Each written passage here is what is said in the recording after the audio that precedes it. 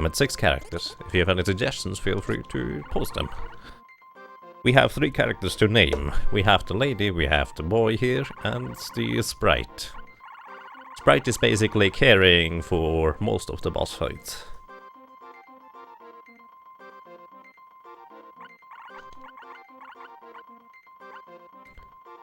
Sarah? For the girl. Okay, we have 2 suggestions for the lady. Or sprite. We can also name the sprite Sarah, that's fine by me. Banana. Oh, no kidding. Come on. Okay. Let's go banana.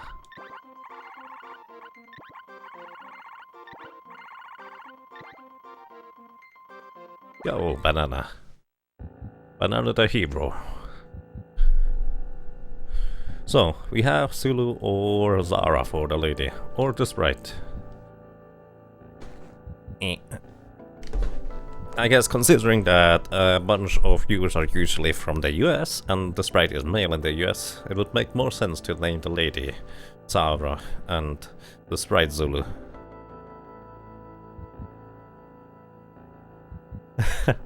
Main character Shade. Hey Rick the Shade, how are you doing? I guess this time Shade is going to get a little bit of a rest. And thank you, Ruff. I can definitely use some luck.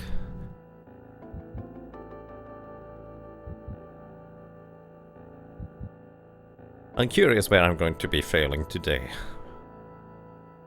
That should be interesting.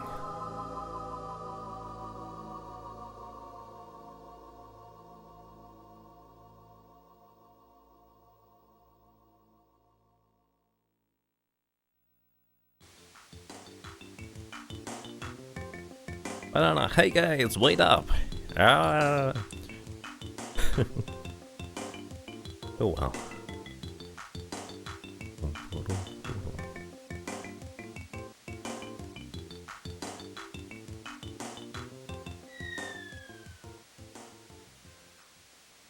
Oh, I forget the... what? Connect.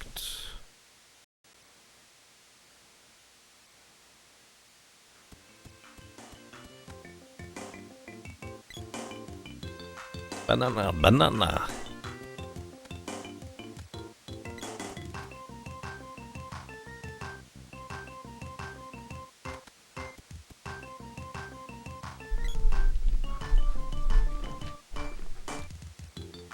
Banana, remove the sword.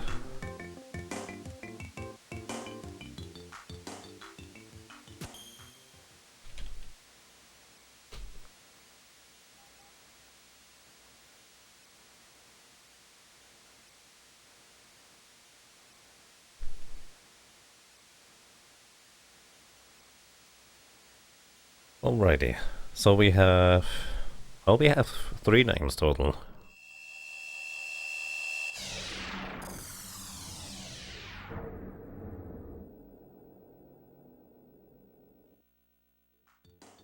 So I guess we are going with Zara and Zulu. Which one would you like to have which one?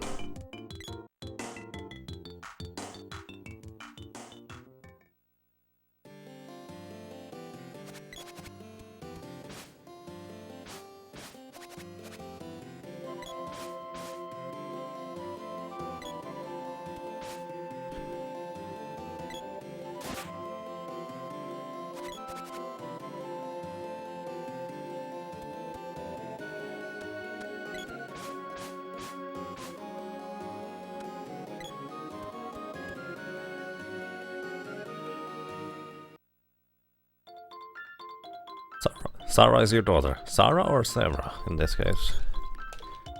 I guess it doesn't really matter. She's a blondie? I guess the lady is a blondie too. So we go with that. So we are going with Zulu for the sprite. Is that okay, Ruff?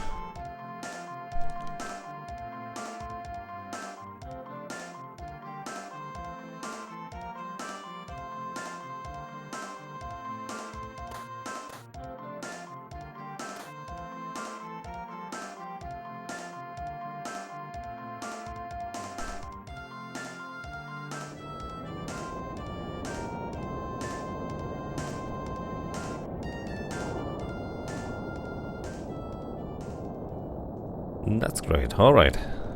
It's decided then.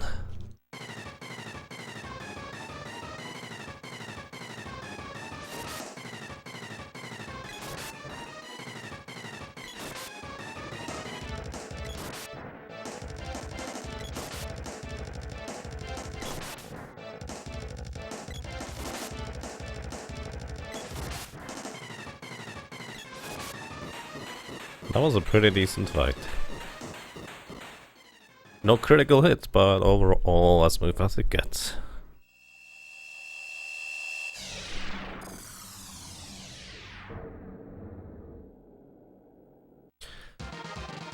Okay, here we go. So also greetings to you guys who recently joined, and also greetings to all the lurkers. I like lurkers. Ricochet, Jason Sandwich, Ensign, greetings. And also anyone I might have missed. Hey, Runterful Noob. I hope you are having a great morning, or great evening, or great afternoon. Depending on your time zone, I guess.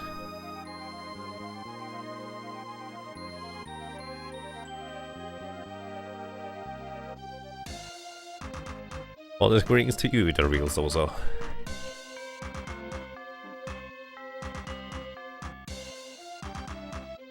Fun fact, moonwalking is not a glitch. It's just something that was never really mentioned in the game. Morning here, getting Sarah ready for school. Alright, good luck with that.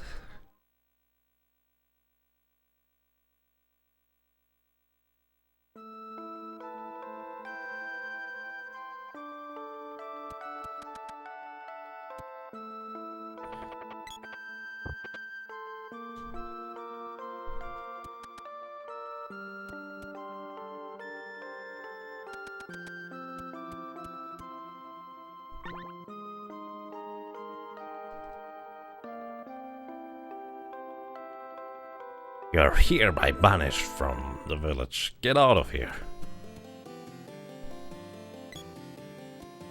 Rude. Oh, spawned.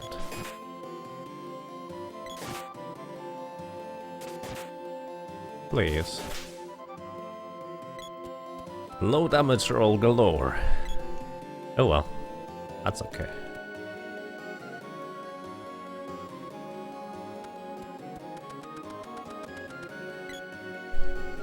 Let's go, banana.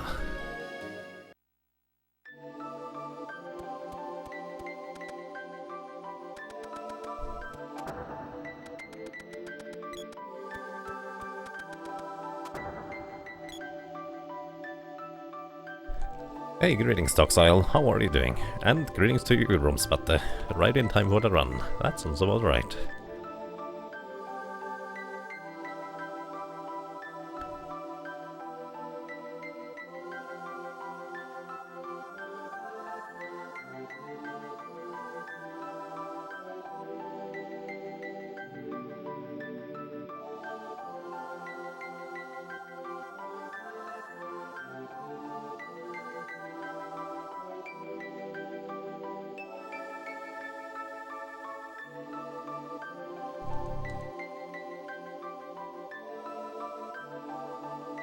And good afternoon to Ali Amalar. Thank you. How's it going? Glad to hear that you're doing good. I am doing quite fine, no complaints.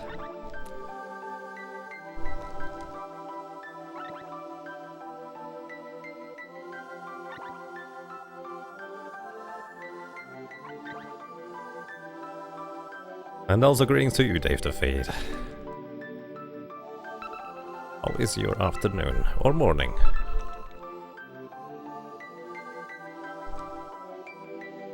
Either one works. Delicious pie. Thank you.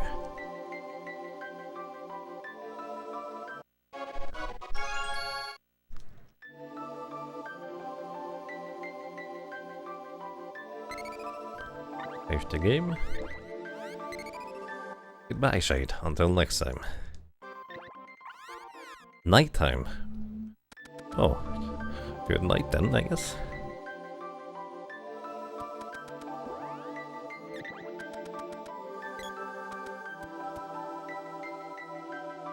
comfy stream for you to watch until you go to bed.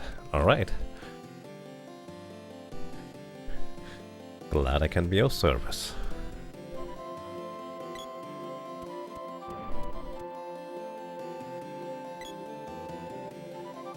No rumps were harmed today. At least not so far.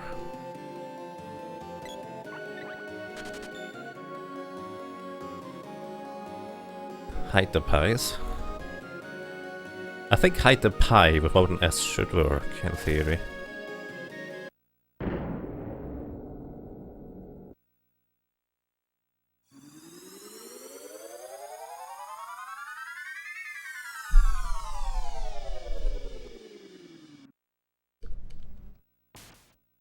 Whoop.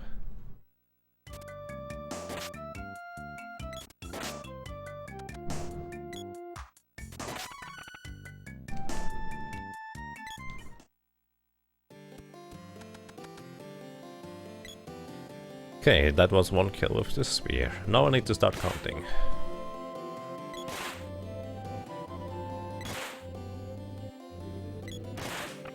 Two.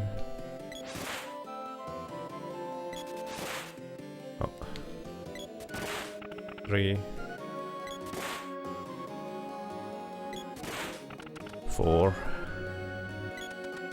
I want to get exactly 10 kills, not 11. If I get 11, that would be an issue.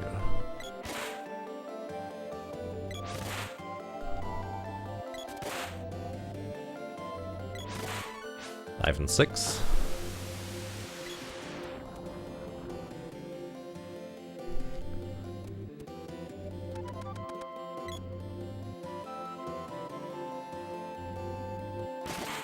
These two are going to be 7 and 8. It's actually really rare that 2 of them spawn right there. Usually it's 1 if any at all. 9 and 10. Right here. Oh. So, now I need to switch to the sword.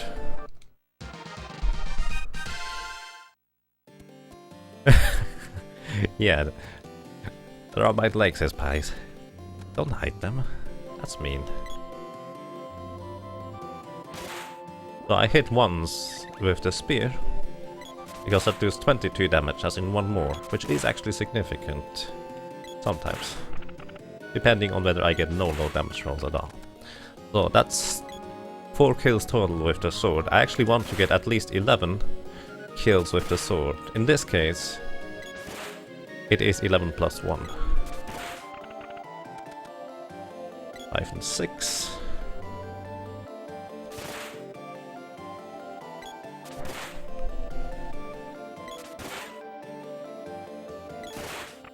Seven and 8. The reason why I say it's 11 plus 1, as in 12, is because on 11 the sword will level up. So, one more kill, the sword will level up.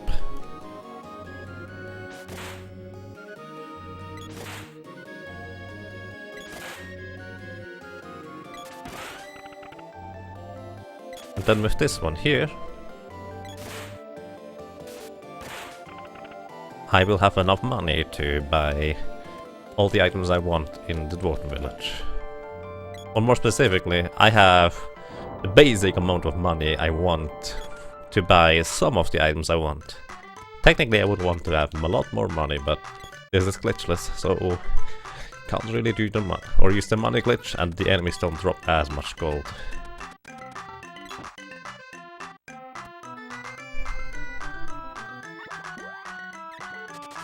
Buy a wrist, a helmet for the sprite, an armlet, and we have exactly 100 gold left, which is both for the theater and also upgrading the sword at Watts.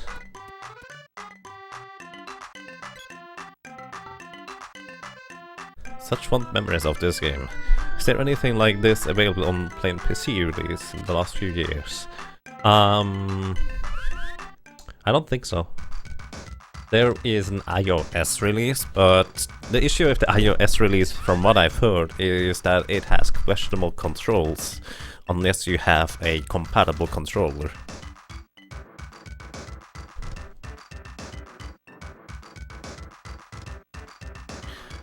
But I would not know of any PC release for that matter.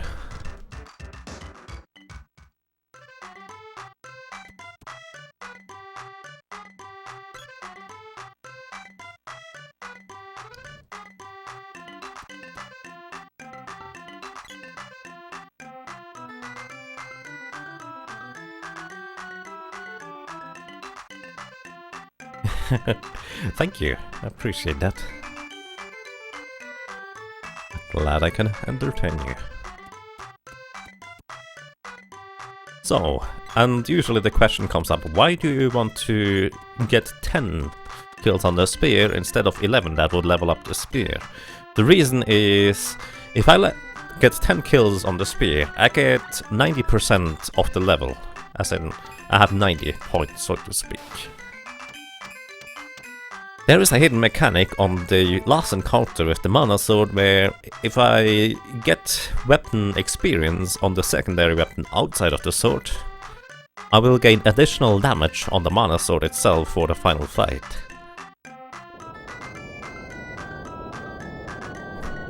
And that is exactly what I'm after. Hang on, I need to equip my strength armband real quick.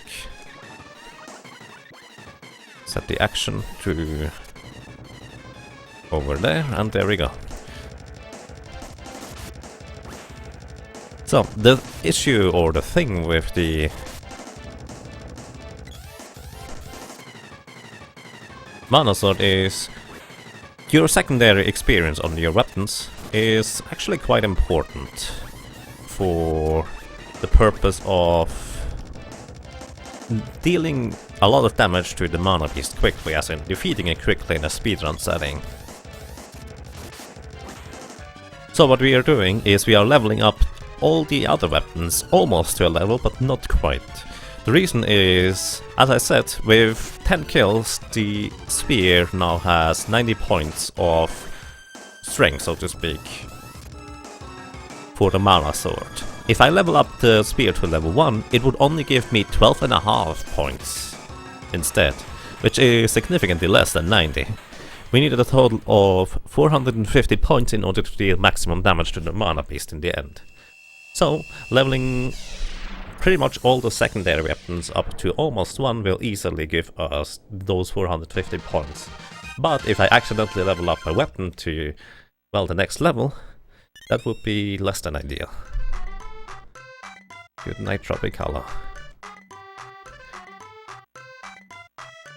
Secret of Mana is available on SNES, Wii Virtual Console and iOS. Yes, I think that sounds about right.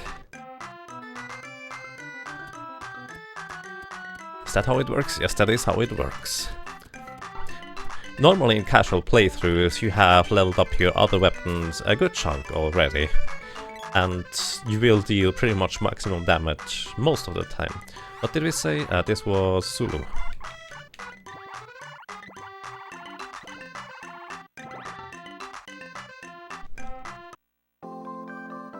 Zulu joined. So this is also why I'm going to be equipping the bow here and, well, leveling the bow up. Greetings, Merindra, and thank you for the good luck. How are you doing today?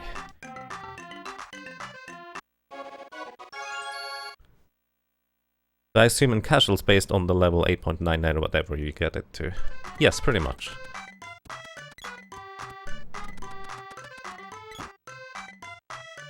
Oops. So, equipping the bow on this guy. Oh, I don't have the axe yet. Whoopsie.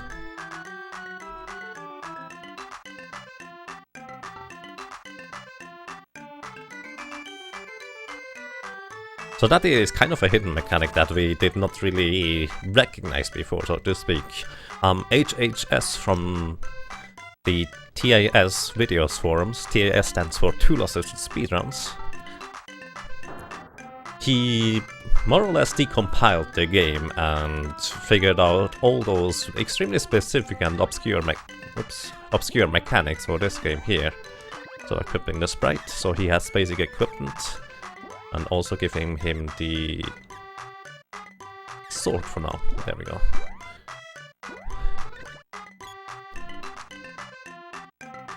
And that is something he actually wrote a long time ago, as in about 4 or 5 years ago, in his research on what he found.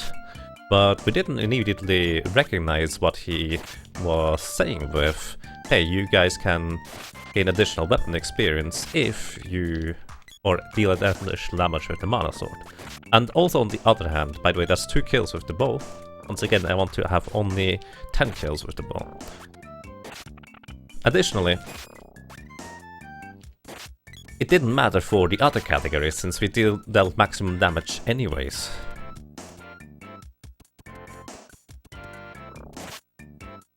But for the glitchless category, that is actually relevant.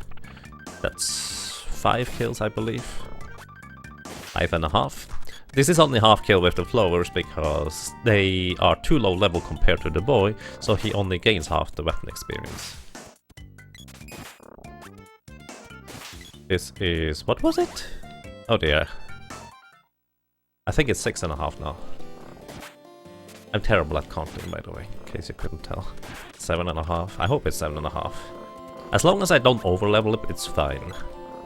It's not tragic, as in absolutely tragic, if I overlevel it, but it's less than ideal. 8.5.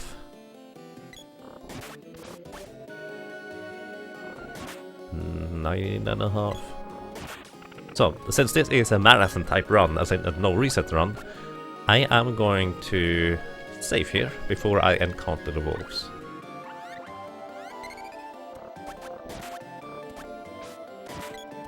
So this should be 10.5 kills, which is the optimal case scenario at this point.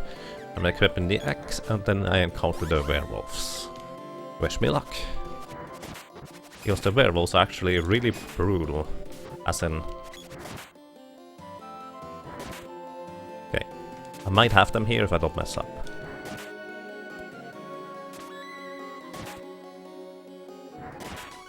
Okay, that's 1 kill on the axe. Also, if I miss anything in chat, I need to focus quite a bit. Okay, that's 2 kills. Chest? No, chest. I need to focus quite a bit on the counting, since, as I said, I'm actually really terrible at counting for some weird reason. So I need to keep track of the weapon levels. Please name this young lady. Also, she is called Sarah. There we go.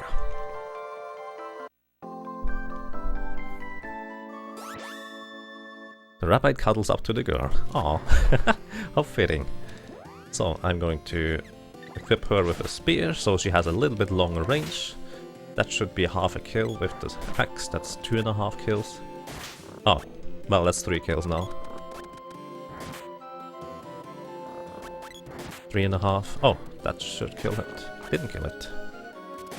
3.5.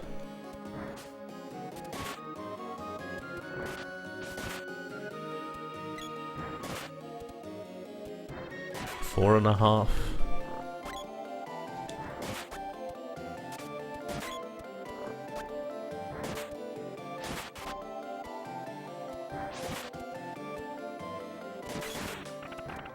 Five, 6.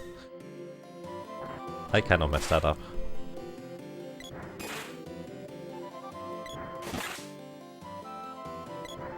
Seven. Oh. Please don't Moogle me. 8. 9. Oh no, chest! That's actually really bad. Because I can't get past the chest. I cannot shove the chest around. That's 10, I believe. Pom. Also, there's a very high chance it's a trap chest. So, okay, this weapon is now completely leveled. Actually, I want to equip the boomerang now for this area. So that was pretty unlucky, actually. Oh, that's a half kill for the boomerang. You only get half kills if you are not the one last hitting the enemy.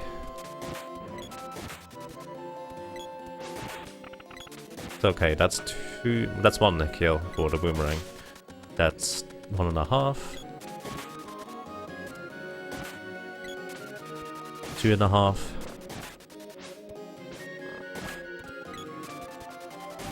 3.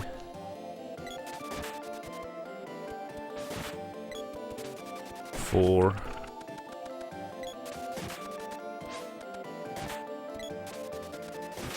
5.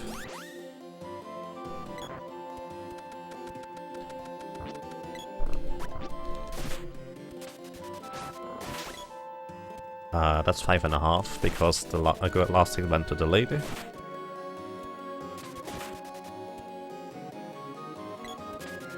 Oopsie, I messed up.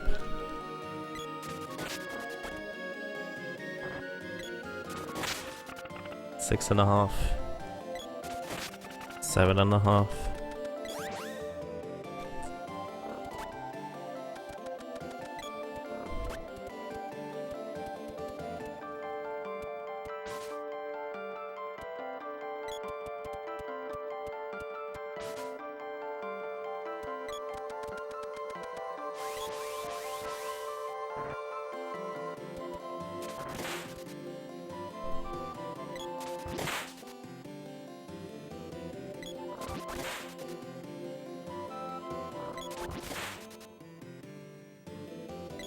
That's 8.5, 9.5, 10.5 with this guy.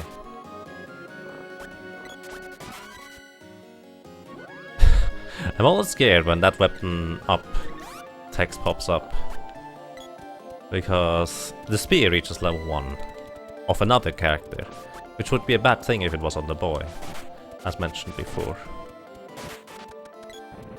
So I don't care about leveling up the sword for now.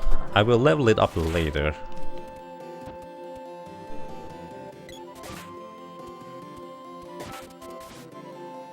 But I still want to gain some experience here, specifically for the sprite.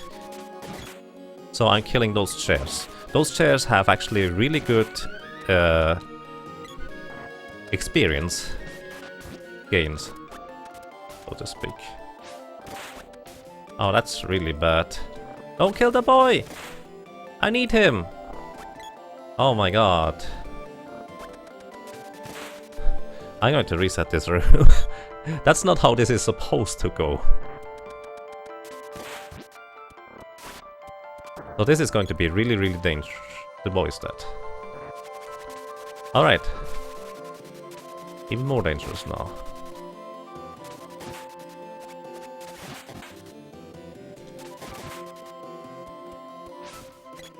Oh, shoot. Okay, boy.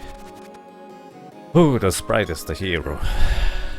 This is the most dangerous screen to get through. So the issue is now I don't have enough money to buy the equipment I would normally want to buy. So I need to revive the boy. And then we are going to do a very short farming session in order to keep going. Actually, I do have enough money. Never mind. 2, 3, 4. I think it's because I killed the chairs. I don't usually kill the chairs already. So a hairband for the boy. Oh, I don't actually have enough money for equipping the lady yet. Oh, hang on, this is a marathon type. No reset run, so I need to save as well. Go Team Zulu.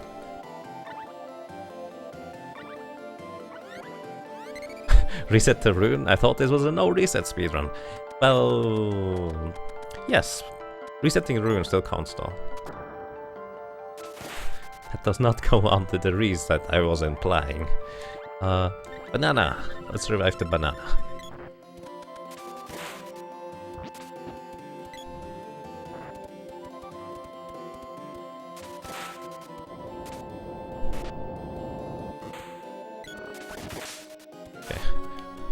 I was just hitting them to ensure that the sprite would not get hit. So, unfortunately the lady is no longer of this world, but the sprite and the boy should be enough to defeat the upcoming enemies. Or the boss, more specifically. The spiky tiger. Did I... Okay, I need to equip the boy real quick. I was just about to wonder, did I... No, I did not equip him yet. Now I equipped him. Okay, good. Let's get ready. Hey, greetings Cerberus, and thank you. How are you doing? Also greetings to you, Scumbag Devo and Quint. I hope you guys are doing alright. Oh hey, greetings Instinct Sick. Nah, I responded to you but didn't say hi. Hello.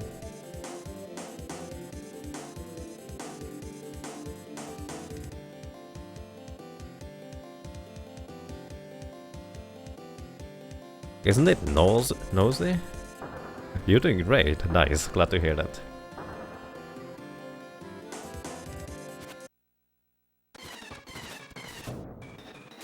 He's unconscious, which means I need to give him this thing here. Okay, now he's eating the sprite. Stay there, Spritey. Okay, he decided to go up there. That's okay. Not great, but okay. Oh, that's the wrong character. Need to equip the bow on the boy.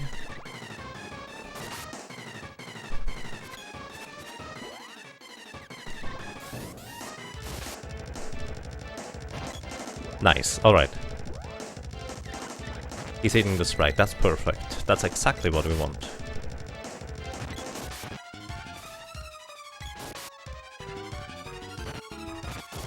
Because this is the easiest way to keep him occupied. Need to heal the sprite again. Also, this is actually the least amount of damage he can deal with eating. So, the easiest way to deal with the spiky tiger is feeding one of your allies to the tiger. There we go. That was pretty good.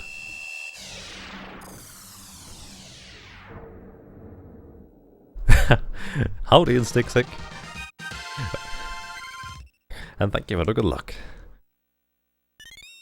That is how you deal with a big kitty cat that wants to eat you. You let one of your allies get eaten and then you, well, wail on him until he does not eat anymore because he is dead. Or explodes, for that matter.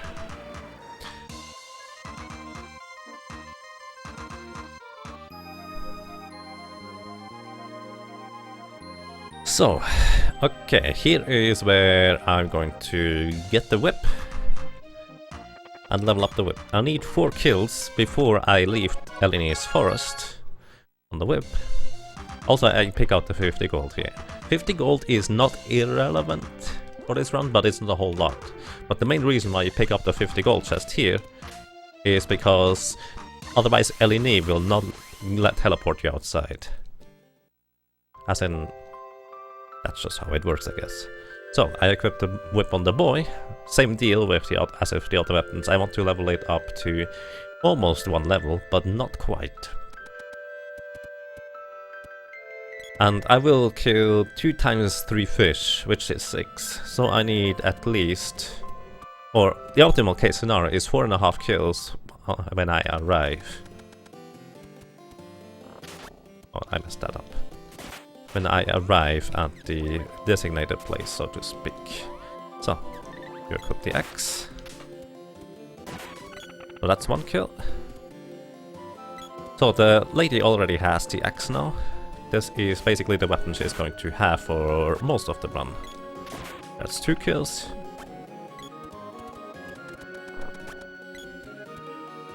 And the sprite will get the whip after the boy is done leveling it. Going to be 3? I'm actually curious. Let me check something real quick. The boy now has 18. That is 2 times 9. Now he has 22. Okay, this B actually only gives you half a kill. That is good to know. So that is 3.5. This should be 4.5. I was wondering whether the B is too low level at this point, and yes, the B is too low level. That's 3.5 kills, well 4.5 now. 2 times 6 fish should level up the whip now to next level. Actually, not level it up, but almost level it up.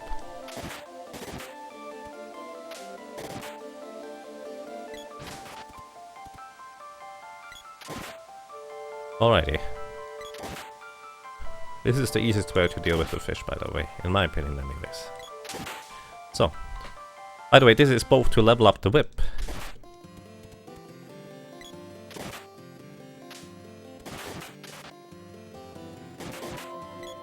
and also gain more experience on the sprite.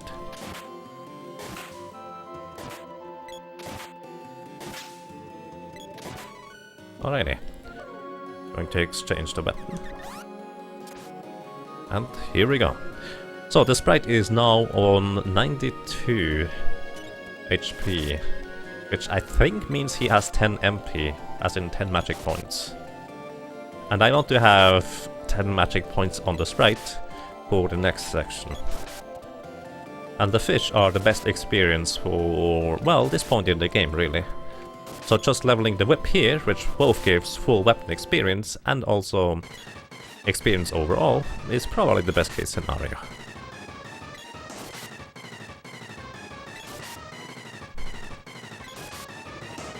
Also this guy here, as long as you're not standing in a cardinal direction away from this guy, he will literally do nothing. As in, just stand here and hit him again and again.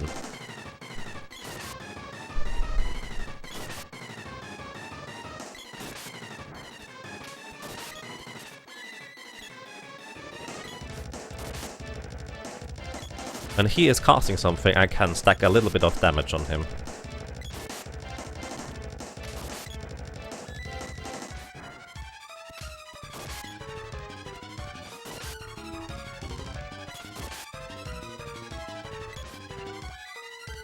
Also to note, you level up the weapon. Oops, that was too odd. You level up the weapon you have equipped at the end of the boss fight, which means when you receive the weapon orb. Or more specifically, that's when you receive the weapon experience. In this case, I will want to switch to the fist weapon, the knuckles, in order to level them up a little bit.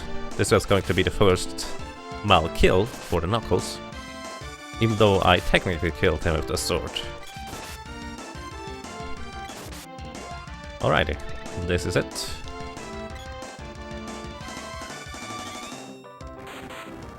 And here we go to Andini. That was really smooth so far. I believe the sprite should now have 10 MP.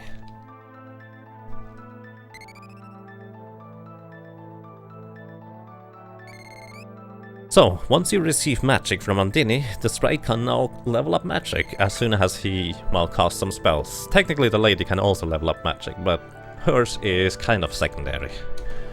We really want to have level 1 Andini in order to defeat the next boss, the Fire Gigas, reliably.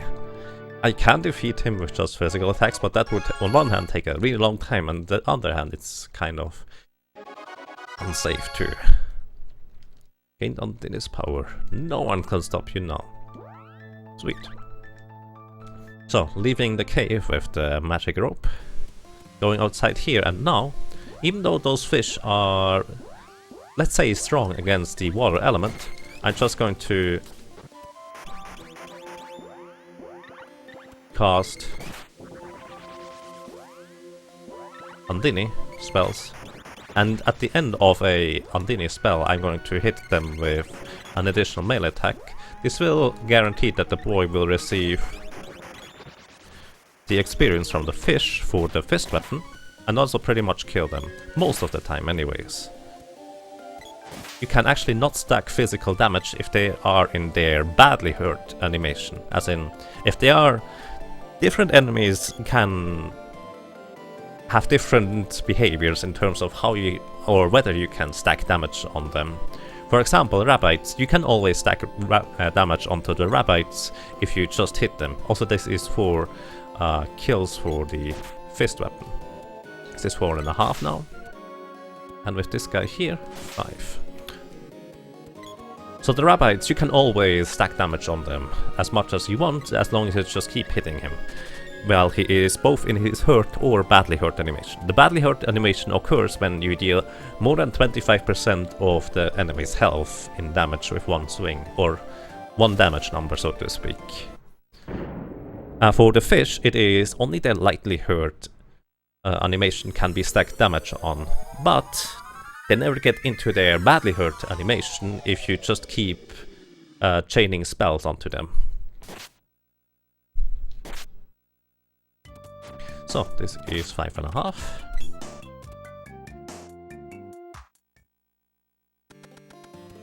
Early on, the only reliable or reasonable way to replenish your sprite's magic points, MP, is to go to an inn and sleep. The sprite needs to cast Undine a total of 12 times in order to level up Undine to level 1.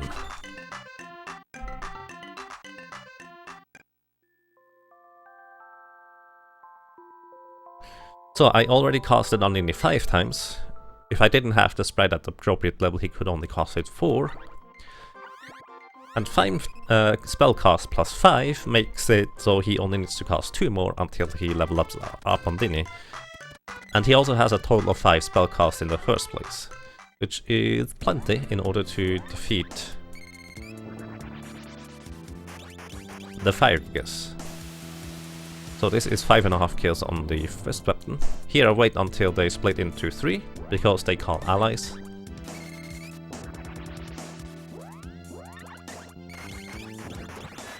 Once again I stack damage on them, while the freeze animation plays.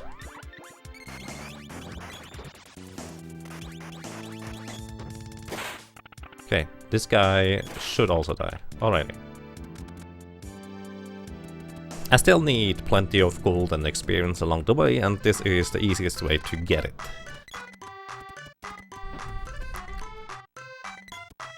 Also, the sprite now has 10 spellcasts, and with that, hang on, I forgot something. I should have cast Frost Weapon with the lady.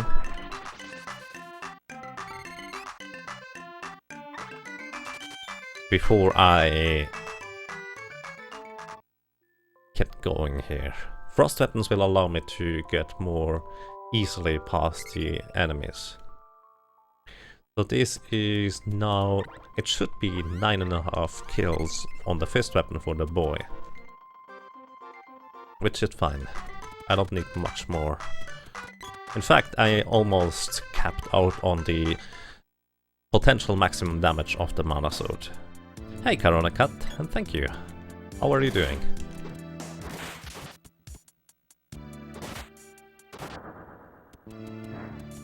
Alrighty.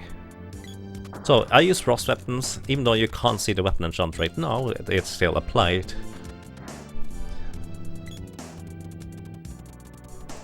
In order to get more easily past a lot of enemies. In addition, I tend to manipulate spawns as we go. Manipulating spawns is not a glitch, that's just a clever use of game mechanics. In case you're wondering about that.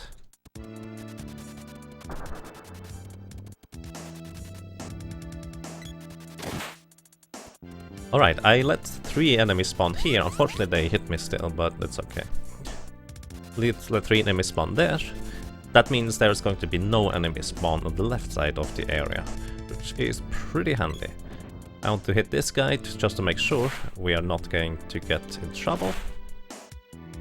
And after that I'm going to leave. So, welcome to the next encounter with Gnome and also the fire gigas right after.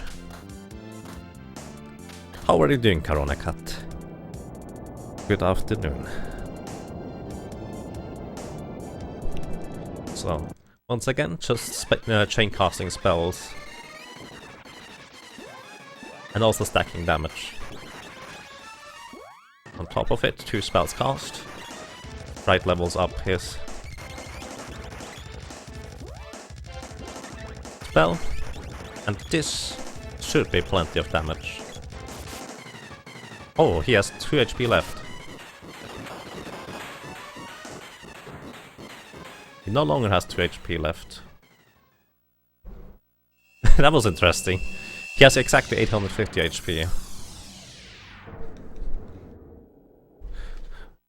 Like weapons, spells also can get low damage rolls, which is kind of awkward at times. Got an Axe Orb, thank you. Well, real quick checking whether I accidentally leveled up the fist weapon. I did not. Perfect. Alright. With this, I have all the secondary weapons pretty much leveled up. I'm going to level up the javelin later on.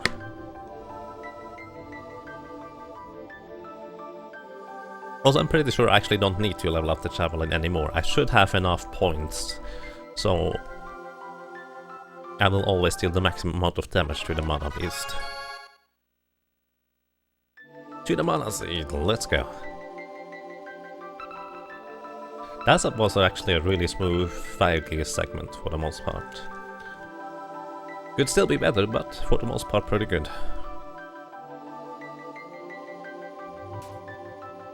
I just realized my custom Twitch chat thingy does not work anymore. That's less than ideal. Oh well.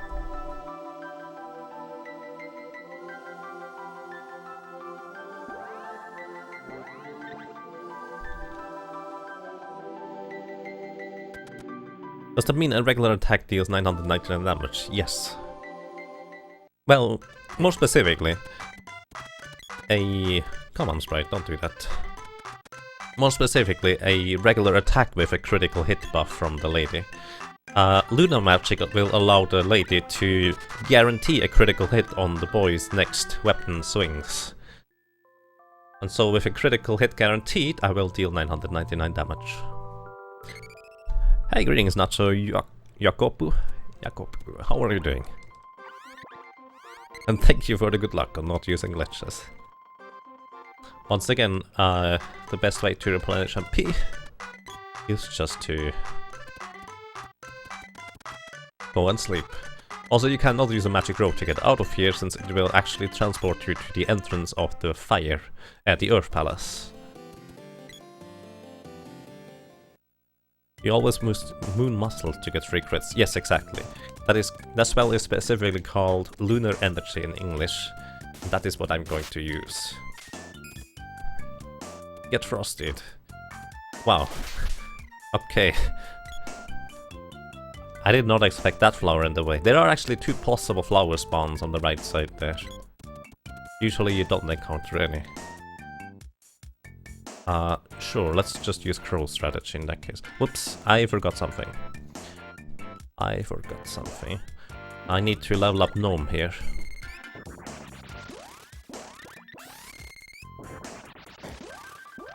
By the way, fun fact, those guys look really weird if you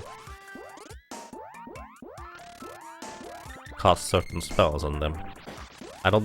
Oh yeah, if you confuse the flowers while they are in trap form, they look really strange afterwards. Confuse, I don't have confuse yet, that is a sylph element, as in wind. Okay, let's go. We go to Pandora. I normally actually walk instead of using the cannon here, but for some reason I decided to go up instead. I'm not entirely sure why. I'm playing the NTSC version. This is the NTSC version. I'm playing this on an American Super Nintendo with an American cartridge.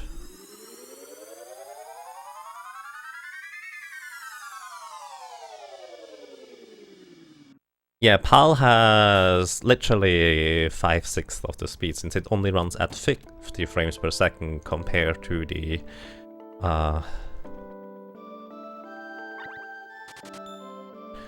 American version, which runs at 60 frames per second. Some games or some localization teams actually adjust the speed the game runs based for the frames per second, but Squaresoft, or more specifically the localizing team, did not exactly have time to do that, so they just set the frames at 50 per second and were done with it. You didn't really realize it if you didn't know this could go a lot faster, I guess.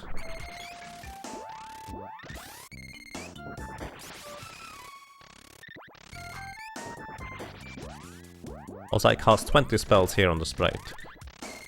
In order to level up from level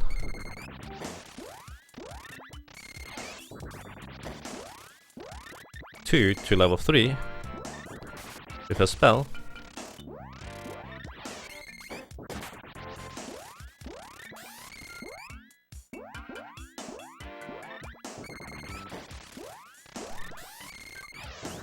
I think that was the last one.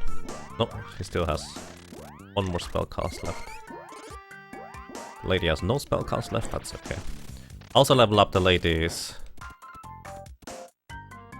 gnome a little bit. In order...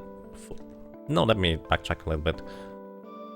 To level up from level 0 to level 1 with spells, you need to cast 12 spells. In order to get to level 2 from level 1, you need to cast 13 spells, so that's 25 spells total. This right now has a total of 20 spells cast with 2 times 10 on gnome. And the boss requires only level 1 gnome with 5 gem missiles. Usually. Unless I get really unlucky with the damage rolls. So that will exactly level up the sprite's gnome spell to level 2.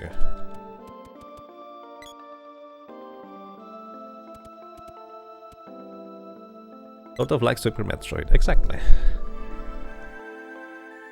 As I said, you don't really realize that, or you didn't realize that as a kid when you just played it at slower speed. That was normal for you. But if I now play the PAL version with some friends, it appears to be really slow for me. As in, it's kind of crazy how much of a difference it makes if you play this game for so long at 60 FPS and then you suddenly switch to 50. Oh, what? Rude. Wow, this guy! He does not usually give you that much trouble. No, I need the sprite. Don't kill him. He usually casts Saber immediately. This time he decided that, nope, not going to cast the Saber this time. Such a rude sword. Also, I guess usually the sprite has the axe and the lady has the whip. So that's a bit of a difference there too.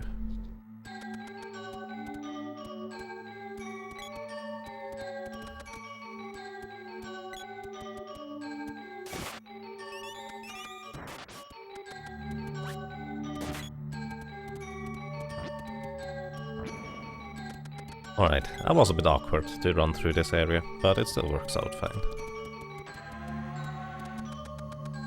You want to scroll the screen a little bit to the left here in order for it to center quicker for this cutscene, but that is just minor optimization. Is it faster to usually take the cannon that time instead of walking all the way there? In a sense, I don't know. In this case, I don't know actually. I've never timed out the difference. I usually walk because I need to level up the sprite anyways. But I honestly have no idea which one is faster. Since you do backtrack a little bit to cast your 10 remaining spells on the sprite, I really don't know. So here, Gem Missile, and also more spells on the lady.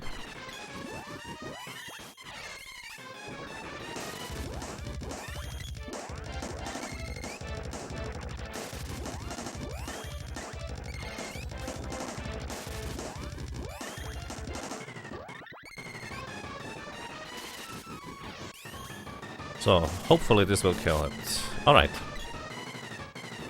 You can get low enough damage rolls that it will not actually kill the wall.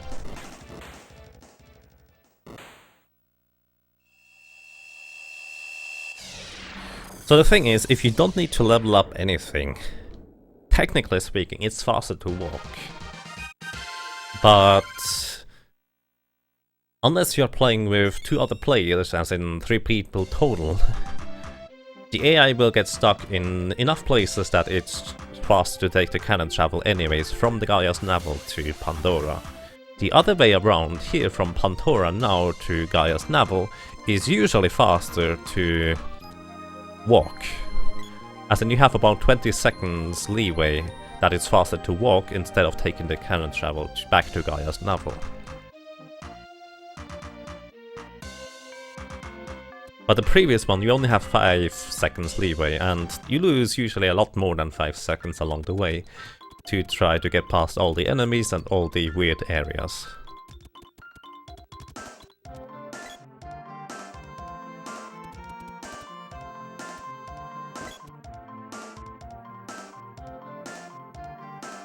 So 190 gold. Thank you very much. We are doing kind of okay on gold, despite having to buy an additional cup of wishes from Nico earlier. If your game? No thank you. Alrighty, this is where I replenish the sprite's MP a bit further. What I'm going to be doing with that is cast some Undine spells. I'll cast some more gnome spells here. So I want to level up Undine almost to level 2.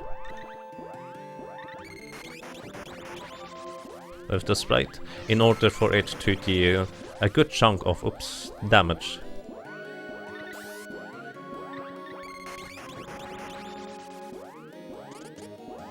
Okay, that's it. In order for it to deal a good chunk of damage to the Kilroy. So the upcoming boss, Kilroy, has no specific elemental weakness. Unlike the, well, bosses up until now, all of them had some elemental weakness to them. What that essentially means is that I will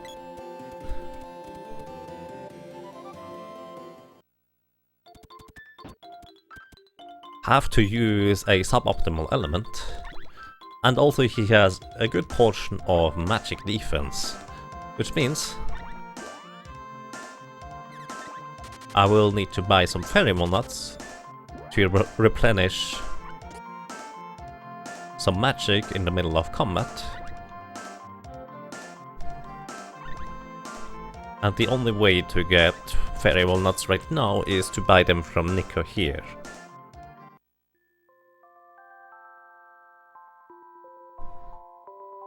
Then we can also sleep right here to replenish.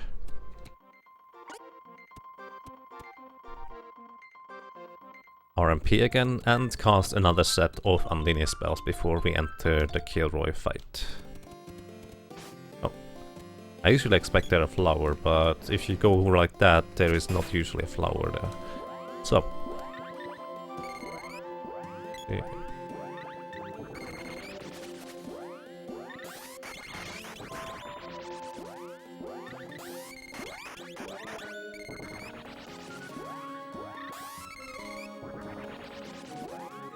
Oh, gnome reaches level 1.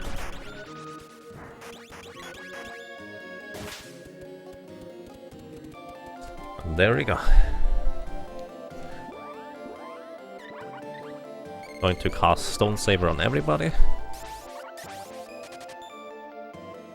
Then we move to the Kilroy. So the thing is, even with the currently powered up Undine, or almost powered up Undine to level 2, it is not guaranteed that I will kill the Kilroy within 2 sets of magic cast, so to speak. Is this spawning considered a glitch in this category? No, this is just using game mechanics. That poor bee disintegrated. Spawn manipulation is just basic mechanics. Might not be technically intended, but we are not using anything unintended, we are just abusing the fact how the spawn mechanics work in this game. I mean, if you think about it, just in a regular speedrun, you would want to spawn an enemy earlier if you want to kill him. Or manipulate spawns, that is just kind of what you do. It is basically advanced knowledge we are taking advantage of. Nothing that is considered a glitch or unintended for that matter.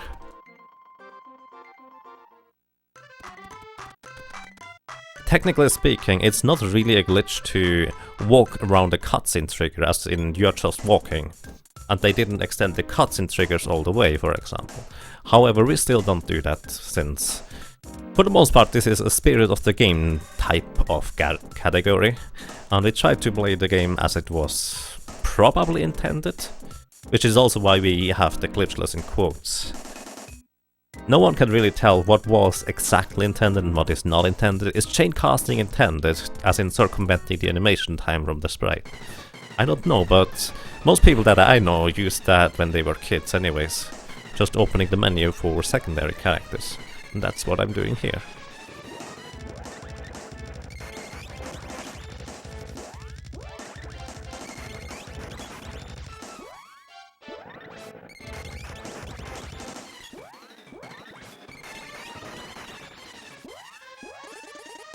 Oh. Oopsie.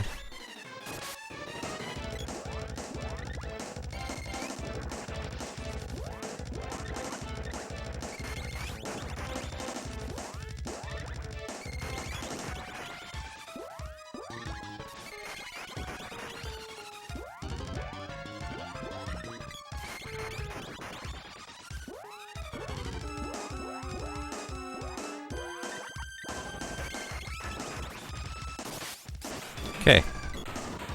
Oh, I think those weapons actually did not apply. Probably. We will see. I don't need the stone weapons yet. So, by the way, stone weapons, or yeah, stone saber enchant on your weapons, has two properties. It can petrify enemies, which is pretty neat in itself, but more importantly, it has a, well, let's say, more or less hidden effect that it also halves the enemy's current HP. So that means I need to deal 50% less damage to enemies in order to kill them, which is also why earlier the bee just straight up disintegrated when we landed on it, instead of, well, getting knocked to the floor like usual.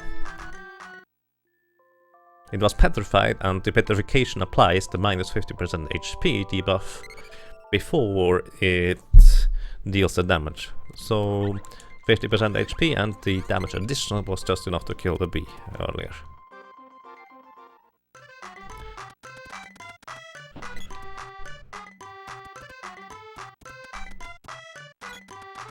Oh, hang on. I'm a moron. I should have used the magic rope. In this case I can use the magic rope, since the entrance was not set to the Thief's Lair.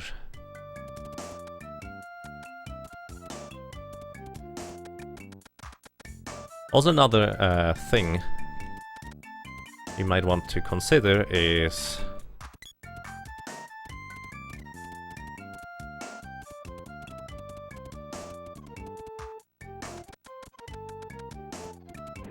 I actually have no idea what I was just talking about.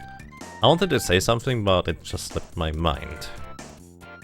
I guess I'm weird like that. So, just to make sure I still have stone weapon saber, I'm going to use it here right now again. Hey Kaki P, how are you doing? And thank you for the good luck.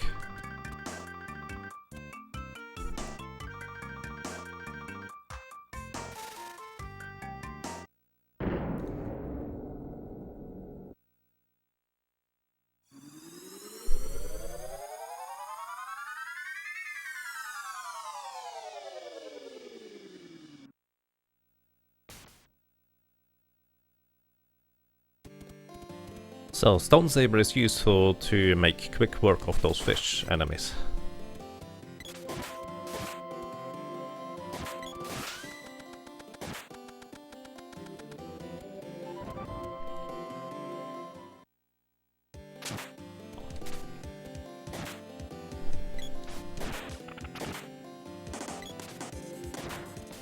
Oops. So, as I said, they have 50% less HP, and we need both the gold and the experience from those fish enemies all around in order to reliably move forward in a glitchless type of category. So we just kill them along the way. Plus, running past them is not without danger. So it goes hand in hand, I guess.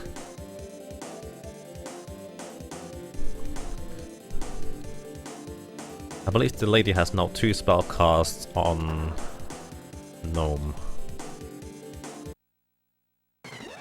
So, the sprite now casts this, the lady casts this.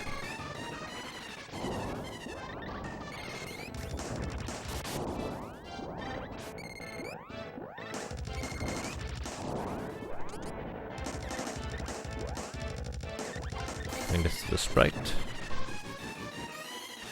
Actually messed up with the order of operation there.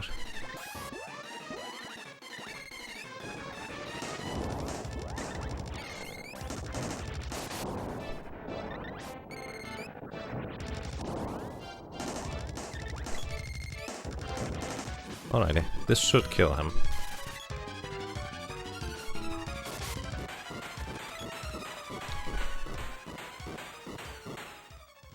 Boom. This is actually the first one of those no reset runs that is in pretty decent shape. Let's see, personal best. Okay, I'm behind my personal best, but that is actually more than expected. As in, I'm comparing against the average segments, in case you're wondering. This is more than expected to be behind my personal best, because I'm saving and taking it really safe and slow pretty much everywhere. So that I'm only 50 seconds behind my personal best is actually quite impressive. Receive the seed's power. So, talking to Luca here unlocks the cannon travel to the upper lands.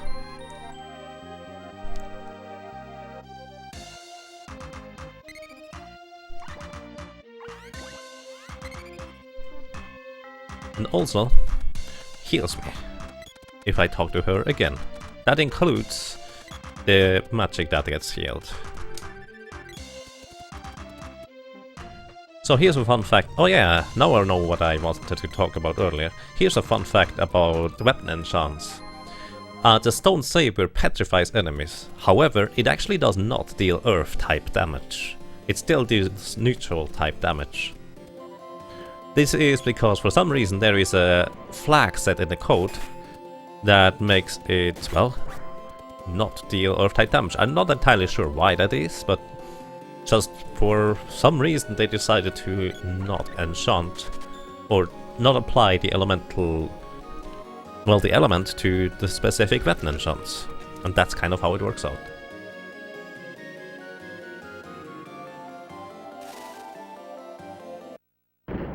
Hey Kaneki, how are you doing?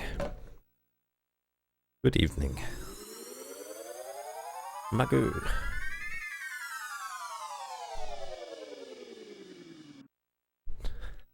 I don't even know how Magoo looks, to be honest. I don't have FFC installed. I just figured people really like Magoo, so let's unlock Magoo for them.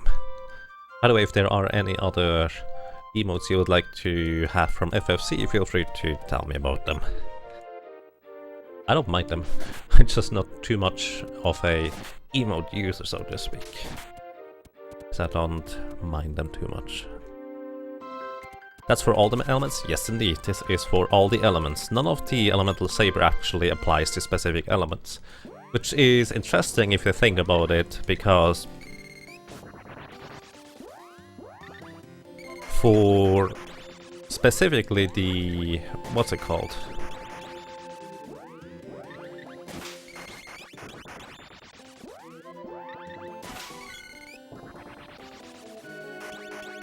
Not just? Not just, alright. For specifically the Gigas bosses, as in Ice Gigas and Thunder Gigas, they actually apply weapon and elements to your weapon, as in the Frost Gigas casts Ice Saber on your weapon, and the Thunder Gigas casts Thunder Saber on your weapon. Pretty high level too. And I assume that was intended to halve your physical damage output, because that would make sense. But as it stands with currently how elemental enchants works on weapons, the only thing it does is actually increase your damage. Because elemental enchants do increase your damage a little bit. It's not much, as in it's, I think, about 10% per level of the weapon. enchant on the base damage of the weapon. Please don't kill the lady. Please don't kill the lady. I need her alive in order to cannon travel. Thank you very much.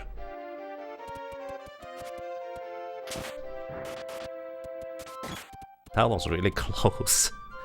I don't have Cups of Wishes to resurrect currently. So we go back to Gaia's novel in order to get the Midge Mallet. It's a cute cat head.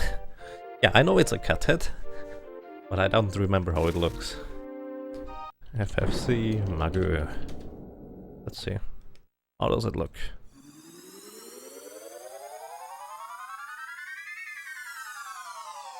I have no idea. Hooray for spaghetti coding. Yeah, it's kind of weird. Nazir, the coder of these games, is kind of, well, known for this type of thing, I guess you could say.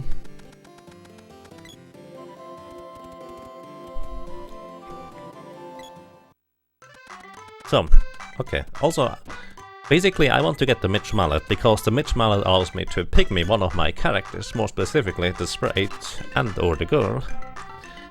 And whenever those characters are pygmies, they cast the spells quicker, as in their animation time is shortened for both before and after the spell cast, which means they will just easily complete their spell cast a fair bit quicker.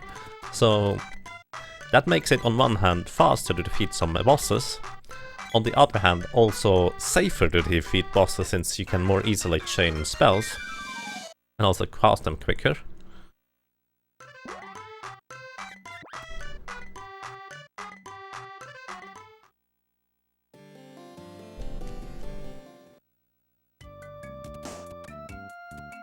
Further, it also allows you to, well, avoid some damage. So this is one of those weird cases where we assume that's intended, as in you can cancel damage by using an item, as for example a healing item, or the Midge Mallet, on specific characters while they are being damaged by a spell. That way you can completely avoid taking damage from, well, magical attacks for example. And we assume that's intended, and that's why we allow it in glitchless. Because, let's be honest, if a character gets hit by a spell by a boss, in a casual playthrough you see, oh no, that character has little HP, let's heal him, because he's going to take damage from the spell. That way you can actually cancel the damage, whether you intend it or not. And it would be really, really awkward to avoid cancelling out spell damage, if you want to absolutely make sure that all the spell damage gets through and then you heal the character. Which would make for a really, really, really awkward speedrun. So we just straight up allow this type of damage cancelling. So yeah, that's kind of how it works. I mean, pretty much every casual would heal their character when it takes damage and it's almost about to die. Plus it also makes it more reasonable to deal with those things.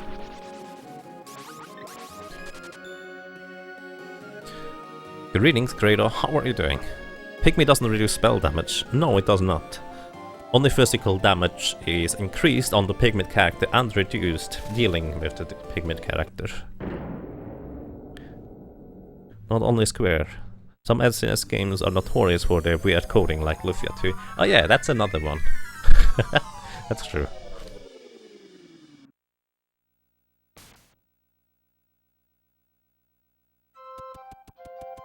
Your childhood! Hey Ivy. This game is amazing. Also, let me kill that guy. Because no reason not to. And it gives him a bit more experience and a bit more gold for along the way. We need both in the glitchless category. Doing alright, didn't get quite enough sleep last night, but such is life. Aw. Hope that gets better next time, and you can catch up. So I only need to cast 3 spells on this boss here.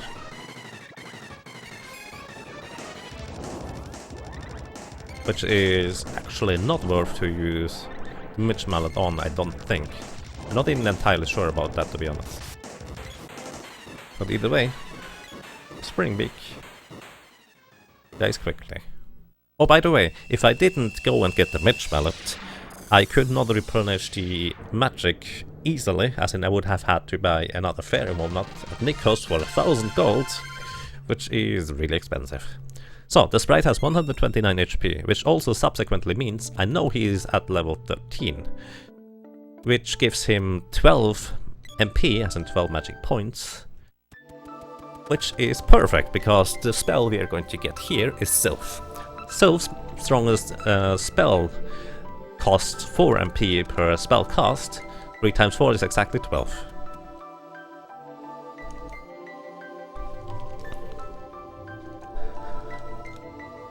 Oh, by the way, something about spells.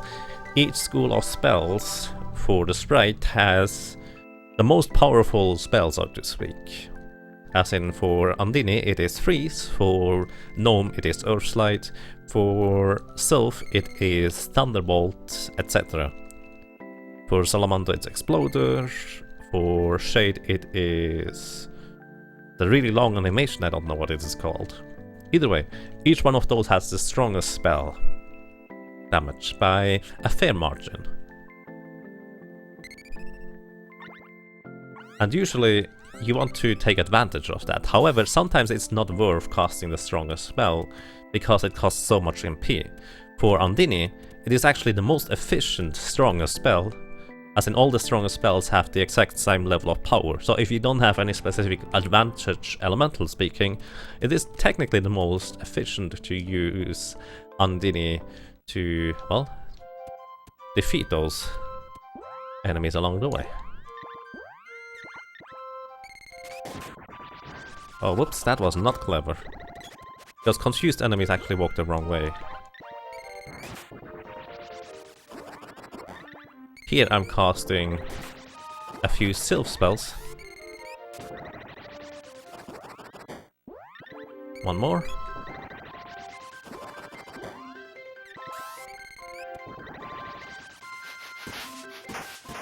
Just to level up Sylph. Also, here is a relatively convenient place to replenish your MP just by talking with the old man in the temple. Hey Jazz, how are you doing? Good morning to you. It's going quite well here. I hope you're doing well as well. How is Overwatch going? So, I want to level up Sylph to level 1 before I get to the next boss, and 2 times 6 is 12 spellcast, which is exactly enough to level up Sylph to level 1. So I will be casting 6 more Sylph spells along the way here.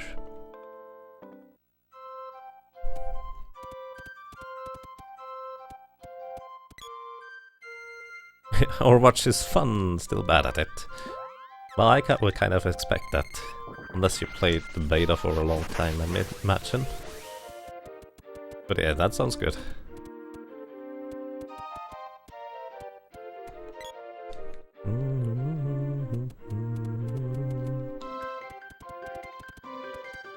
I think I just figured out how to despawn that silk tail over there.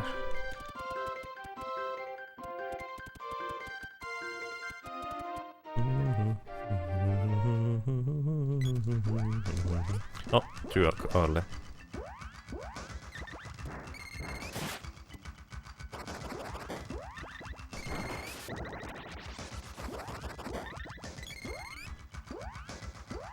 See. I should have pygmied the sprite before I went into the cave here. That way he would cast his spells quicker. So, that is the jingle for leveling up Sylph. Sylph is now level 1 for the sprite, and that is good enough for the next boss. So the thing is, the spell damage difference between level 0 and level 1 on spells is huge. As in, you could say it's a flat amount for each level up for the spells, which means from level 0 to 1 is the biggest jump, from level 1 to 2 is still a really large jump, but not as quite as significant anymore, and from level 3 to 4 is still quite decent, from 4 to 5 is okay. And anything beyond that is just a little bit. Hey, Woodwick's just subscribed for 7 drums in a row. Thank you, sir. And good evening to you. I hope you're doing well.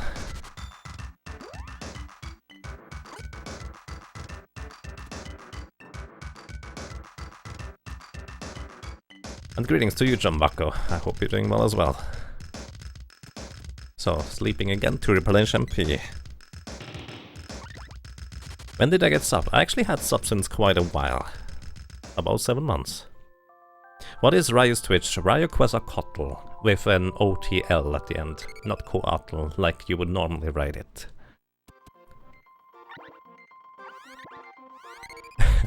And greetings, Broiler and Androlphus. I hope you guys are doing alright. So over here I will get a Javelin Orb, which I will use later to upgrade the Javelin. The other runners actually don't upgrade the Javelin, so they don't need to get this one. And we move on. You feel guilty? Why would you feel guilty? Don't worry about it.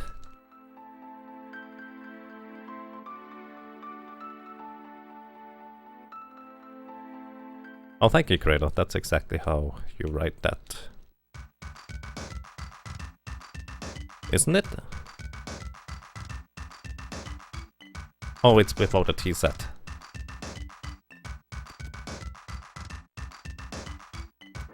Either way, thank you very much, Mr. Verbex. I hope everything is going well for you. So, moving through this area is actually quite tricky, because this is one of the areas with the most edges and corners, and the enemies here are pretty strong, so you kind of want to avoid them as much as you can. Further, petrification weapons are not terribly useful, so I'm going to cast Ice Saber instead. Ice Saber will hopefully make this guy a snowman. Well, if we actually hit him. This guy has the same level of evasion as bosses, those little pebblers. They are crazy strong. Nice. Frosted, and there's going to be no enemy over here.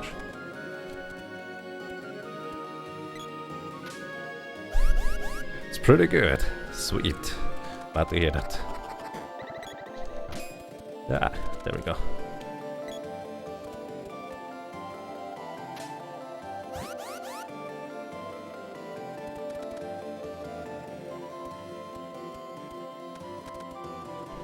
So I'll wait here a little bit.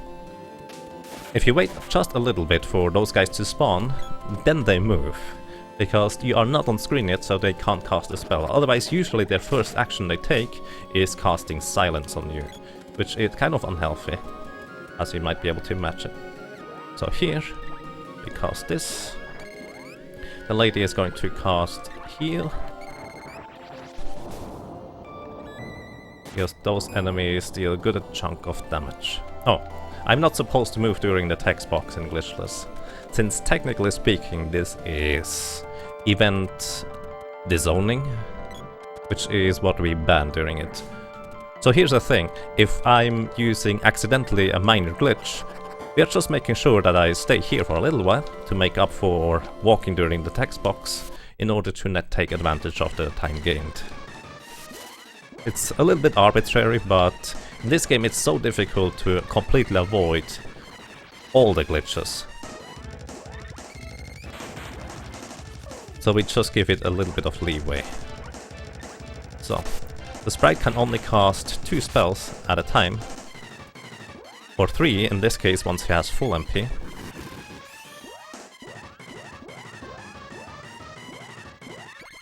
In order to attack the Great Viper. The boy is unfortunately dead, but it's not really necessary for me to...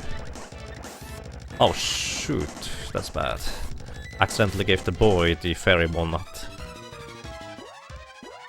instead of the lady. Oh, instead of the sprite specifically. So this should kill the Great Viper here. Alright. So, me accidentally using a fairy walnut cost me about 500 gold. Which is a lot of gold at this point in the game. That's kind of bad. Do I have an additional... Okay, I still have one fairy and walnut left. That's good. That way I don't need to go and restock immediately. Before the next boss.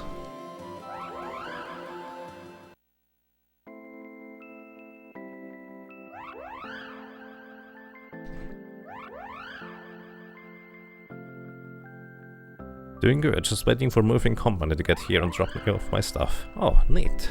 I hope your moving is going well, Androlphus. Drip Great Viper and Drip Fairy Walnut. Yeah, I messed that up. So the thing is, here I want to upgrade my sword to level 3, which gives a good bit of more base damage, and also allows the boy to start leveling up the sword towards level 3, which is quite neat. But also is kind of expensive, as in it costs you 400 gold. Which I considered not doing because I accidentally used a fairy walnut. I did not mean to go in here.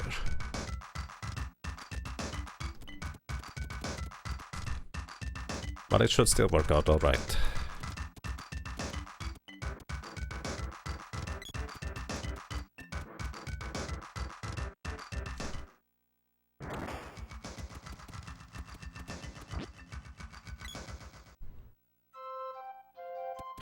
So, I did not go to sleep after defeating the Great Viper, and the sprite currently has no MP left over. But that doesn't really matter, because upcoming is a little cutscene where your party gets split up on the sand ship, and the other characters will come back with full MP and full health. So that's quite convenient.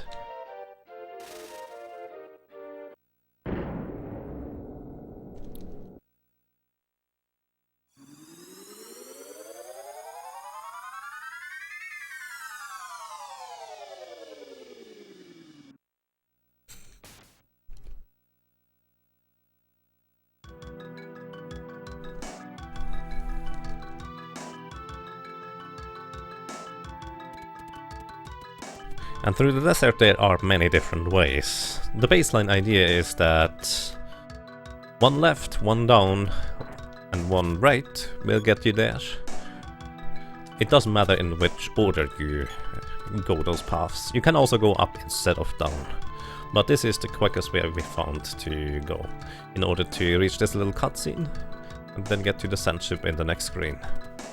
It is also weird because there's a door in the middle of nowhere right there, that appears under your characters.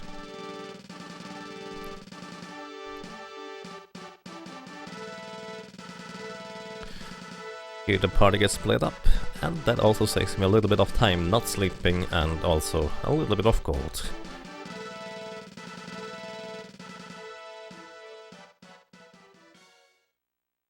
By the way, if you're like me, when I was a kid, we wandered around the sand ship for a long time until we figured out how we can get to the lady, because for some reason they decided to make the door that leads into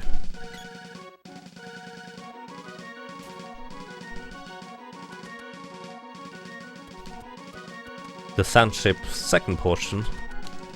For some reason they made it the pretty much exact same color and almost the exact same pattern as everything else all around the walls. So it took us a long time to recognize that there's even a door there.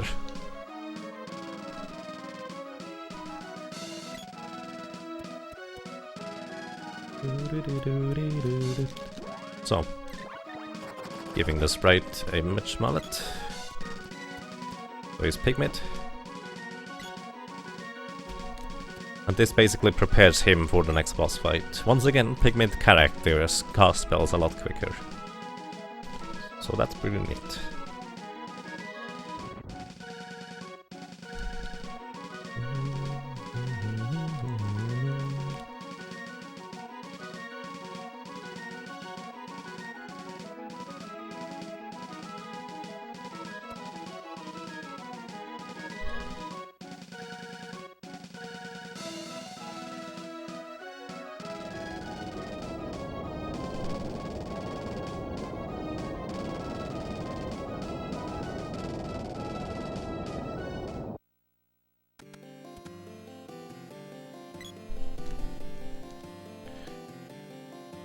Alright, let's go. So long jumps. So. The most efficient spell to cast here is once again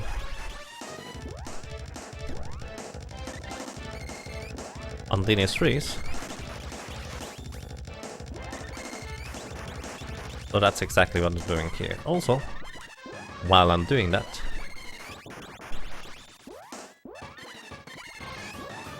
I'm giving the lady some spell casts with the gnome in order to level up gnome just a little bit further for the lady. This should be enough in order to kill the mech rider here.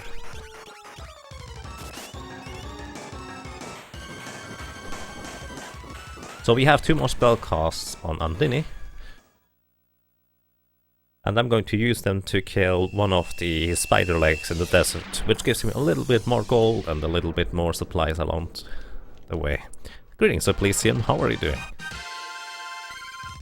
You didn't find the door either. Alrighty.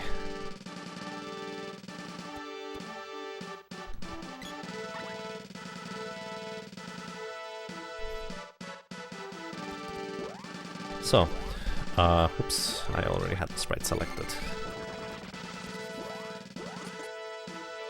Not what I meant to do.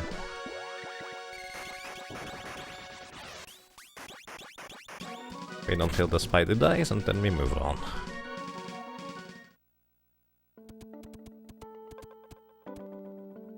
Come on, lady, don't get stuck, please. Hey, Big, how are you doing? You're doing fine, glad to hear that.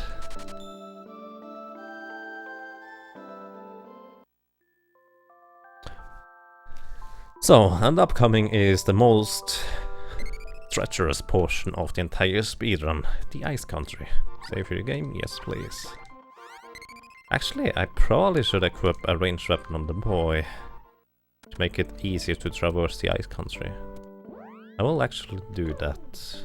Never considered doing that, let's see how that's going to work out. Here I can replenish my supplies a little bit more. 2, 3, 4. And I'm still 1 fairy walnut in deficit. I still don't have any money for any equipment whatsoever. So that we'll have to do. We are going through the Ice Country, the most dangerous place I would say of the entire run, without equipment. Upcoming enemies can drop fairy walnuts, LA Funk, Spectre, Emberman and Marmablue. Marmablue too? Oh, Marmablue. Yeah, those are the squid type thingies. They're actually quite far away still, aren't they? But yeah, I know about the LA Funk. Those are the clouds.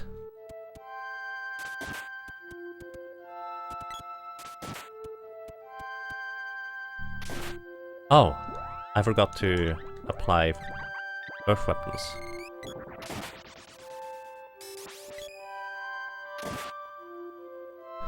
Once again, petrification reduces enemy HP by half.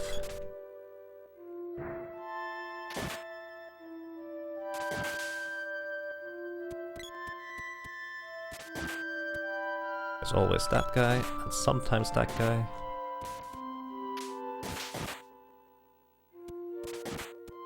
So the boy's petrification weapon runs out. Oh.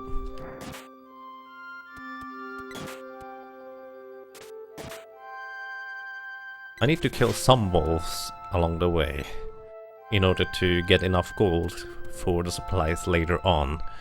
So I might as well do that here, while they are in my way. Oh, that's bad. The lady's dead.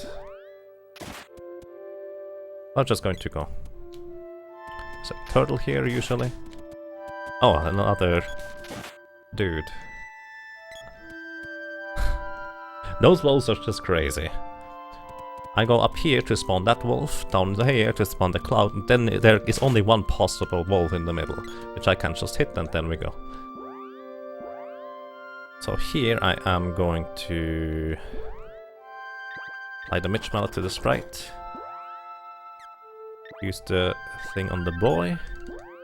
Equip the sword on the boy.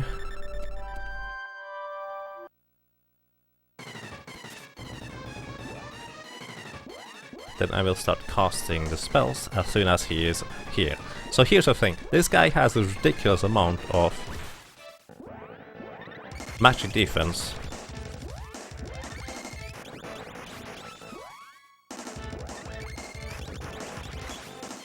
So I'm just casting the most efficient spell. Also he has no elemental weakness specifically.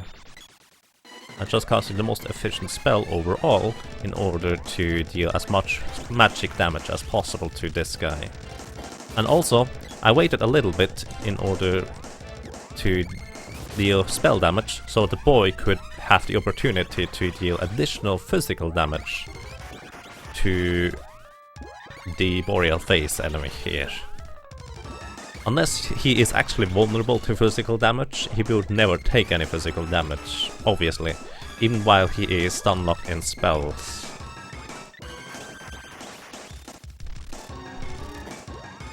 So, that's the wrong spell. Why does it cost energy absorb? That's actually pretty bad, because energy absorb costs me more MP than it should. And it doesn't deal as much damage as freeze.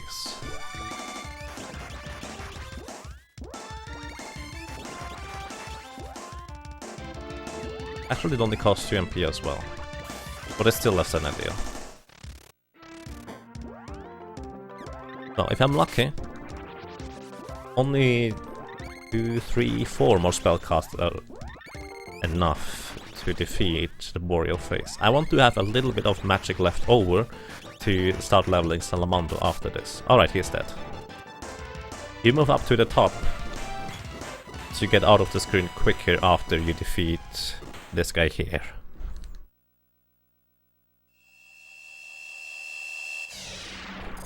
So he does right there and then goes to Ice Country instead of going straight there. Yes, exactly, Karmak. The reason why we do this is going to the Ice Country first would not allow you to go to the desert with a cannon travel. As in, you have to go onto this desert sand ship in order for you to be able to cannon travel directly from Ice Country over to the desert. Otherwise the cannon travel guy will just tell you, hey, I don't have enough gunpowder to shoot you all the way to the desert, and you would need to go buy a Matango instead.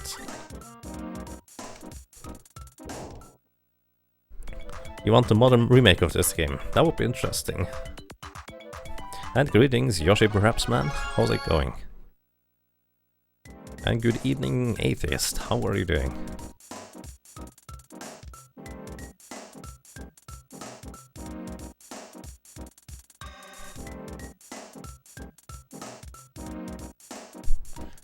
So, I probably don't have enough money, but we'll see about that to do the next section. So here I want to start leveling Salamando, since the next boss is actually weak to Salamando. 3, 8, okay, this should be enough.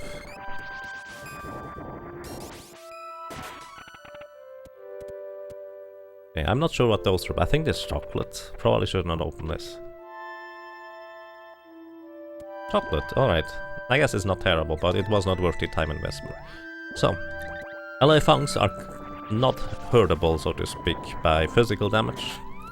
So I need to use spells. They can drop fairy walnuts, and it's kind of optimal for them to do so, since they cost me 1000 gold right now.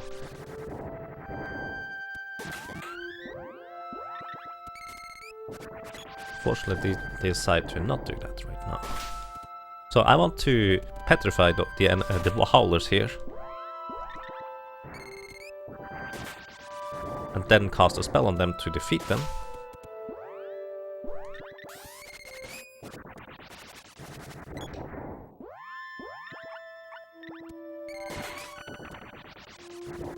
There's one more cloud, let's see. Does they drop a chest? Nope, fortunately not. There's a howler over here, and also a... whoopsie. LA Funk.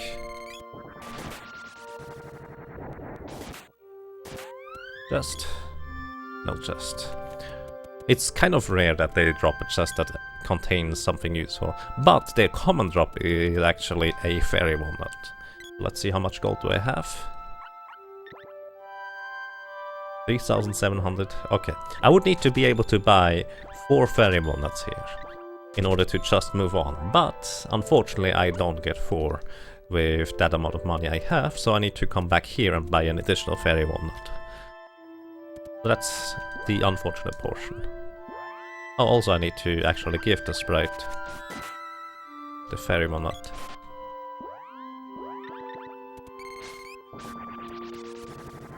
So one of those. Oh, those wolves are just ridiculous. One of those. Should do the trick to give me enough gold. Alright. No fairy walnut drop. Bit unfortunate, but mostly expected.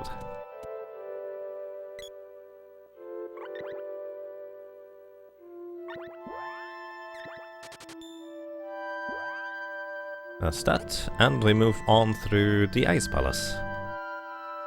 But before that, because this is a no reset marathon type run, I'm going to save. Hey Matrick, how are you doing?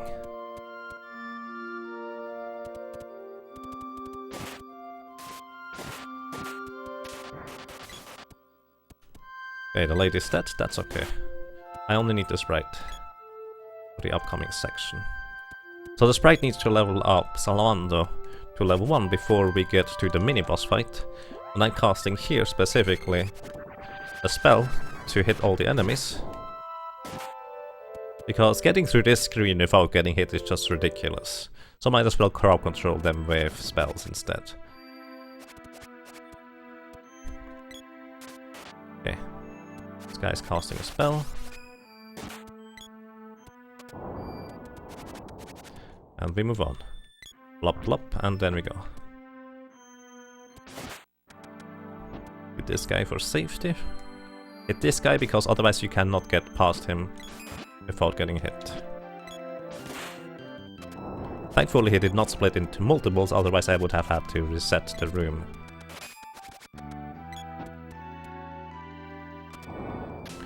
I'm currently running against my average split since this is a no reset run. I am, I think, behind my current PB. Probably. But I'm getting a lot more confident overall with the entire run, so that's a plus. So I need to be in control of the boy for the upcoming section. Also, I might as well return him back to normal.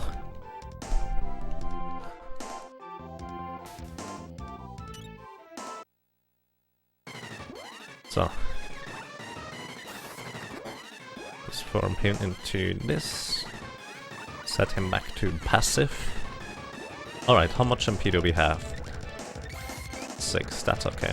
I need 7 total in order to defeat one of those guys.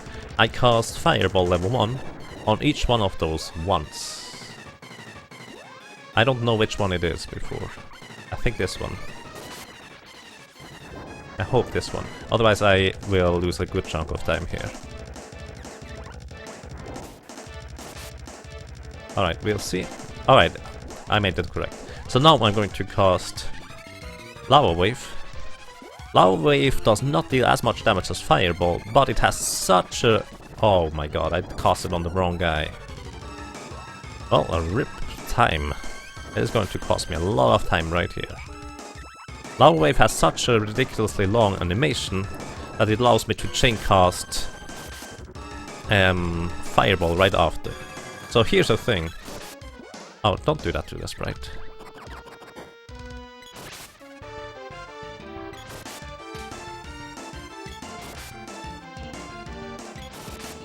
Lava Wave has such a long animation that it allows me to chain cast Fireball into it.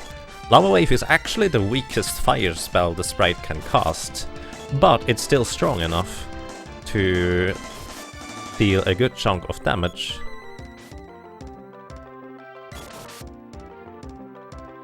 to those guys and skip basically the second phase. The idea is that I deal enough damage to the first form of those guys in order to skip this second form here.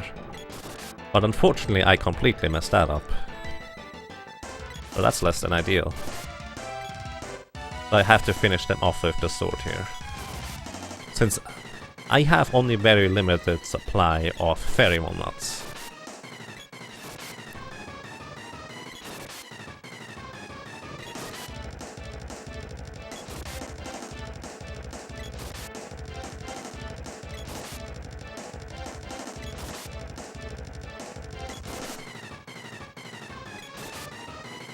And I need most of the magic that I can get against the upcoming boss, the Ice Gigas.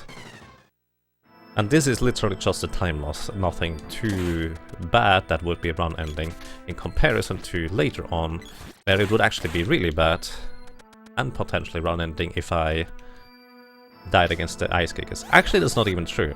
If you die anywhere in this castle, including the Ice Gigas fight, you will just get teleported outside. How much MP does the sprite have? 4. That's good. I can cast 2 spells with that. So the Ice Castle is special in that case, since for some reason Santa does not want to kill you, I guess. At least that's kind of the assumption. Be gone. Nope.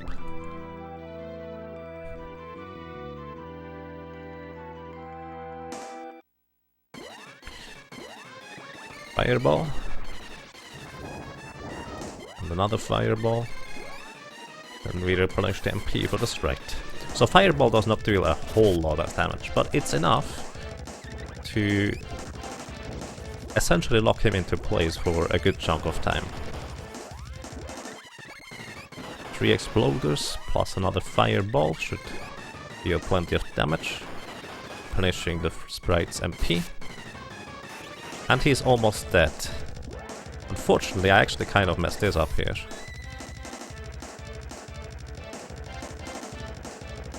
I should have healed the boy before, but this is okay. 2 more exploders should do the trick. Actually, an exploder and a fireball should do the trick to kill him here. There we go. Boom. Mini status skips animation. Yes, exactly. You cast spells quicker if your sprite is pygmid. So, that skips animations. Exactly what it does. Boomerang orb acquired. Sweet.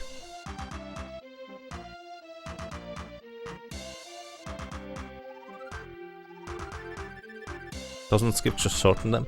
I mean, it technically skips the after cast animation, so it does skip a little bit, since it does not have an after cast animation in the first place, so to speak. So it's not wrong, but it shortens the before the cast goes off animation. So here, I want to cast another set of fireballs onto those enemies. I don't intend to kill them, but getting through this screen once again is ridiculous without getting killed, since you get thrown into the middle of 2 wolves and another guy. Further, I need to level up Salamander a little bit further along the way.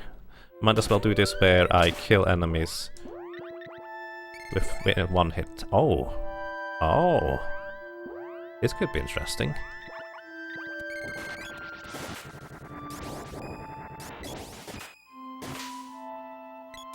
So the common drop is a fairy walnut. As long as it's not a stone trap, I should get a fairy walnut here. Nice! Wow, that saves a good chunk of money. It's actually only 500 money at this point, since the next supply store will give me regular prices for 500 gold per fairy walnut, but it's still really nice since, well, this basically guarantees that I will be able to afford a full set of fairy walnuts along the way.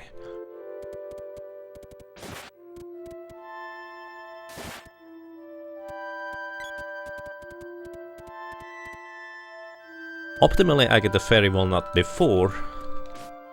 Oh, come on. That wolf really does not want to get hit. Optimally I get the fairy wand before I have to buy them at Nikos, but this is really nice as well. I take it.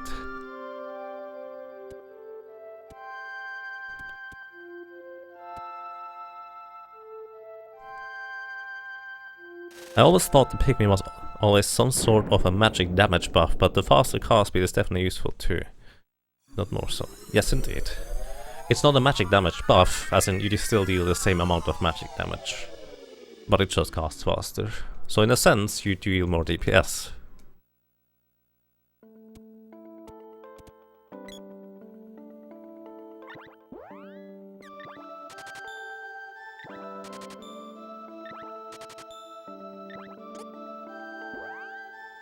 Oh, in that case I can actually buy Cups of Wishes and finally stock up on those. I did not use Cups of Wishes to revive the lady earlier. Mood has arrived. No. You're the one creating nonsense, Shiva. Good evening, Shiva. I hope you're doing well.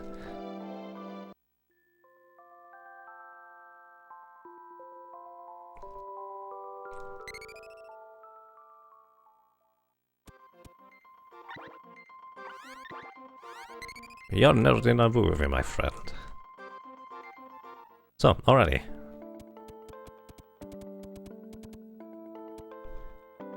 Moving on here.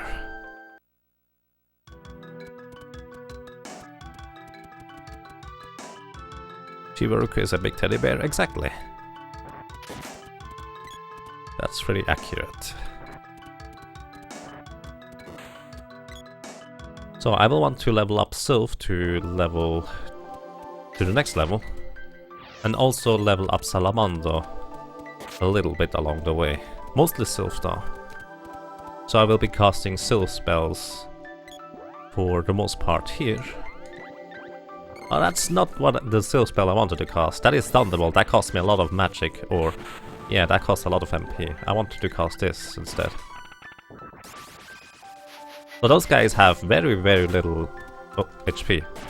A little bit more than that though. So killing them with just one spell cast is actually really easy to do.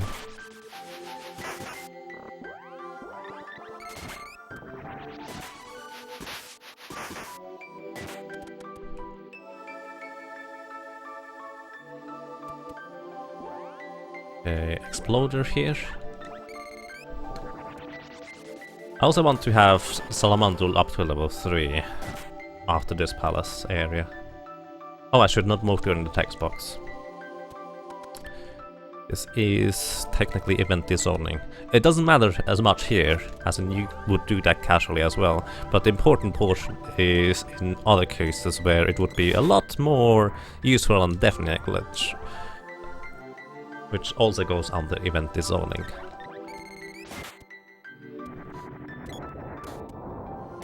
Okay, little Spritey, come along here.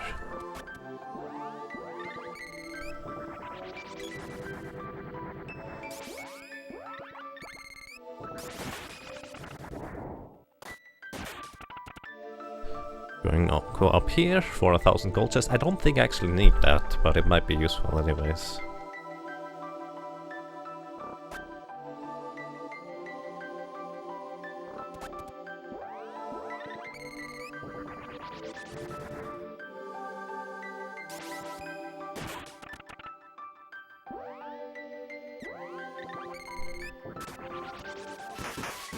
Okay, magic skill up. Sylph reaches level 2. And I don't care too much about leveling Sylph any further. Going to be nice to have it a bit further, but don't need it too much further. I'm just going to ignore most of these enemies here. I want to level up Fireball just a little bit more. So I kill those guys here with Fireball.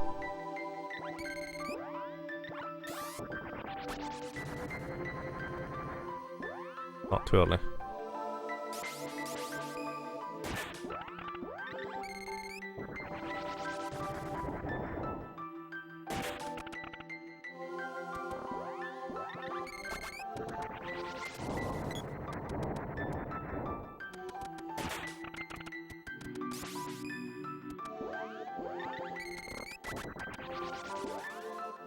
No more pygmy for you. Okay, that's good enough.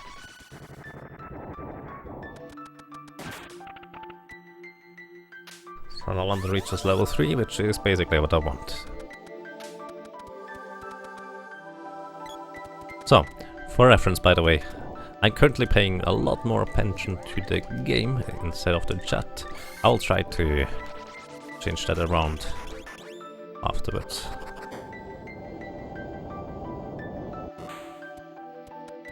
Let's see.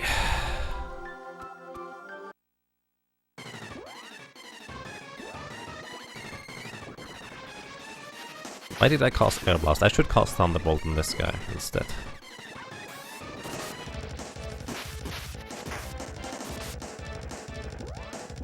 So, a few more Thunderbolt casts.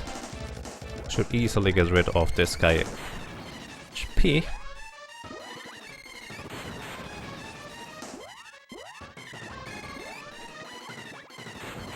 And then we're almost done here. I think one more Thunderbolt will actually do the trick.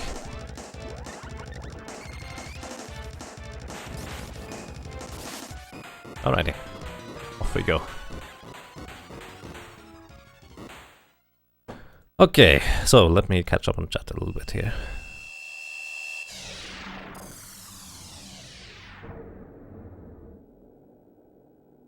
Did I only catch the Super Metroid race last night? I did not know.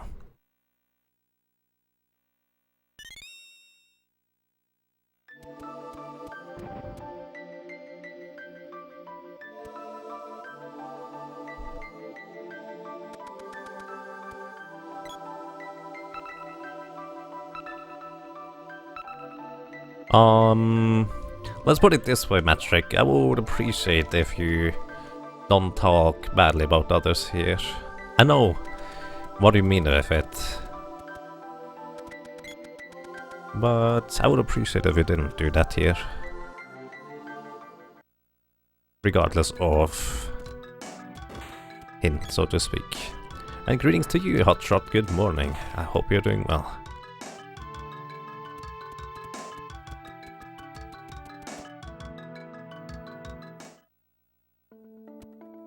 They've twitched. Never heard of that guy. Is he trying to speedrun Secret of Mana? Also, please keep it in English here.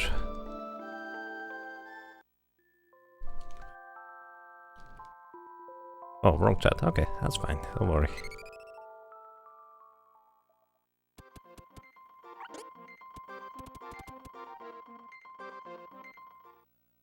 Your pen keeps barking up. That's less than ideal.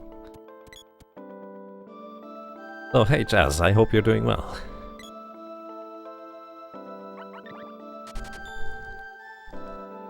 It's happening all the time. Alright. So this Matrick here, in case you don't know this Matrick, he runs, or is at least involved, in Secret of Evermore. That's the one thing I know. And also I think he runs some Zelda randomizer, as in Zelda 1. He's a really awesome guy too. So, not Super Metroid, but awesome anyways. Just saying.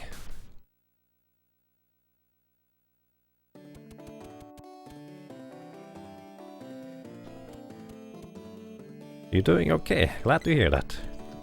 No more banner work? Nice. That's really awesome.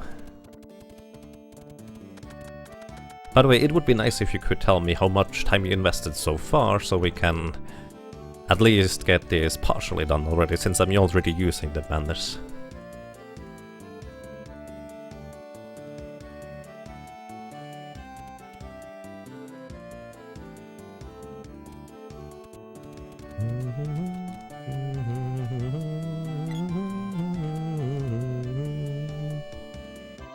You're involved in a lot of games. Yeah, that sounds about right. Shout out Shiva. Shiva's awesome. A bit weird, but awesome.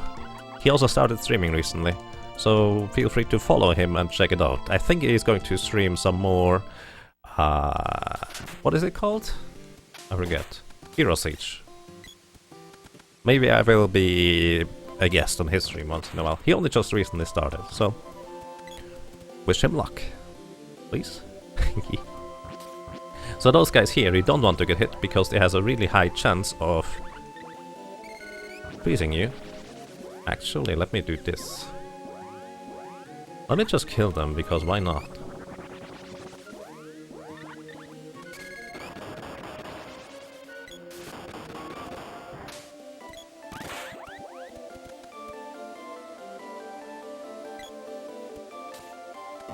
Might as well kill them here. I'm going to replenish my magic later on. Okay.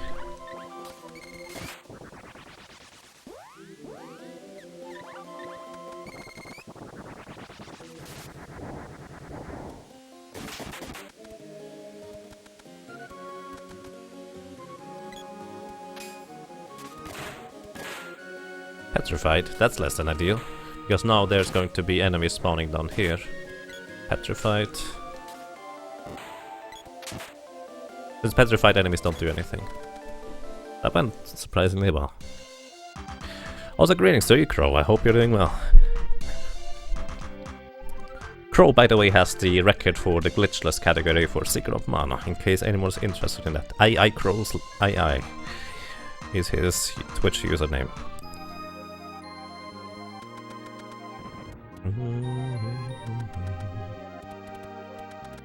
Going to jump into your Discord. Oh, nice, Matrick. Thank you. Anyone is welcome in our Discord. If you're lurking or just active, that is fine. I like lurkers.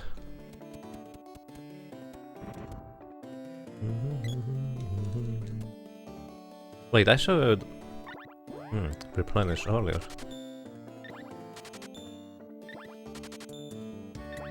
Maybe next time.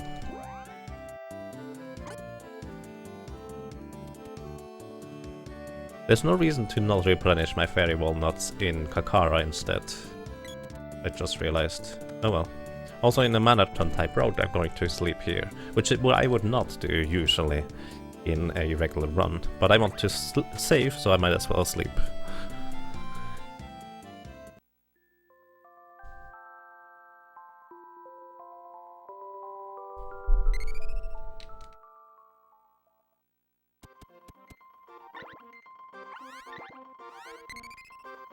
Welcome back, Jazz. Your internet got knocked loose. That's less than ideal. Also, by the way, nice colors. This is why it's quote-unquote glitchless. It's ridiculous to avoid all the glitches in this game. And I mean, the graphical error is just kind of... We know what it caused by, but trying to circumvent that is just crazy. Lurking and working. Nice. Shout out to all the lurkers. And keep lurking. Because that's what I usually do in most streams.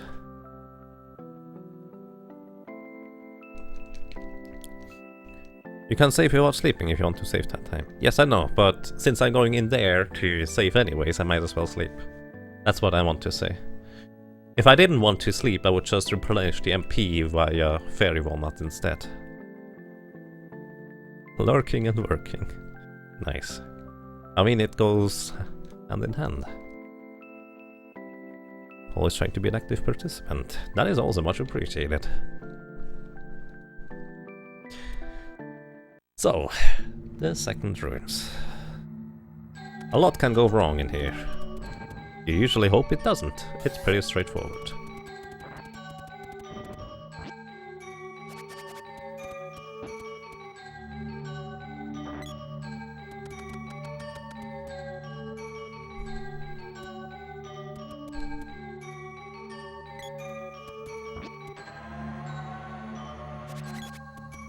You chat too much to lurk effectively.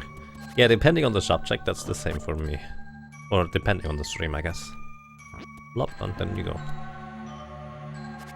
But a fun fact, when you're running, your hitbox is twice as large, so it's twice as likely to get hit in terms of range.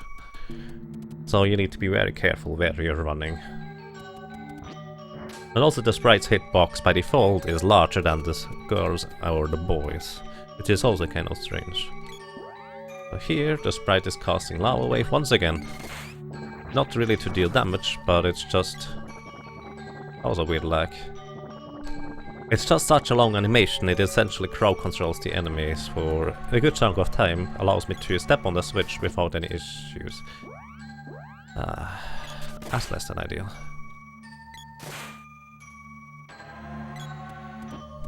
You need to go on the right side of that slime, the left side doesn't work. Don't ask me why, that's just how it is. It's technically symmetrical.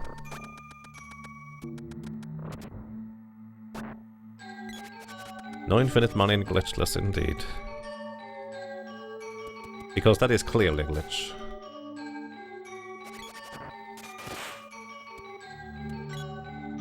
I mean, that is probably one of the most specific examples of that is clearly glitch.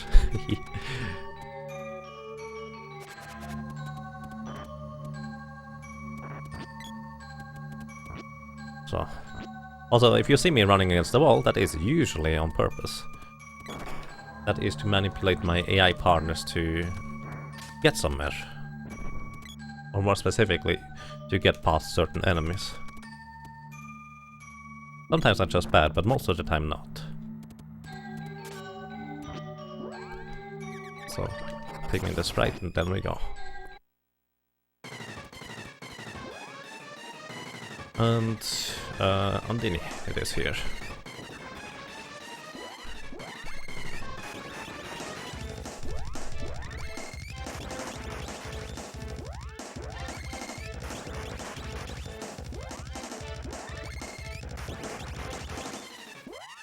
So, one Earth Slide for good measure, because I'm actually also needing to level up my spells along the way. So might as well make use of all my MP in order to do so. I believe this is good enough to defeat the wall face. Yes it is. Hey Van, thank you, very good luck. How are you doing? And greetings to you, Soft Tofu. How are you doing, sir?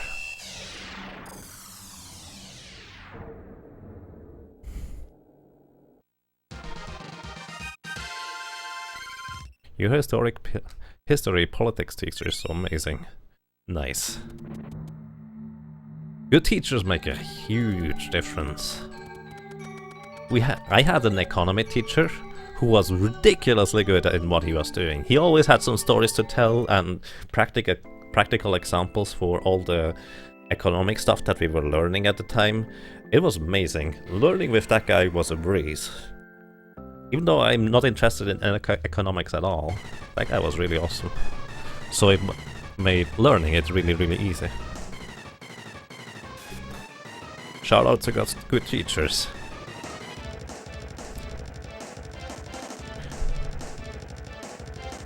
Seems like fairy walnuts are pretty expensive compared to using the inn. Yes, that's true. However, this is approximately the point in time where you have enough money to afford fairy walnuts, and you don't have enough money anyways to afford anything else, so it doesn't matter in that case. Doing pretty good, still busy with learning new game though. Which game is that one again? Is that with Great China Sisters, I guess? I'm doing quite fine, thank you. Good textbooks are also important, that's true. Good textbooks are really useful too. Oops, wrong spell. Need to pick me the sprite. Surely.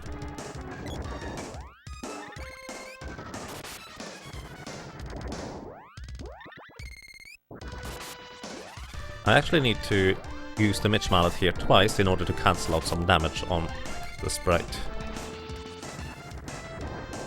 I'm using Fireball because this is the most efficient way to get rid of the vampire here. Actually no, that's completely off. This is the most efficient place to level up Salamander. If this guy were to fly around. So here's the weird thing. In any other category... Actually, that's not true. In the 1-player 2 controller category, you want him to jump around. But in this category, you absolutely want to have him fly around instead. because he is actually quite a menace if he is on the ground. I'm going to level Earthslide now. Or, well, I'm going to level Gnome. Once again, I need to level up those spells sometime. I might as well do these in places where it's efficient to do so.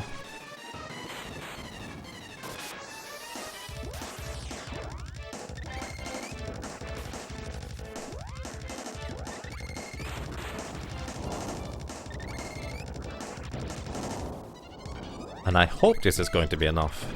Otherwise I might be in big trouble here. Yeah, Sprite has no MP anymore. Alright, this was enough. I used up all the MP and all the Pheromone nuts. And off we go. China says to Twisted Dreams. Nice. I should give that game another try. I really like playing it. But the thing is, at the same time when I originally played it, I was getting sick. And for some reason I associated for me getting seasick by, well, when I played the game. But now thinking about it, that doesn't make a whole lot of sense, so I should play it again. Also greetings to you, Dr. Amamine. How are you doing?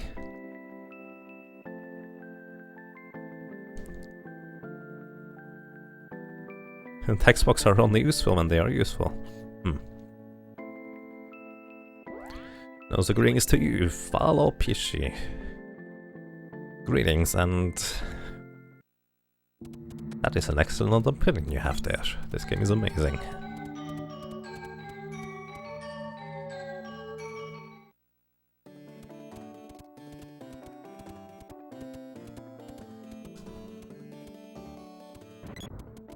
In a sense, I guess the textbooks can only be so interesting if you're interested necessarily in the subject, though.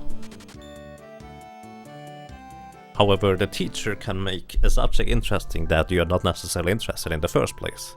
Such as, I wish I had a good politics teacher, since I'm absolutely not interested in politics at all. But the same deal with economy. But because of the teacher, I still basically at the best grade you can possibly achieve in economy. He was really loud, by the way. If you think of Meta, that guy had approximately the same loudness to it. He was so loud whenever he said anything. That was really crazy. You're doing great. Nice. Glad to hear that. And thank you for the good luck. Oh. Silent Sigil is now hosting for a few viewers. Hey, thank you. And good evening everybody, and welcome to Secret of Mana Glitchless, where I messed up and I forgot to go to a little cutscene. Oops. I should have gone in here before. I was slightly distracted. Hey, thank you for the whole Silent Sigil, and, well, what were you doing over there, if I may ask? I hope you're doing well and have a great evening. Grinding ILs in the game is incredibly fun. That's how I really got into learning it. I just want to improve all the times. Nice, that's awesome. That's exactly how I got into speedrunning in the first place, by the way. I was, well, doing ILs for I Want to Be the Guy Gaiden. ILs are actually really neat, because you can just kind of play them on the side and keep playing them. And finding strategies, and that makes it interesting. Hey Silent Sigil, good evening. How are you doing, and what were you doing, if I don't mind me asking? Thank you for the host.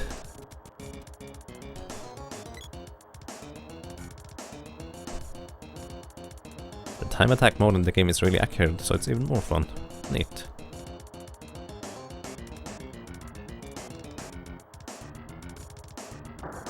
Volume meta. Yeah, as I said, that guy was at least as loud as Meta, if not louder. It's kind of crazy.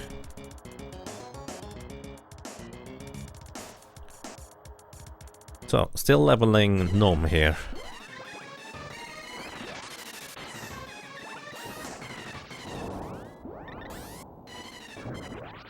Oops, too early.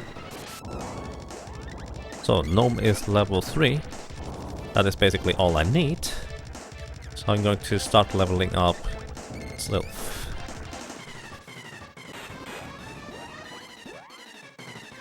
Leveling Sylph is actually really expensive because Thunderbolt is the best spell, but it's really expensive. Surprise.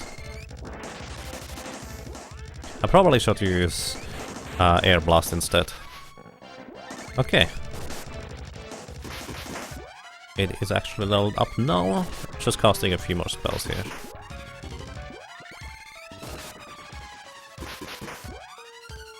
One more Earth Slide for good measure, and then I'm going to finish this off with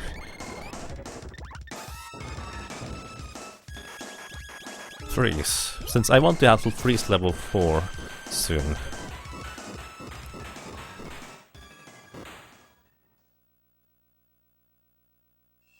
I was about to do a few runs of Legend of Mana, but everything decided to work not at all. Oh, sorry to hear that. Legend of Mana is awesome. Even if the gameplay is not as good, in my opinion. The aesthetics and the music is just fantastic. That game, I love it. Did I ever finish Dionysus? No, I think I did not even finish. I think I finished the first world, that's about it. But checking how much money I have here. Oh, that's plenty. I don't technically need to kill those enemies, but I'm going to do this anyways for, well, experience reasons. 2 freeze cost level 3 are guaranteed to be enough to kill those guys. If I'm lucky, 1 would be enough, but that is not guaranteed, so it just cost it twice instead.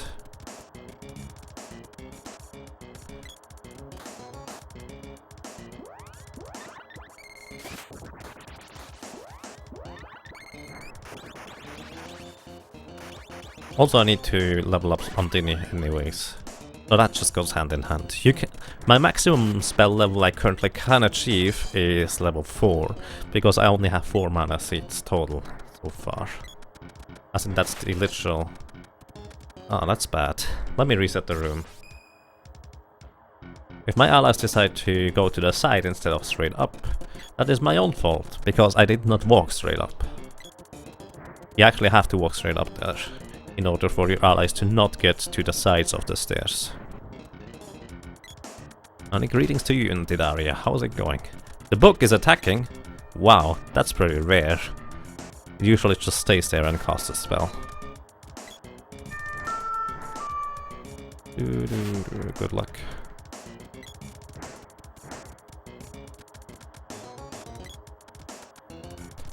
Don't forget to save Sermon with the lady. Activate the Orcs of the Castle. Oh, thank you. Appreciate that reminder. It's actually 8, but the reminder is really good nonetheless. Thank you very much.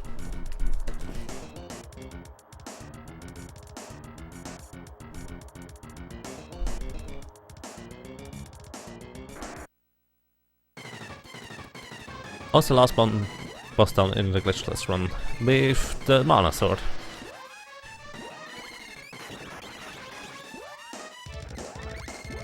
So there is actually a hidden mechanic that you probably don't necessarily know about with the mana sword.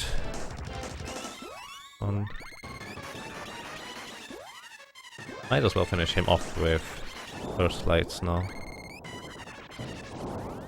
There's a hidden mechanic with the mana sword that allows you to power up the mana sword based on your other weapons experience level, or more specifically partial experience level.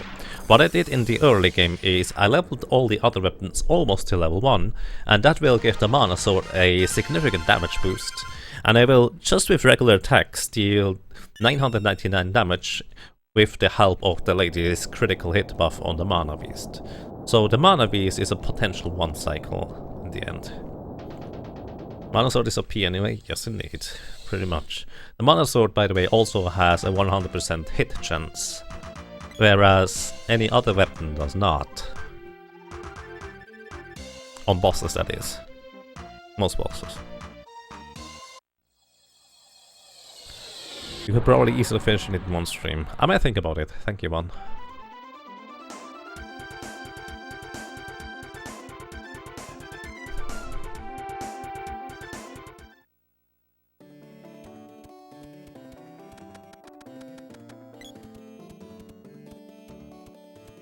Would it be legendary if it weren't? Well, a lot of legendary weapons don't necessarily are that good, all things considered. It just may have some special effects, and sometimes not even that. Oops. So here I give the sprite the fairy walnut, and I talk with this guy. Since right now I don't necessarily want to sleep anymore, to replenish all the MP. And just using fairy walnuts is plenty. Excalibur, something like that. I mean, the Excalibur is a good throwing weapon, so there's that. Oops. When is bow percent glitchless? Never? Why would you do that?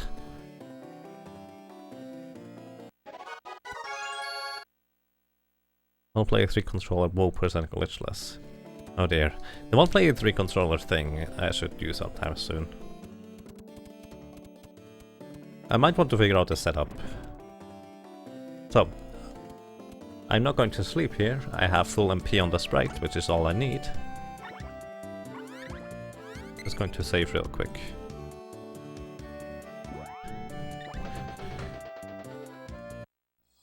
Since the inn on the next town is actually really far out of the way, so you don't necessarily want to go there.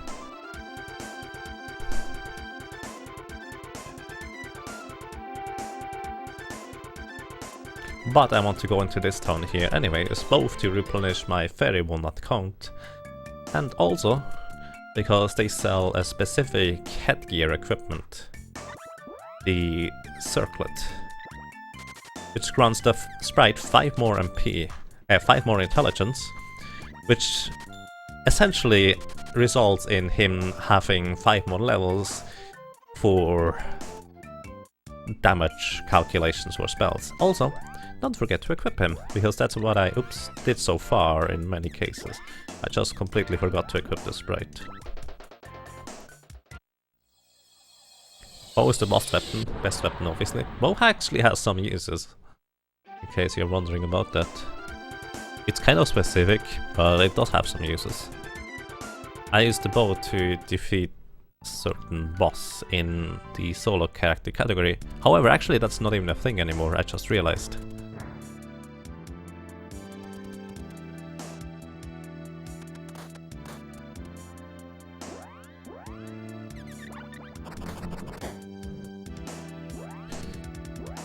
Wrong way. Menus are difficult. So just killing some more enemies to gain levels and gold along the way.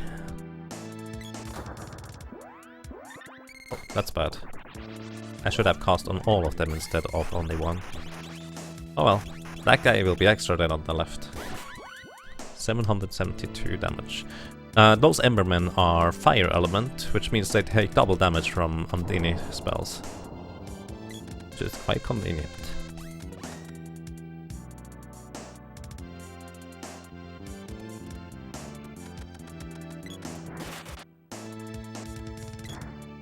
Shiva, I know you mean it for fun, but honestly, please don't use the word hate so lightly. That is just my one request.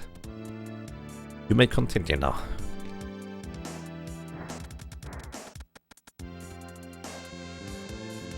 Might seem a bit weird for me to specifically request that, but it's just kind of what I think, I guess.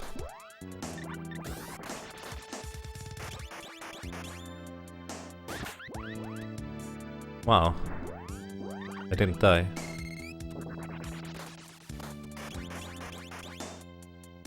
If one of those guys doesn't die, that's fine. I can live with that, but...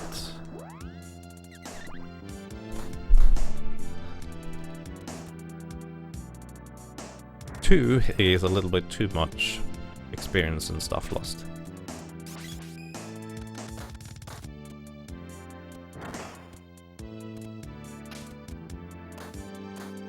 Come on, split up.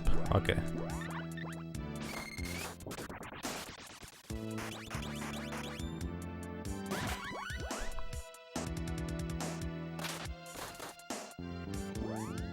Their attack range is kind of ridiculous, in case you couldn't tell. Come on, Spritey. Don't get stuck there, please.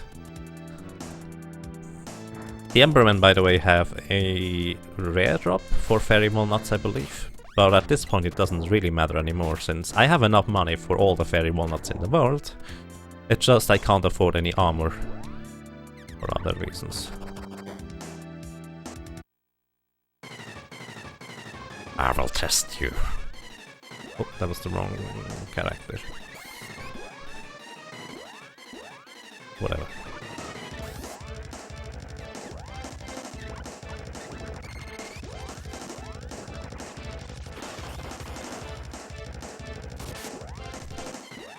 So this is why you want Salamandra level 4. He has fairly high magic resistance and a ridiculous amount of HP.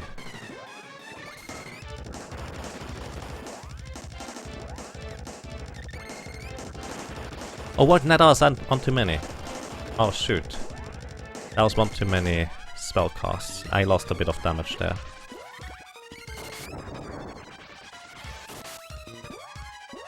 That was silly.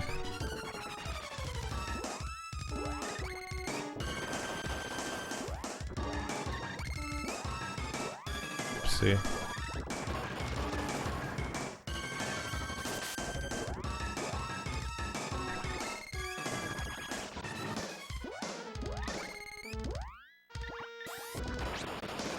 Well, boy is dead.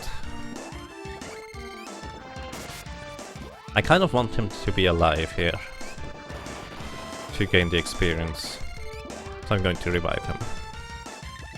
The Reds or the Lime Slime here always targets the boy with his spell, with his basic attacks. Oh no, I attacked that too early again. That's kind of bad. I might not have enough MP. Oh, never mind. It didn't matter in this case.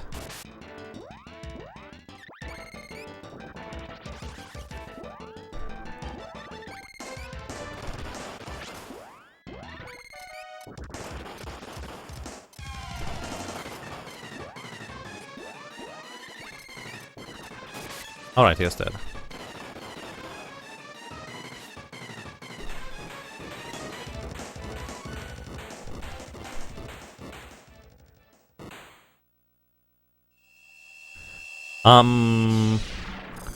Toasty donuts. It's more specifically that I associate more meaning with hate than just throwing it around nilly-willy. That's why I say that. Am I kind-hearted? I would not say that about myself. Not sure. Common drop? Oh, thank you, Ruff. I didn't realize that.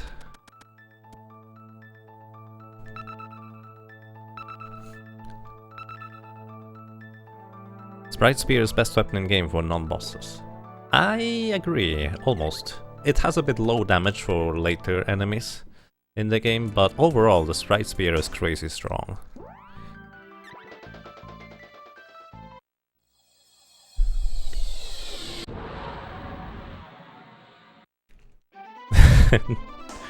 Nice atheist.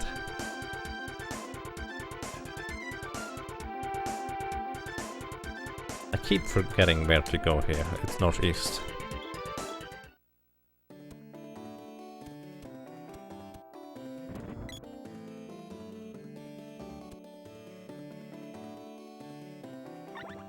Laugh? No, you can throw as much laugh around as you want. Because that is not... That is kind of ambiguous, that's fine by me.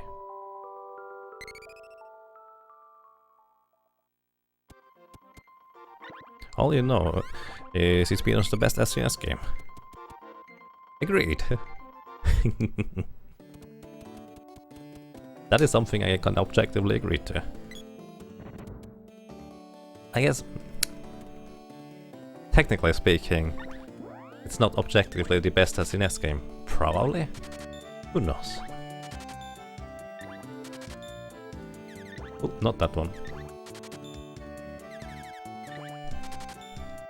So the sprite gains one more piece of equipment here, which gives him 5 more intelligence, which overall gives him essentially 10 more levels of, well, power, so to speak. That was the wrong way to move the menu in.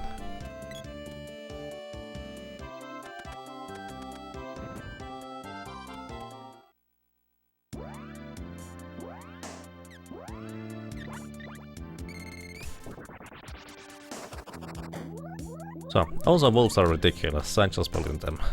That's the easiest way to handle them. It's a bit slow, but honestly I am fine with being a bit slow, but actually getting reliably past those wolves. Those wolves are just crazy. So, we get to the blue spike here. 3, 4, 5, 6, 7. By the way, the blue spike has a ridiculous amount of magic resistance. I should chain in normal hits, I just realized. Why did I not do that?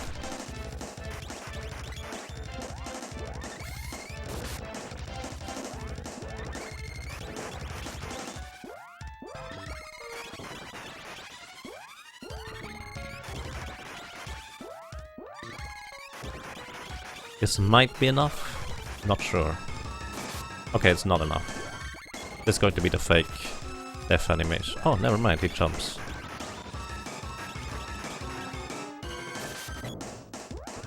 Still not enough. How many is it? Am I wrong? Oops.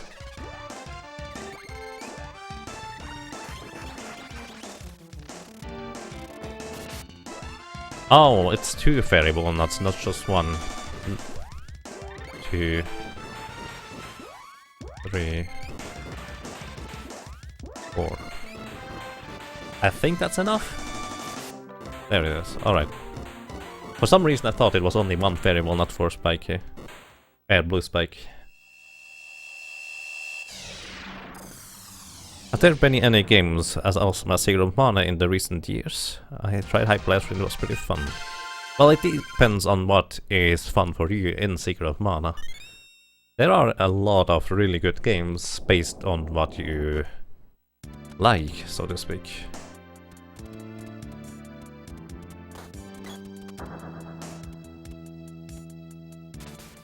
Surprise. Okay, this is kind of awkward, because now I have to remove their status effects before I go in here.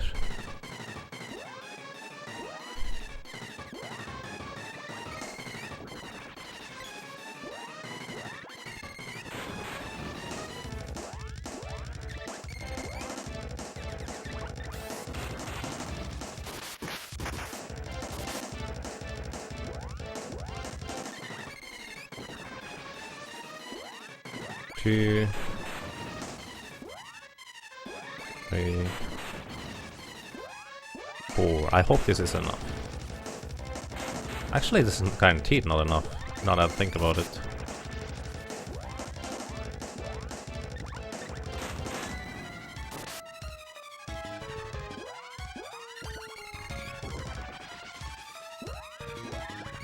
Two,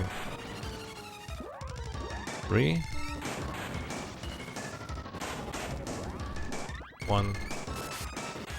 Oh, that was enough. I'm confused how much HP that guy has, I guess.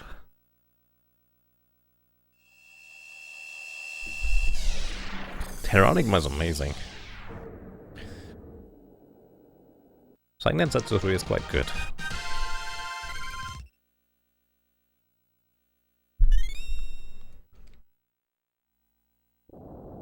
SD series suffered a lot from the 2D limitations, you think so?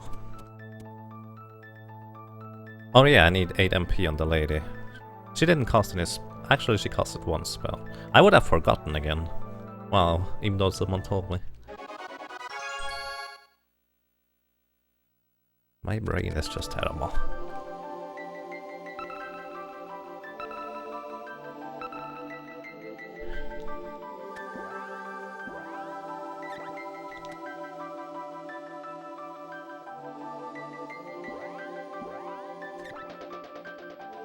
Let's go. Now we're getting Luna. That's what I made this big mistake last time. I accidentally didn't have enough MP left for Luna. Also it's straight to the west, so I can just go down all the way. No problem.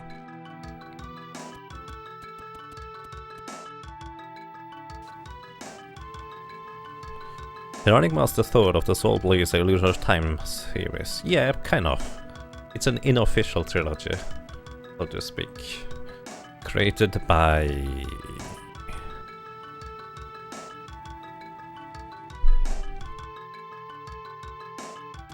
Quintet, there we go. Quintet Studio. They also made Actraiser and Actraiser 2. And Robot Shrek. All of those are quite good games in my opinion. Actually, I should have done it like this to immediately get the latest menu.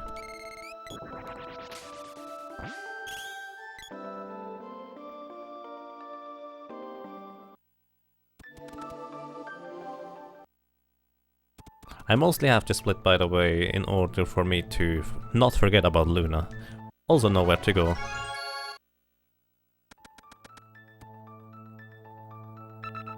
How does the iOS version differ?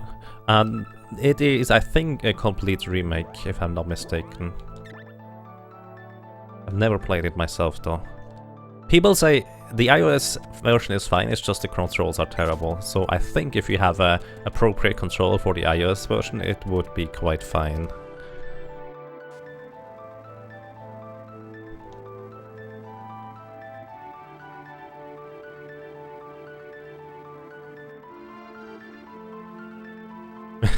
I get that question quite often. I feel like at some point I need to play the iOS version myself, but I hate touchscreens, so I would need a controller for it. More specifically, I hate touchscreens for playing games. And here I go, just throwing that term around willy-nilly. Good job, brain. I apologize. I just realized it myself. No need to call me out on it. I am disappointed in myself. That is really strange.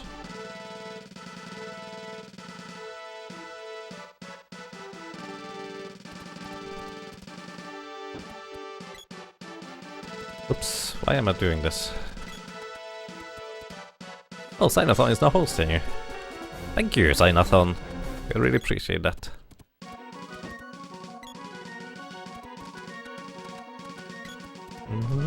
By the way, you can just walk around the cutscene trigger with Gemma there, if you want to. Self-owned indeed. Whoops. I'm not an angel. I make mistakes. I'm by no means perfect. Which is also why we are kind of lenient around here, don't worry.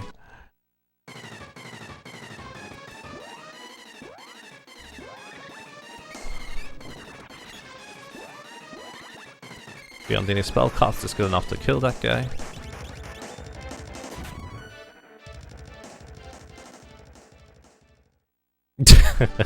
Yep, exactly, Fatro Spider.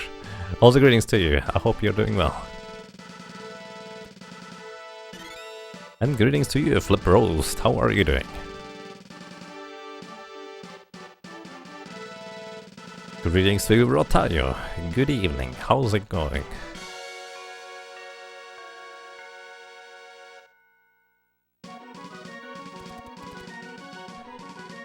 I forgot to split. I'm going to split now, whatever. I actually have no idea when exactly I want to split. Once again, this is another split that is kind of not necessary, but it gives me an idea of where I need to go next.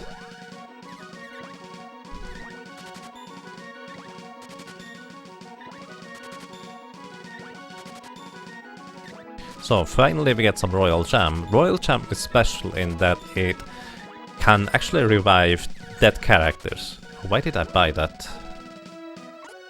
Oh well, whatever. It's fine. Might as well equip it. Wow. I never equipped any equipment on the lady. I should have bought a helmet instead. Well, moving on. Also, let me do this instead.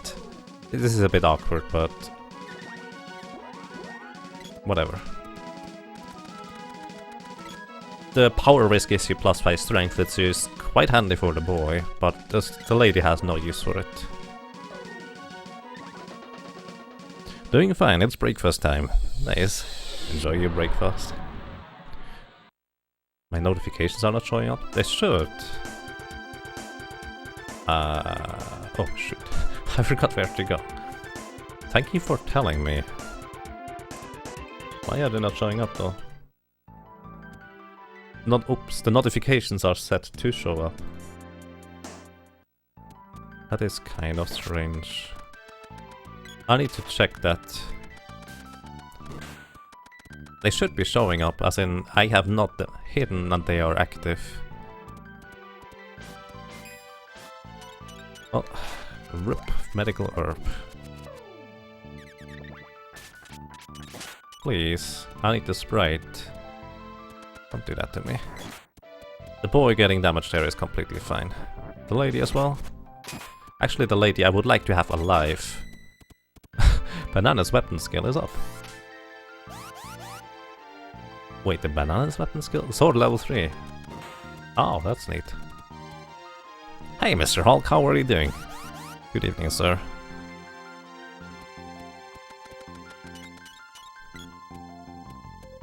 What happened with the interactive overlay with the cute animals watching on the side? The short version of that is soft tofu. It would have been a lot of work, and I didn't have enough money to pay someone to create that. That is a short version.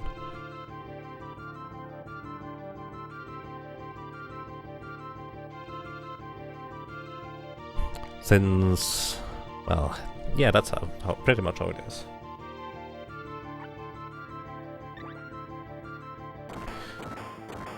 How are you doing, Mr. Hulk?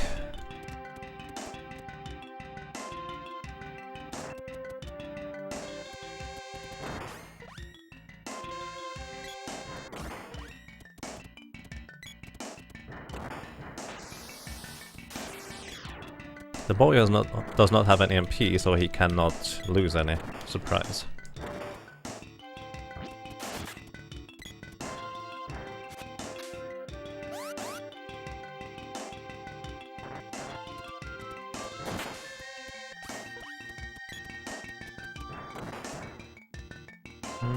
Fun fact, this is another place where if you actually die, as in your entire party, you do not game over. One of 3 places in the game. So I can be as reckless as I want to, pretty much. Although it would cost me a fair bit of time, so I don't want to die anyways. But it's fine.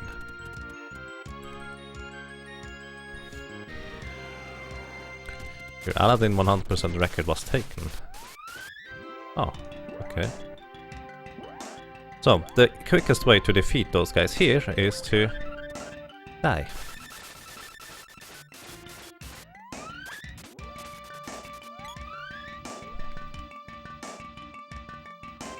And that works quite fine.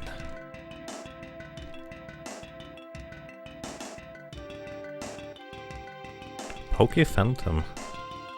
Nice. Taking a record from you is quite a feat actually, Mr. Hulk.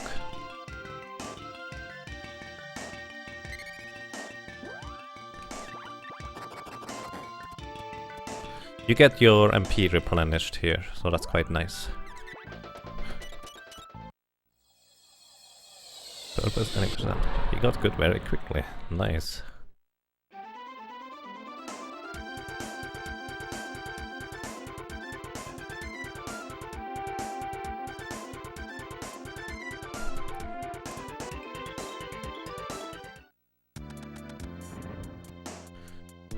So I plan on doing a shopping trip after Hexes. He's cheating like Krog and Terronic. Well, I don't think that's what cheating means, Flutter Spider.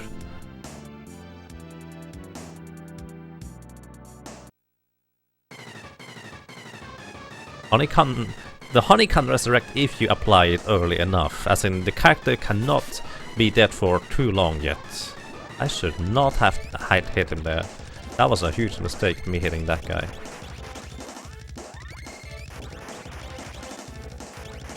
Now I have to time the freeze cast really well.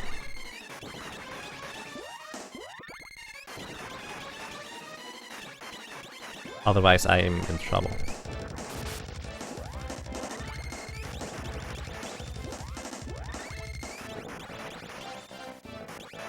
This guy has really low magic defense, in case you're wondering, as in really low magic defense.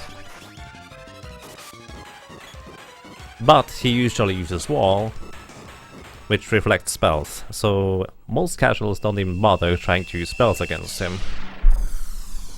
You just blew my mind with the doppelganger fight.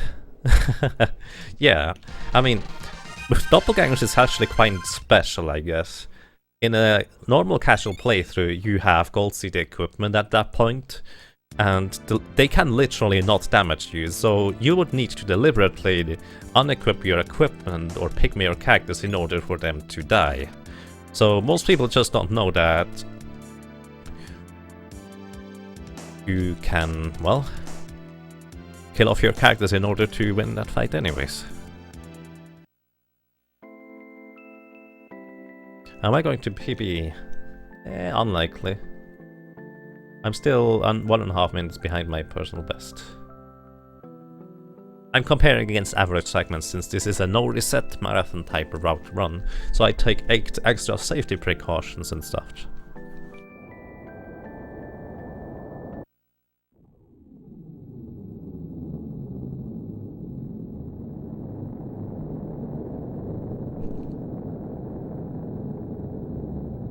And yes, pretty much what Kratos said.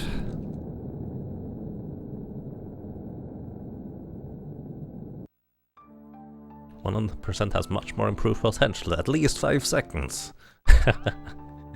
Probably actually more, I guess. But still, that's kind of what it feels like to me. Those runs are kind of crazy.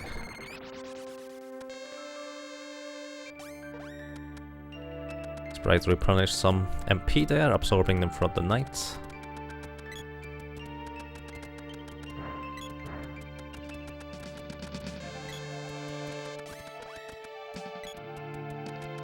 Okay. I cast Lucid Barrier, which absorbs some physical damage from enemies, which is quite important, to say the least, since a lot of enemies are really brutal and really strong around here. Okay, go past that guy. I have an idea. I need to still absorb a little bit more MP on the sprite. I think I'm going to do this up here. So wait until those guys are doing something. I don't want to get hit by them. Come on, cast a spell, guys. That's why I don't want to get hit by them. They are really strong. Those are probably the most ridiculous enemies to get past after the wolves. Alright, this is where I want to cast.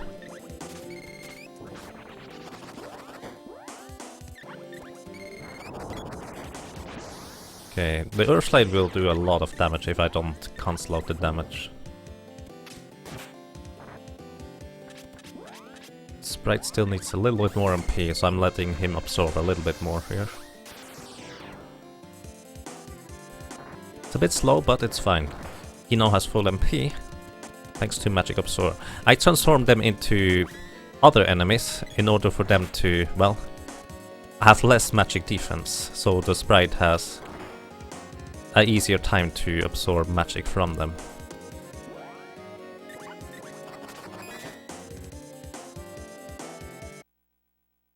So this guy here, we cast 2 or 3 exploders, depending on how much maximum MP you have at the time. And then the rest fireballs. He has rather low magic defense, but you still need a Fairy Walnut in order to take him out. Actually, I could keep using more exploders here. Oh, that's too early. I could keep using more exploders here.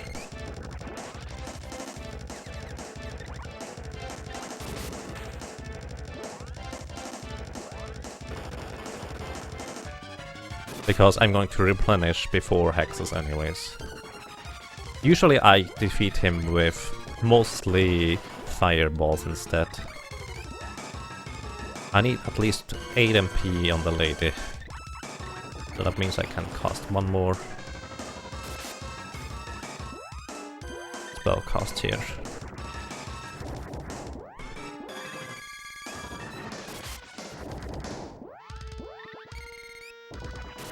Okay, he is down.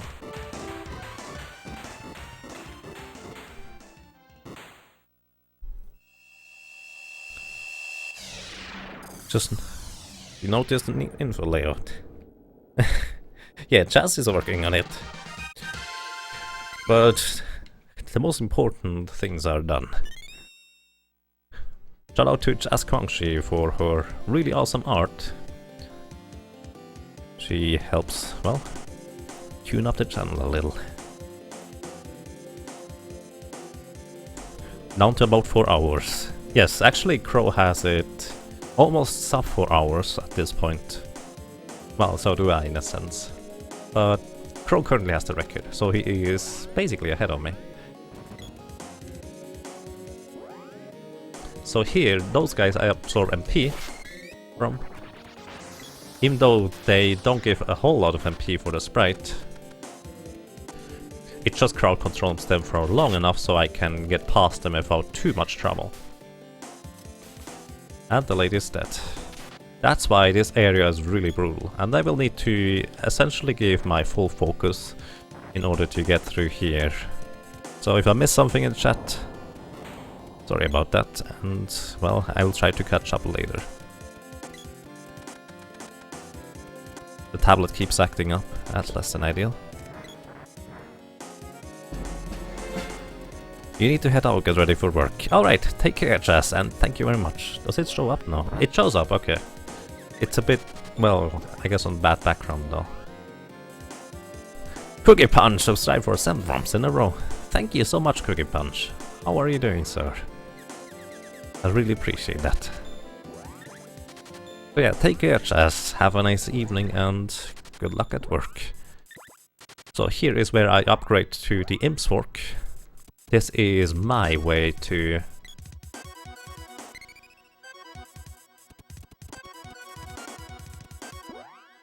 do the weapon upgrade stuff. The Imp's Fork, like the Sprite Spear, has, well, balloons enemies whenever you hit them, which is quite handy.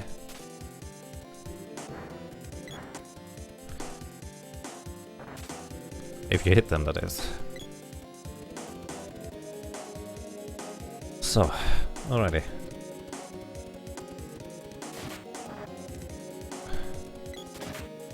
Well, usually anyways.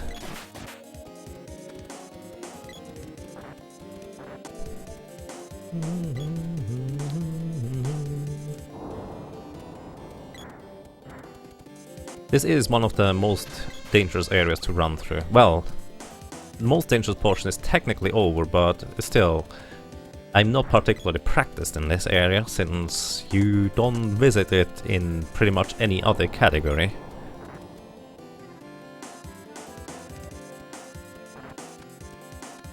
So I need to be extra careful.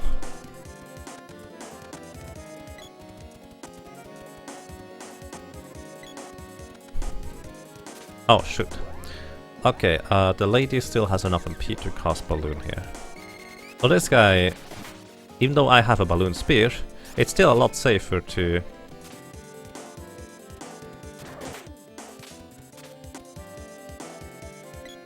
try and repeatedly balloon him with just straight up the spell that balloons him. Why did this not work before? Come on. Those ninjas can one-shot my characters, because they are pretty strong. So here, once again, I cast Absorb on all of those enemies, not necessarily because it absorbs a lot of MP for the sprite, but because it allows me to get past the enemies in the first place. Oh, please don't kill them.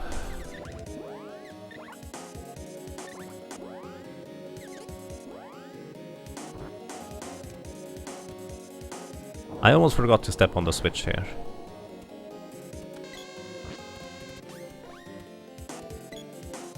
That switch opens the door here on the right, and we move on.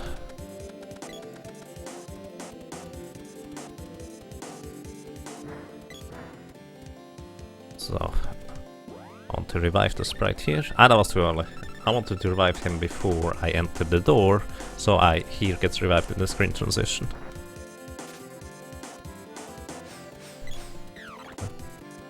Okay, I go make a very wide curve around those guys. Oh dear. Either way, Cookie Punch, how are you doing, sir? Thank you very much for your continued support. Oops. Never push the button? I mean, the first one I tried to hit and it didn't hit.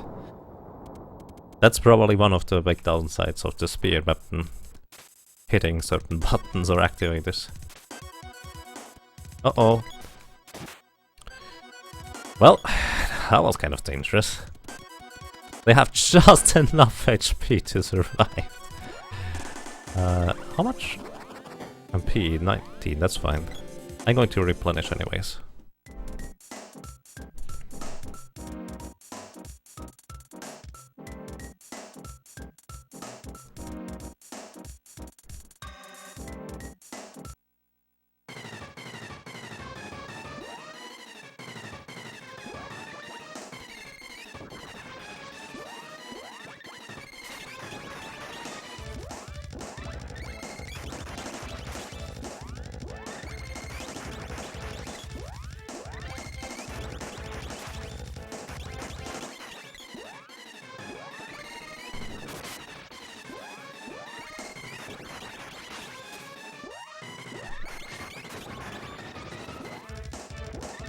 If I'm lucky, this will kill him. If not, I need to use another fairy walnut. Alright, I killed him.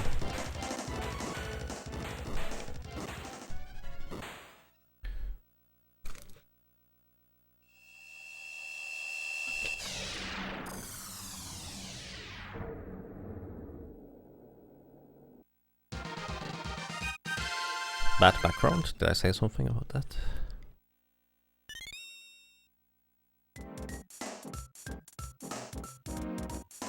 I always loved the subway section. Obviously it was so unique in Secret of Mana. That's true.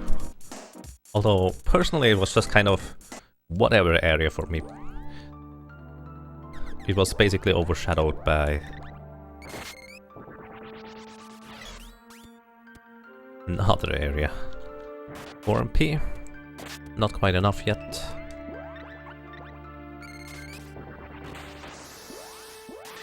Do those guys have a lot of magic resistance? They don't. Okay, you can absorb the fish really easily. Wow, please don't kill the sprite. I need that guy.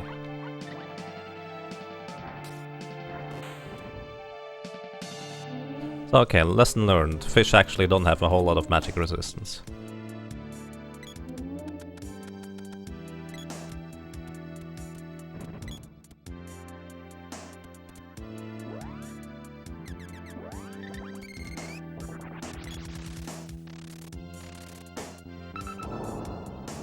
Heard a distant sound.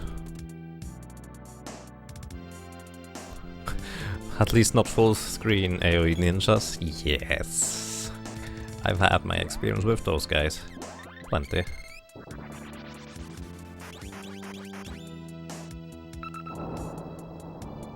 Heard a distant sound. In theory, I could start leveling spells with the lady. Oh.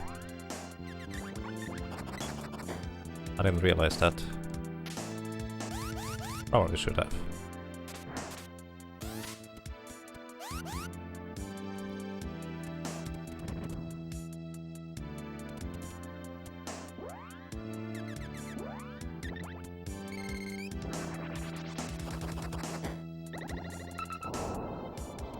Oops.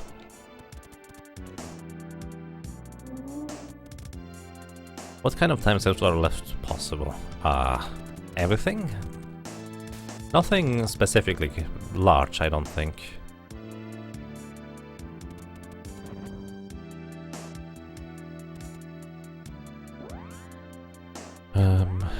Fireballs.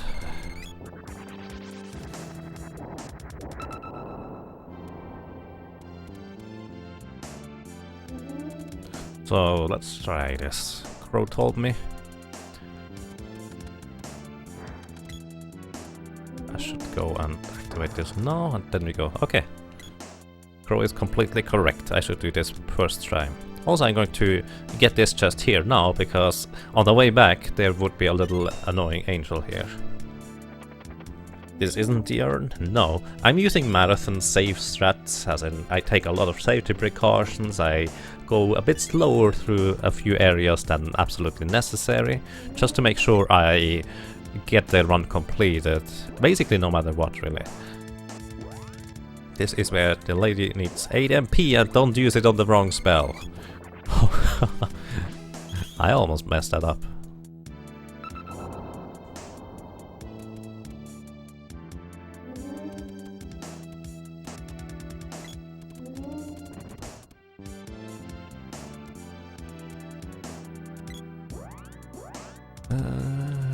There we go.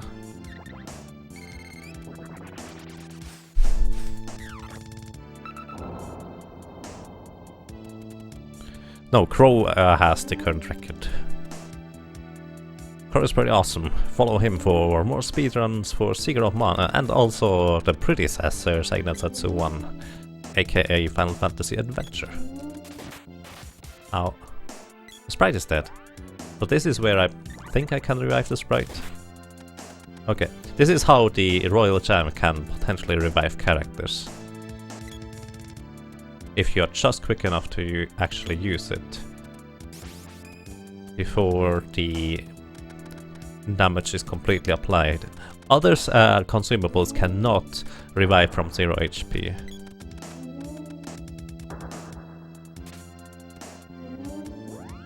I'm just going to get the whip here on the boy, because I don't trust that the others would get past that guy without trouble. I think that was a good choice. I could have actually left the other thing on the sprite there.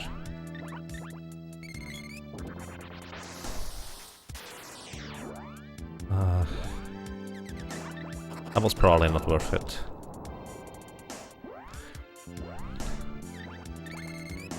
I wonder, does the National Scar have enough MP for double absorb? How much MP does the National Scar have? I hope he has enough. Otherwise this is a glitch. Yeah, that was definitely not worth picking the sprite.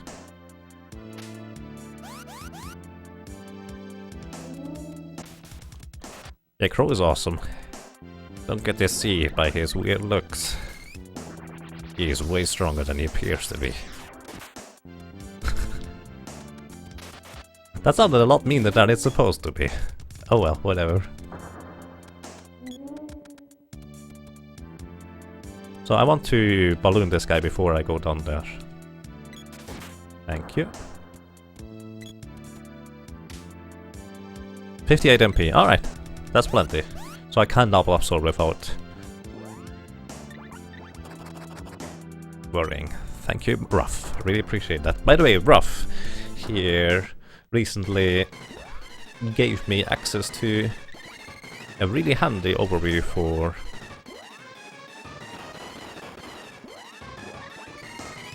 pretty much all the enemies and all their basic stats in a really easy, accessible fashion. Thank you very much for that.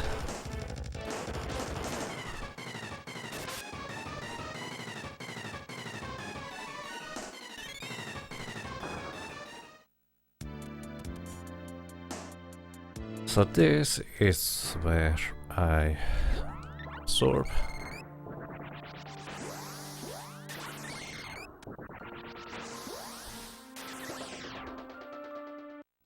Then we are going to replenish stuff. Where is the desert from here? Actually, I have no idea. Not in sight. I hope it's kind of in line. I have no idea where the desert is from this point. It was not here. Northwest, maybe? Northwest is a pretty bit bad, but probably southwest is closer. So this is where I'm going to replenish fairy walnuts. Or I actually could just straight up this side to use physical attacks instead. Wait, I only...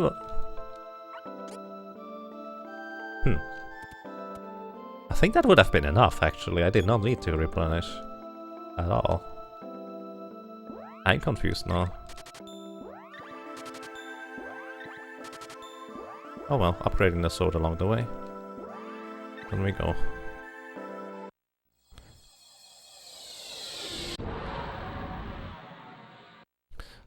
Ban of Earth Siege? I've never actually heard of Earth Siege. What is that about, if I may ask? Wrong way.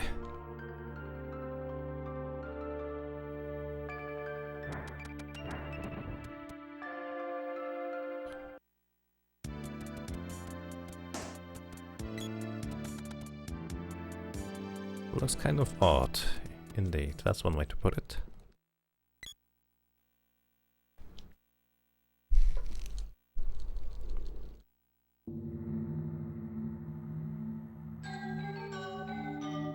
I think that was the last instance of using the axe, so the lady could now equip the whip instead. Sprite starts using this.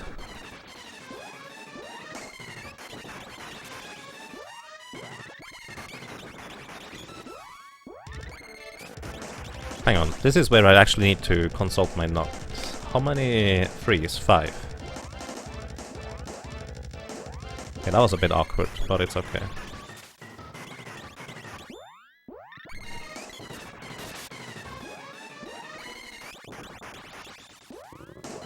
Three, 4. I've actually thought it was 5, but I just want to make extra sure.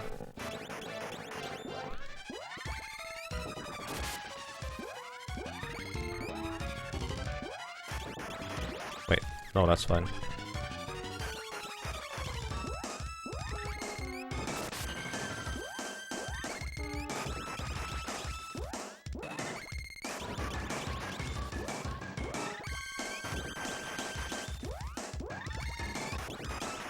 Earth Siege is Sierra's entry into the mech combat genre.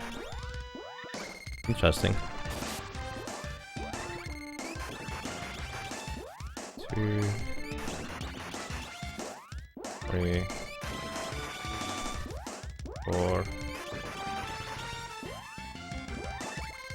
Actually, I completely messed it up, didn't I? That was way too many spell costs. Oh, I hope that... Okay, replenish the sprite's MP.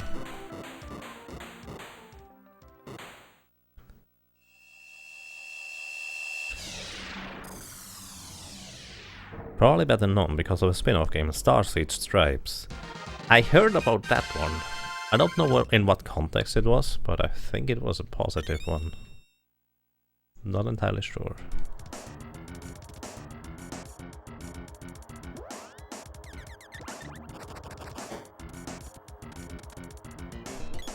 So, don't hit that guy.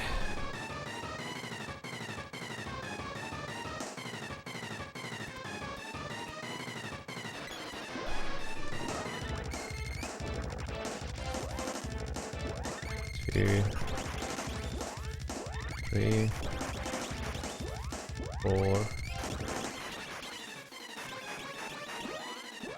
1, 2, 3, 4, 5. 1. That might be a bit late. Oh, it worked. 2, 3.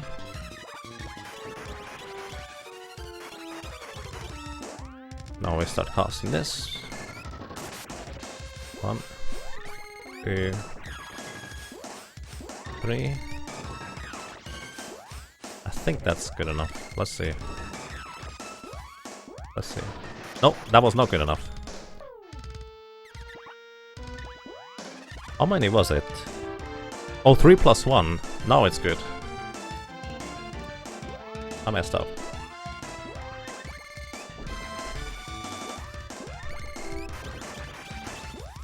Three, 4, 5.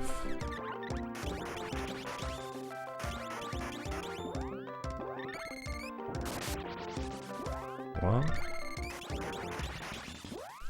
2, 3, 4, 5.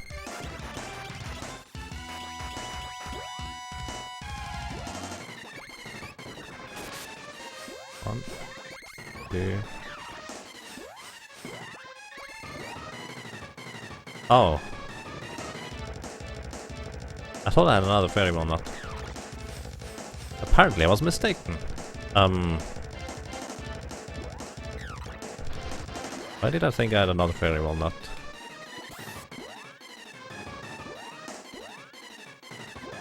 Uh-oh.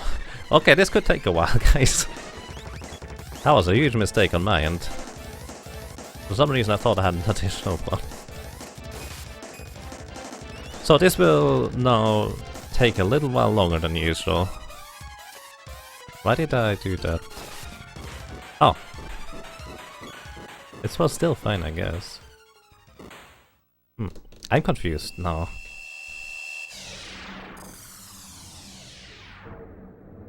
My opinion on Earth Age 2 was more viscerally pleasing than any MechWarrior game prior to MWO, and Starship has a better plot than anything Battletech has put together yet. Alright.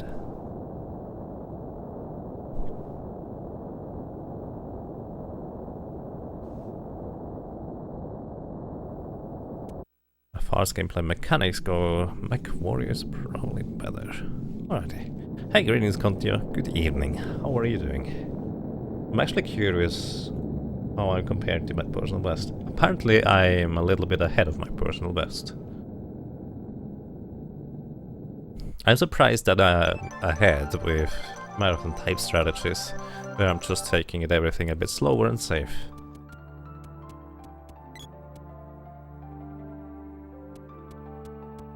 Also apparently replenishing before Mech Rider might be the way to go. Not sure how I feel about that, but Crow might be right.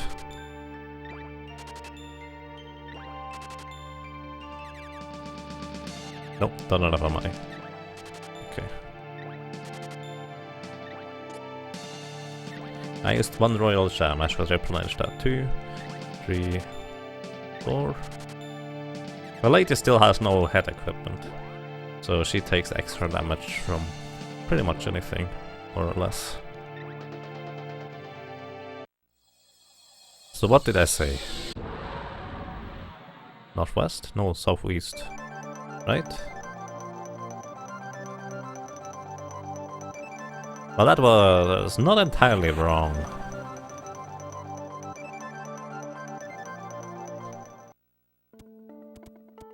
So, I need to go and save real quick. You would normally, well, quote-unquote normally, go straight through the Pure Lands. Just lurking and having a cold beer. Nice, enjoy.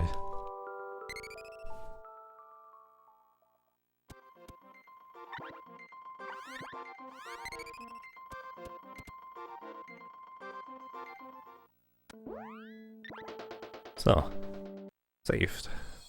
Oh, I should have...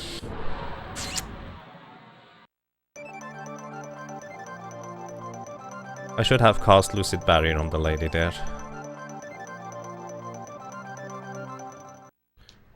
So I'm going to be a bit careful here.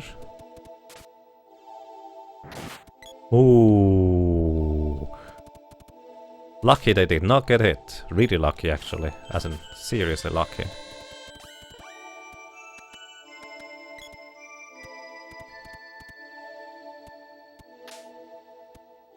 Okay. That's on you. That was really lucky. Oh dear. Oh, there we go. Okay, this guy is probably the hardest boss.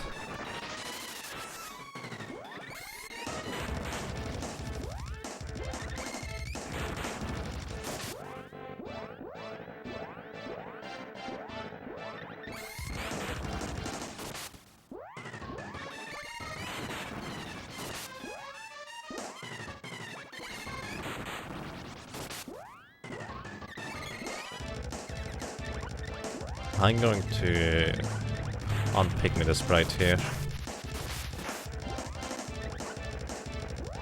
Because I think he will get hit otherwise. For a lot of damage. Now I can pick him again safely.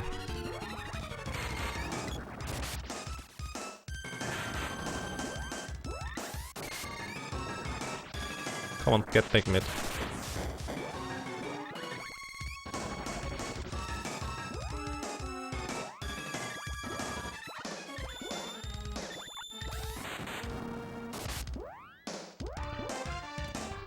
Just scroll the screen up. By the way, Crow, question. You might notice, why does the screen scroll up whenever you open the menu? I have my theory about it, but I don't actually know. I don't have any medical herbs left anymore. And I just wasted a fairy walnut.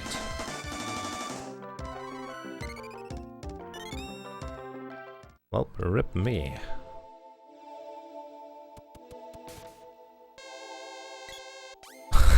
Both of them dead. Wait, where am I going? That was the wrong way too. Good job.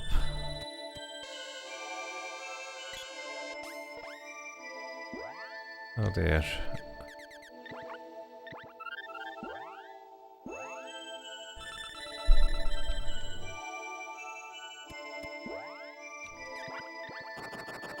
He has no MP, does he?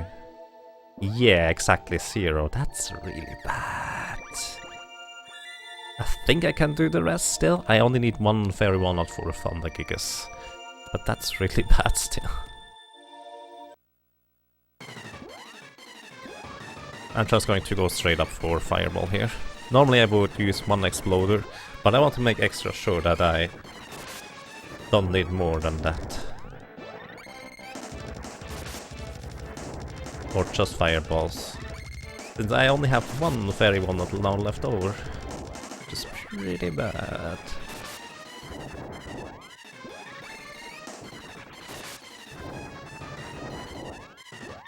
I think you're generally losing more time being MP efficient than to trip resupply takes. Yeah, maybe. I'm not actually sure about that. You are likely right, at least for now, but I feel like once I get better at the game, maybe that's not going to be the case anymore, but we'll see about that. You're definitely not wrong currently, as in that is definitely the case right now, but I think if once I get better at it, I will not have as much trouble anymore, as in cutting specific encounters tighter with using stronger spells, and knowing those kinds of things, etc.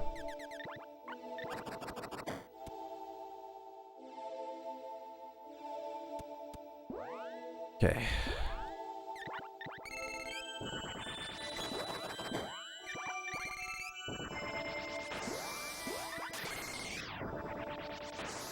$32. I think that's more than he has, right?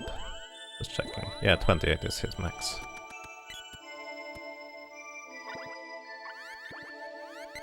Can you magic absorb some of the energy to replenish? Yes, that's the plan. That is actually the plan of what I'm doing. Whoa, 998? Holy cow, that was a lot of damage. That was a crit. What the? Wow. I need the sprite, you can't kill him there. Stop doing that. That was almost maximum. I don't think I've ever seen an enemy do that. Oh, rip lady.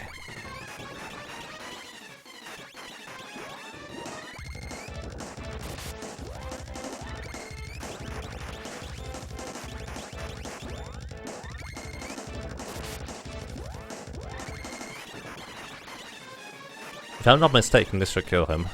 He has a really low defense, and my strongest element is his weakness.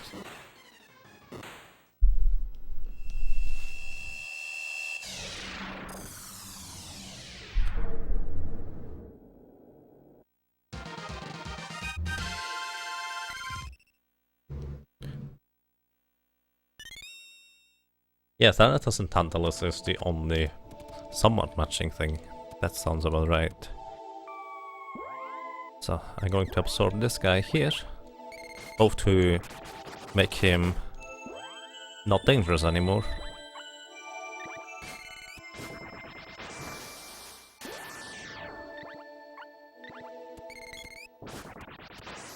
And actually get magic. Right.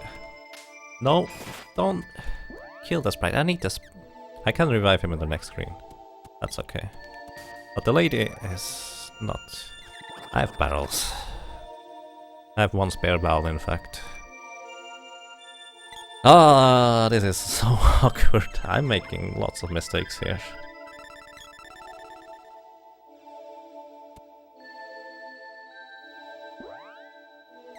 I should do this now instead.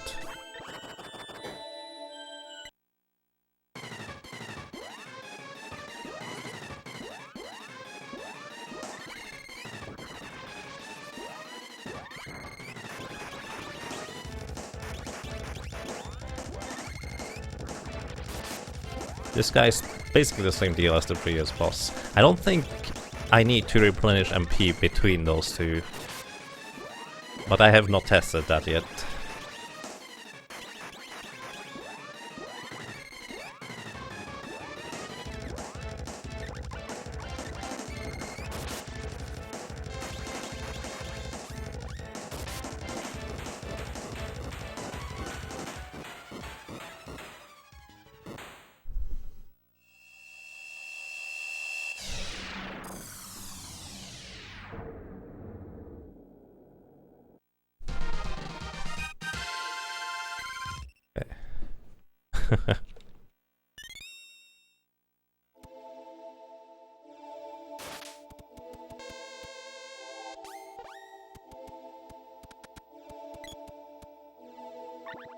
From here on out, it should be an easy way, but we'll see about that.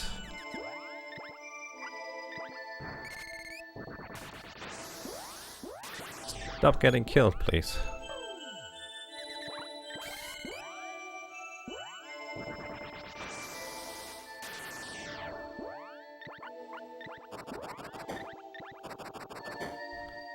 So I think the sprite has, yeah, full MP.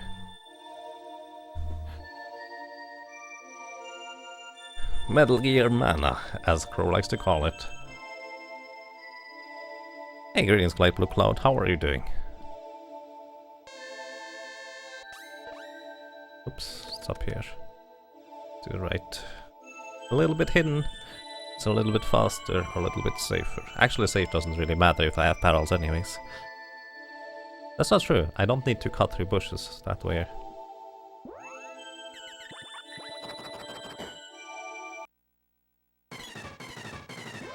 So, alrighty, let's go.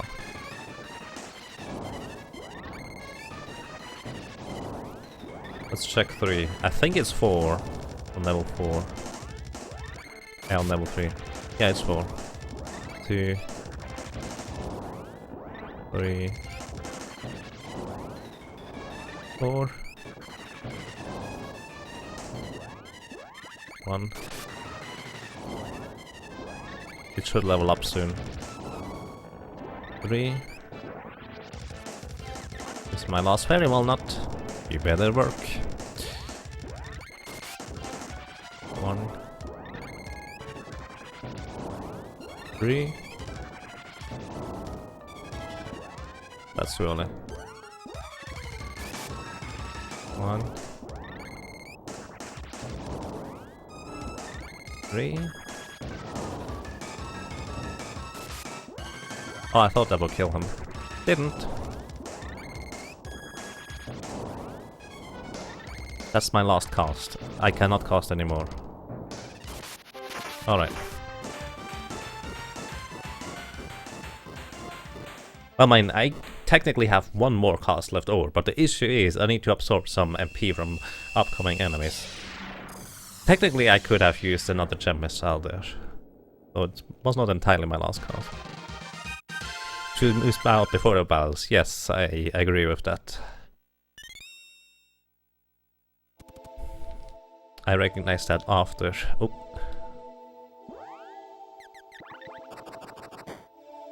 I forgot to do it, so to speak. So, alrighty. Double absorb this guy.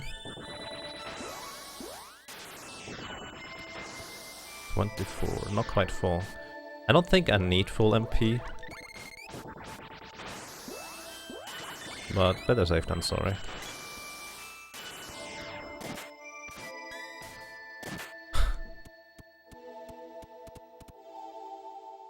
Right, should now have full MP, right? Almost. 32 doesn't matter. Actually, let's just do this. Hey, thank you for the MP absorb. The defender. Unfortunately, that doesn't help too much. Let me go! This guy should die.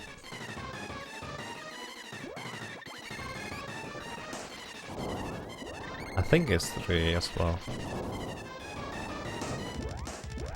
I did that toast too.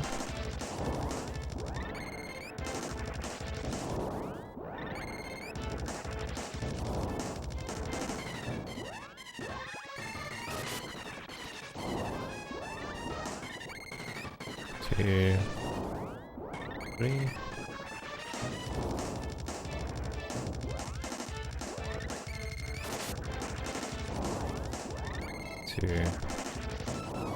So, this is my last cast. If that doesn't kill him, I'm in trouble. It should kill him. Okay. So, despite messing up one of the fairy walnuts, I was still good to go, so to speak. Okay. So, sorry for the late answer, Light Blue Cloud, but I'm doing well as well, thank you.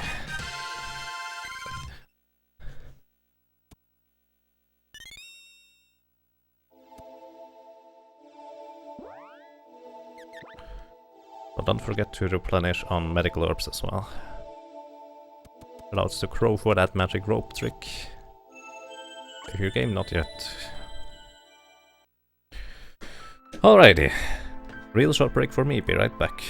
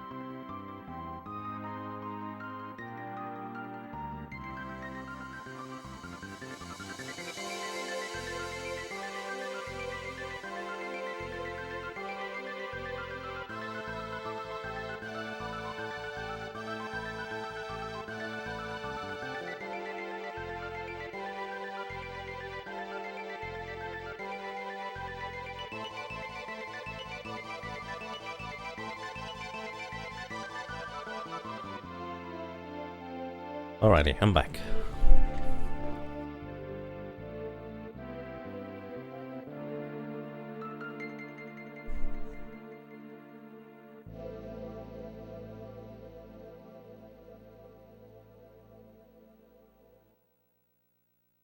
There are donation comments here. Did I miss something?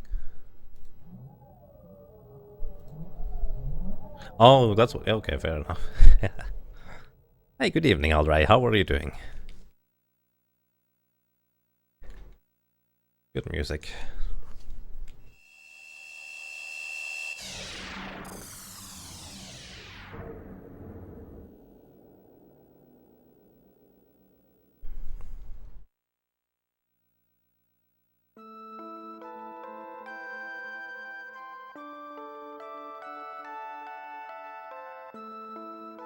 Best OST NA. Second best was Chrono Trigger. Chrono Trigger and Final Fantasy 6. And probably a few other games like Terranigma have crazy good music. Sega Ninja 3. So many games actually. Donkey Kong Country 3 and 2.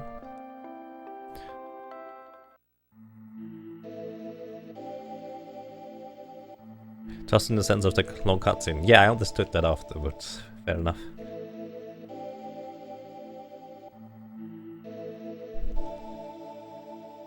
Took me a while, so to speak. Wait, hang on. I'm comparing against my PB. That doesn't make much sense.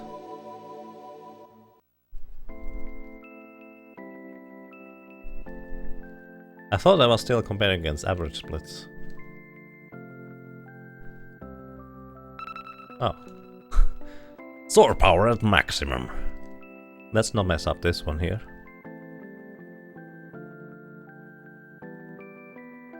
More late to work, but it's slowing down, so Twitch time. Alright. Good luck with that, alright.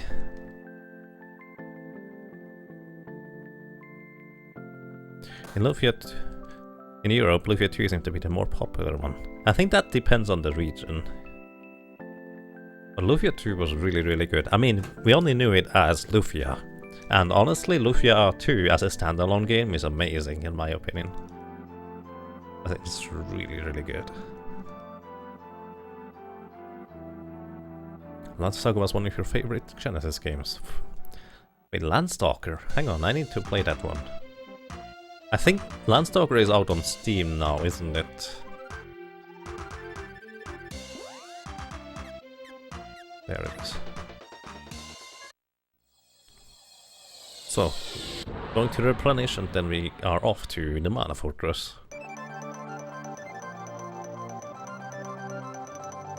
Wait. What am I doing? I can't just do that for this section.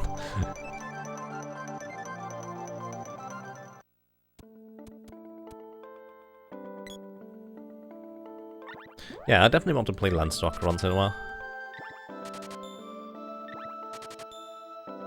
That the banana tree? Something like that.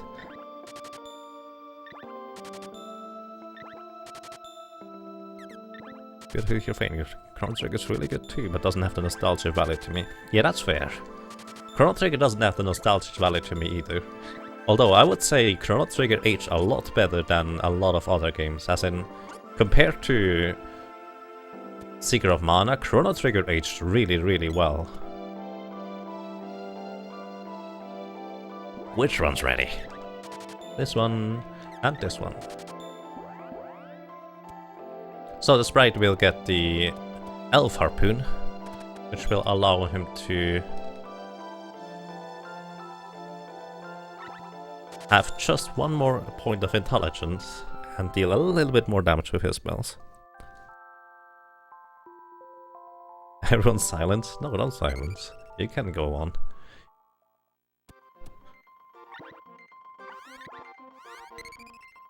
Don't worry, there is not much pressure on this record yet. You still have to improve it a fair bit until it becomes difficult, like Crow's One Controller record. That one is difficult to beat. Actually, not anymore, now that I think about it.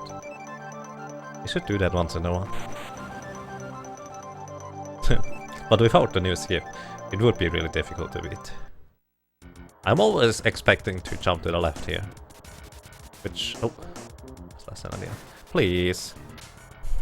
That's a good start.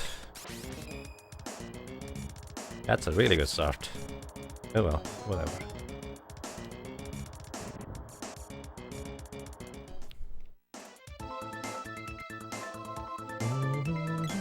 Wait, I despawned everything in here? That's a new one. I don't think I've ever done that before.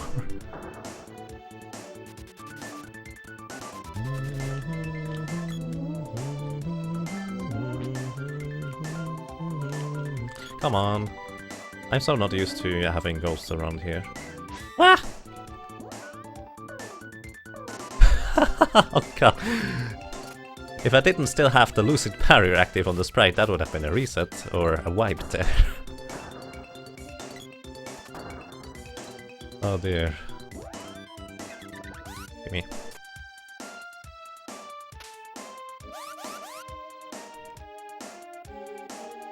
Why did I actually not cast to sit barrier before I went in here? That's a good question. Alright, time to focus.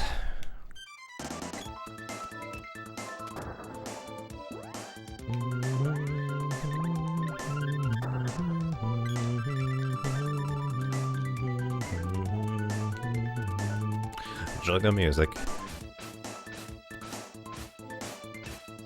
As you may be able to tell, the enemies here are quite dangerous. Not absorb the sprite, that... Thank you, that's good. Well, not good, but fine.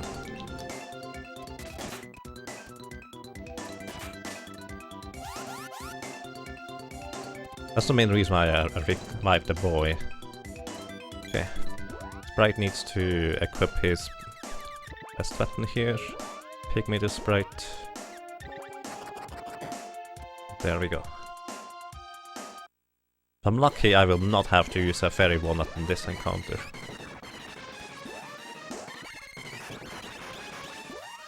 Three... How many it is? Hang on, where is it? 3. Alright.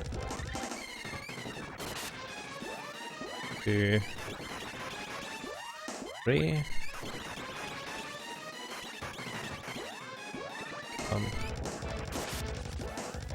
2... 3... Buffy doesn't have to be nice. It doesn't really matter much in this category. Well, outside of him taking, hopefully, enough damage.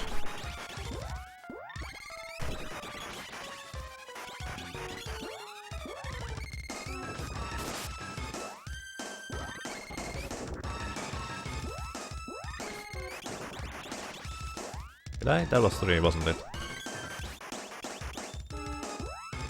Hope that's good enough. Okay, that's good enough. Sprite has 1 MP to absorb magic damage, so that's good. Bit slow, but fine.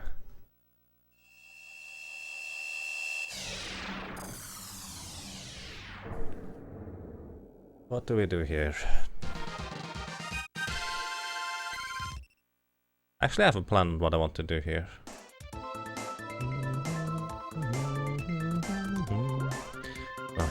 First off, take me the sprite. Not sure that's going to work out. I'm just testing a new strategy on the fly here.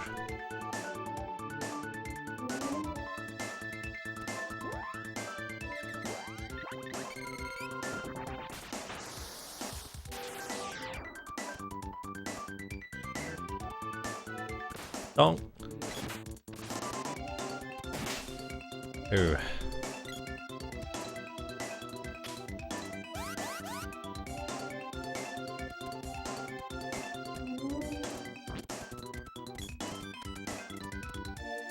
On the blob. Doesn't matter. Okay. Change form. And absorb them. I don't really need to do that yet, in theory.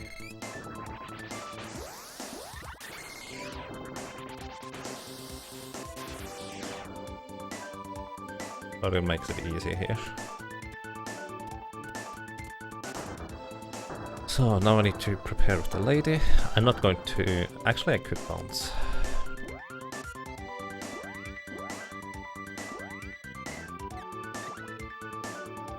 The lady is fine.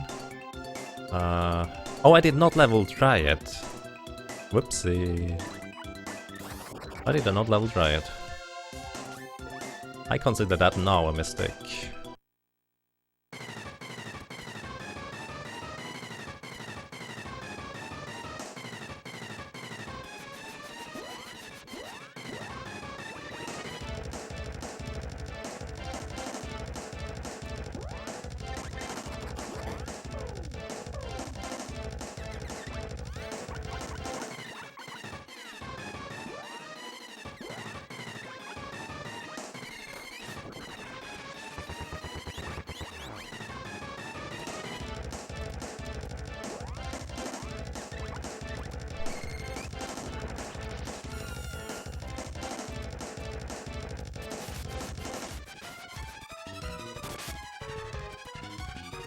Okay, that's one. Oh, that's the correct one.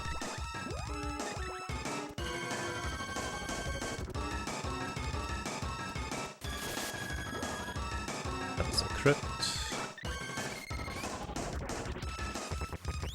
I'm not going to bounce. Just to make sure that I guaranteed finish this. Sorry, Crow.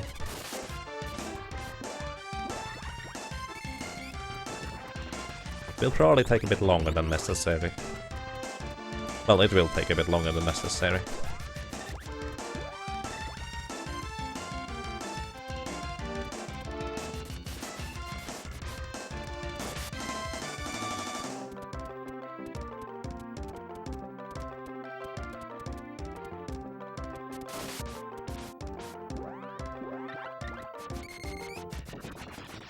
Oh, that's not going to be quick enough, is it?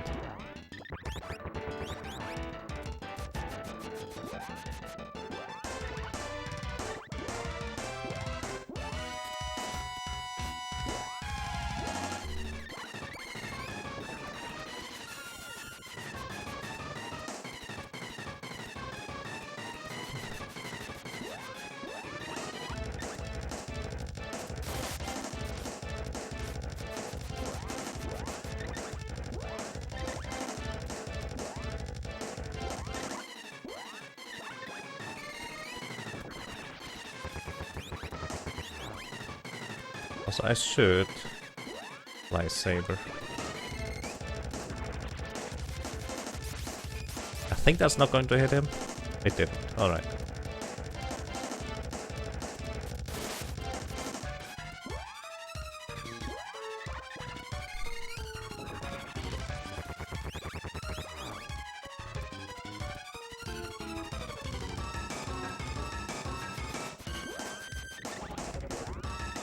Using most mid-smaller to deflect the damage from the acid rain.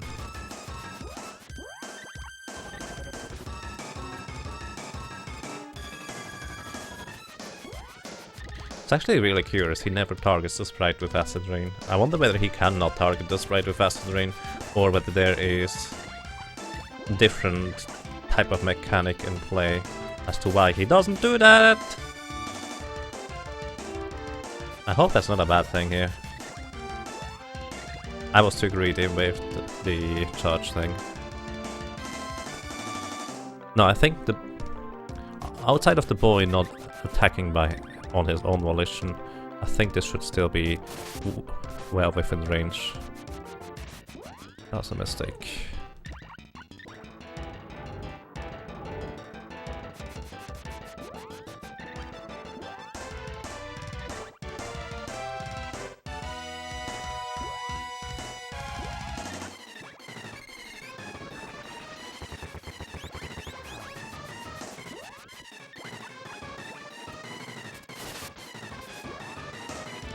I wonder how much he has left.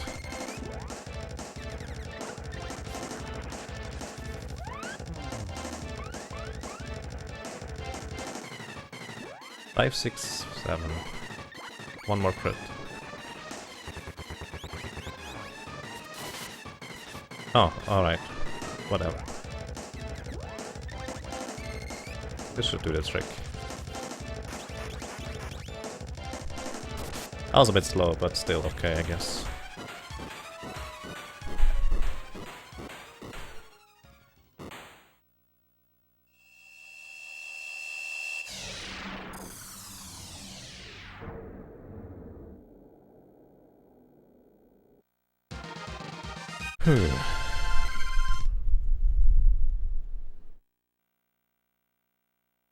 That was less than ideal, but it's still okay. Let's go for the final stretch here.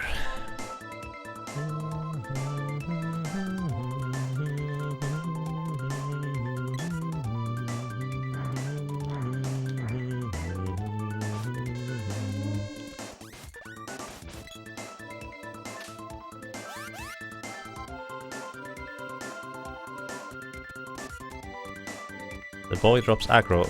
Your best bet is probably to wall the party.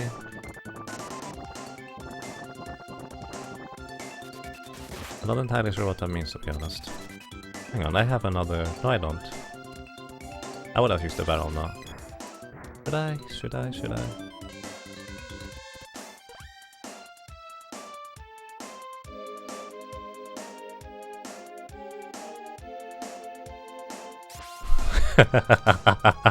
I didn't even step I'm dead. Oh, okay. So this is where I'm actually going to revive the lady. I have plenty of them. Just to have a secondary character alive. In case there's a wolf here, mostly. Or I make a mistake on the bridge. Well, that's one way. Don't.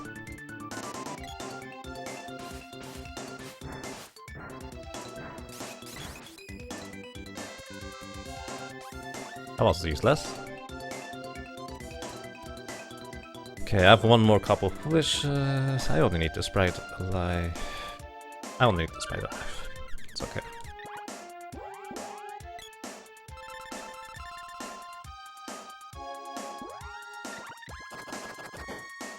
Wow, that was scary.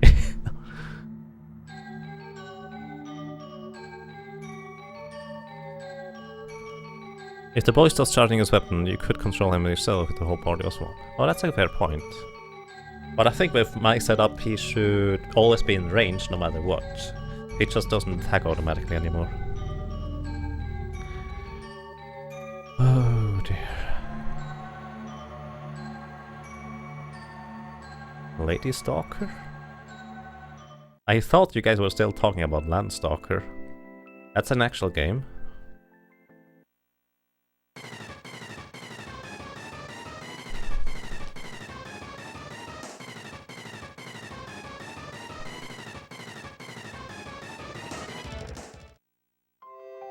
And greetings, Mike. How are you doing?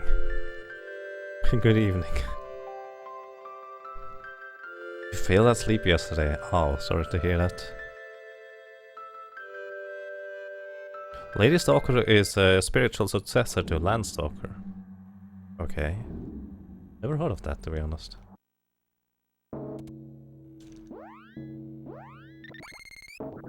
Actually, no.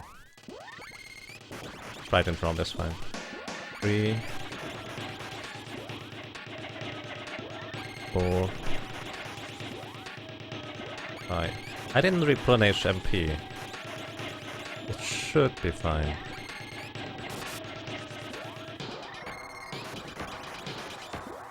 Three, 4. I don't need a lot of MP on the sprite in the end.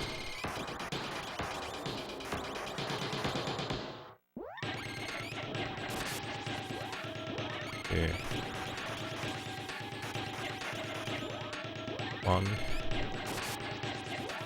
2, 3, 4. 3. That should be enough. Without too much trouble. 1, 2, 3, 4, 5. 1. Oh. 2, 3, 4, 5. 1, 2, 3, 4. 1, 2, 3, 4. Going to be 4 again this time.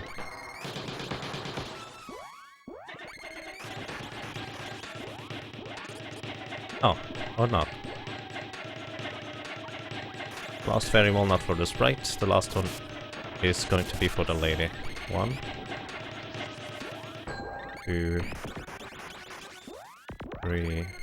I'm going in sets of 3 now. he should be almost dead. 1, 2, 3. 1. Oh, it is dead.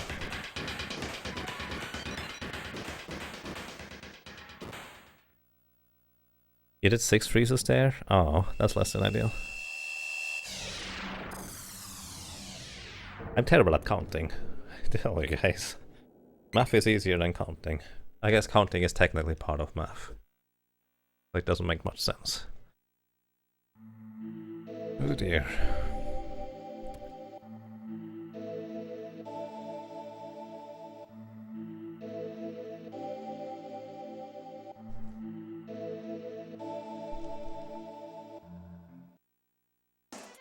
So, now I need actually a good chunk of luck, because I don't have Dryad leveled.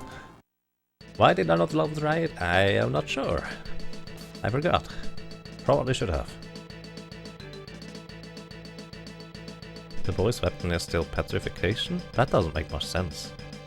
He was... No, actually he was not dead. That does make sense in the end. 23 on the sprite. What does the lady have? 27. That's plenty. Holy cow, that's plenty. Holy.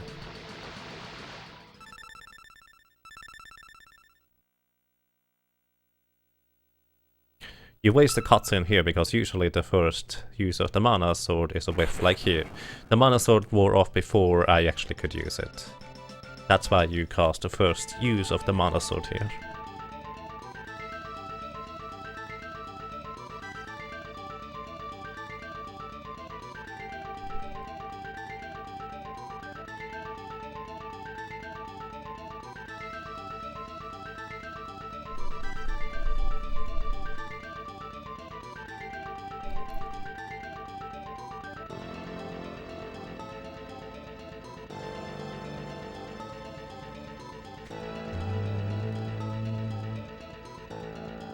Of course, later, Sarah.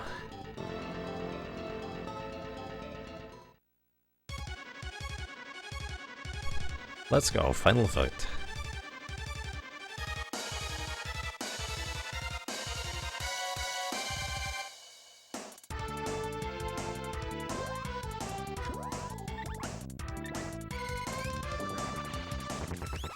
Okay, Moon and the Shield rank 2 now. Probably should... No, it's fine. It's going to be one critical hit.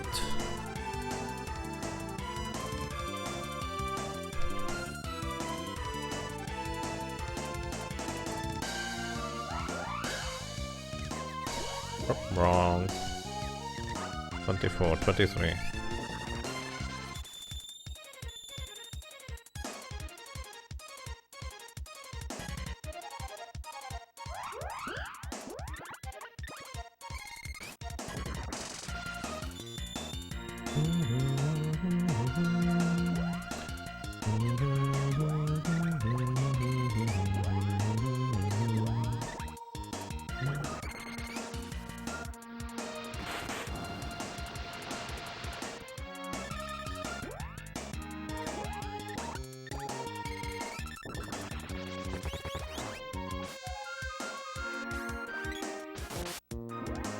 Well, that color does not look right.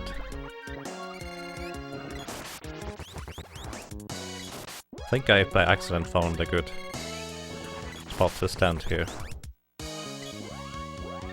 That's a bit early. Okay, mana matching wore off.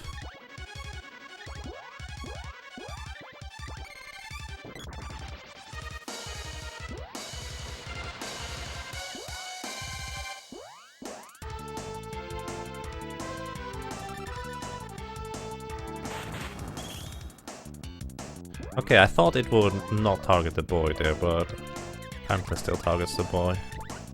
Okay. Oh well.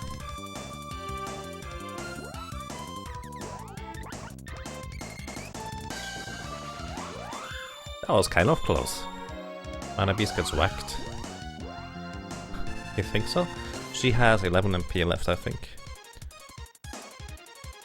Did I ever run Landstalker or know what it is? No, I've never played it. but it's on my list of stuff that I want to play. It's actually probably going to be my next casual project that I want to play through. Oopsie.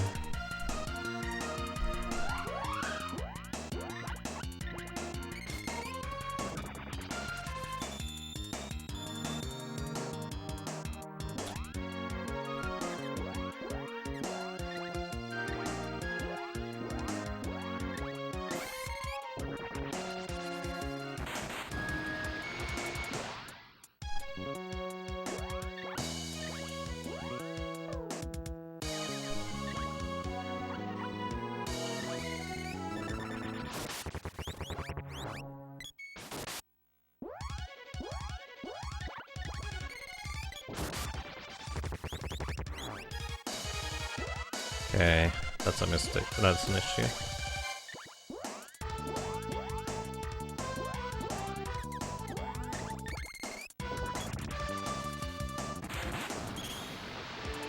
Uh-oh, don't kill the lady here.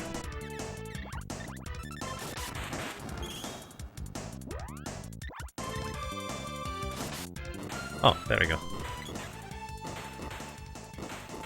Not too bad. Up 4 hours.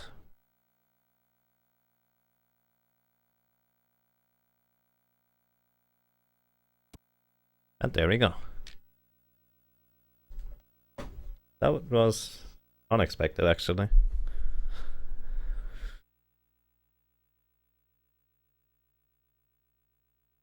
That was with Marathon Strats too. You can't make it much more safe, I guess. On the other hand, I never died, so that's a plus. Nice PP indeed.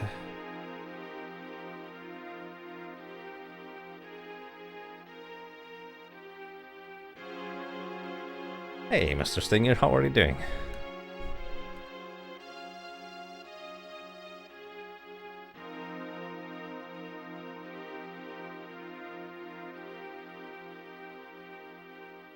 Is that the record? Yes, this is. I'm sure Crow is going to take it away very soon again. Almost certainly. Hey, Jade Riot, how are you doing? GG, thank you everyone. Banana made the PB. Yes, indeed. Banana PB. With Sarah and Zulu. What's the record? 3 hours, 57 minutes and 1 second.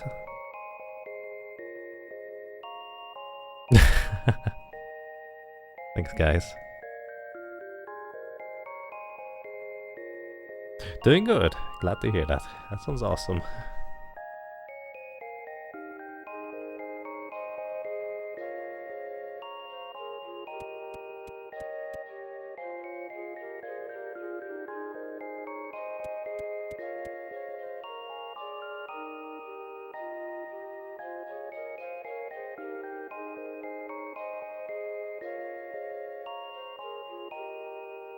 But yeah, that was kind of unexpected.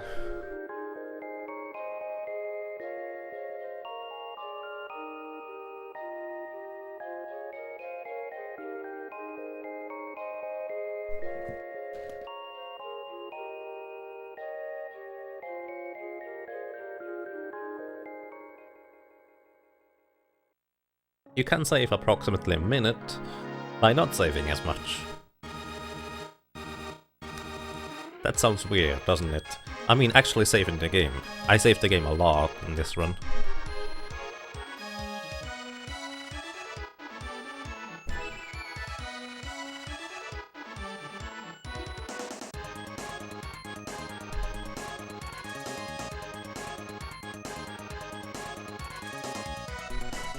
This calls short shots.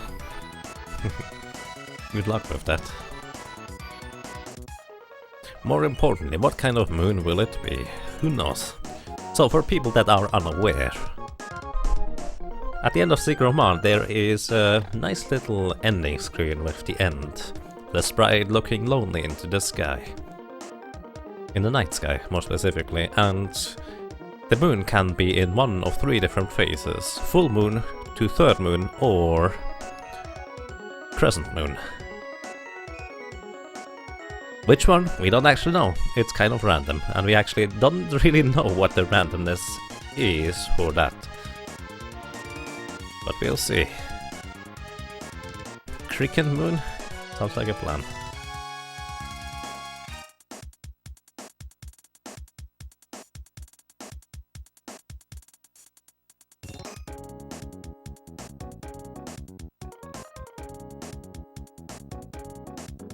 Next run now? Probably not. I think I'm going to switch over to a more casual game after this. I always like watching the credits though.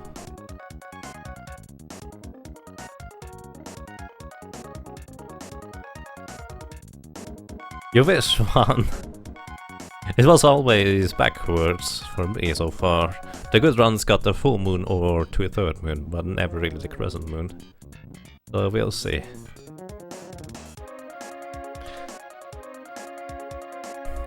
Arx Fatalis? Never played that. No, I'm going to go with Sultan Sanctuary. That is my current casual game, I guess you could say, that I really like. What is Arx Fatalis?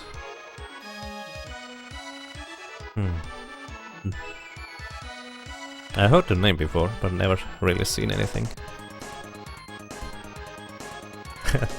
Stinger clearly says, looks like nobody was paying attention to the mana archer because that clearly indicates a 3/4 moon. We'll see. I already debunked that Stinger. Go buy that Mega Drive pack. I will play Landstalker, but I don't want to have too many casual games started at a time, so I'd rather finish Sultan Sanctuary. Plus, I really like playing that game. It is amazing.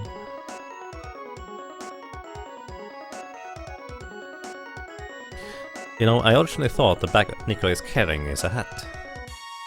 Yeah, I can see that. You can only see his walking sprite from the behind through a glitch. But it is there, he has actually a back sprite. I say crescent moon, let's see.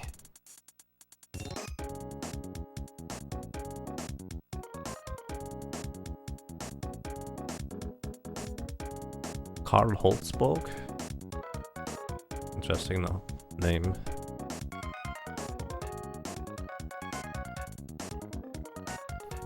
I've never played a Landstalker, but I will eventually, don't worry.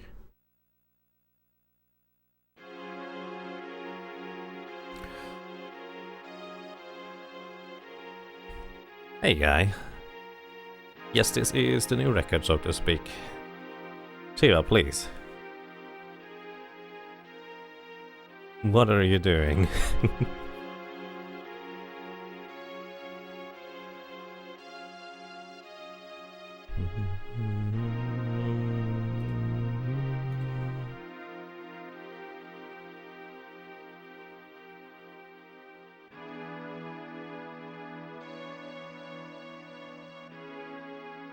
Hey, it is Crescent Moon. Stinger was wrong. But this also basically indicates that this was not a good run, because I got the good moon. The most, well, the best looking one.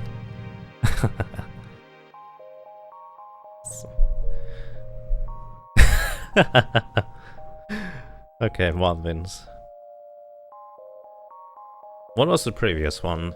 4 hours and 2 minutes or something like that.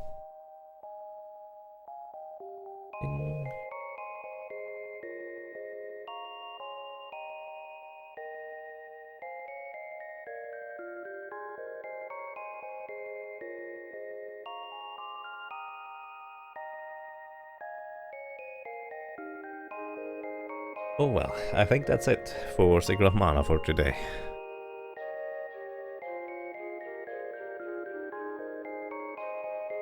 Thank you, Ruff, and thank you everybody. That was a lot quicker than I expected.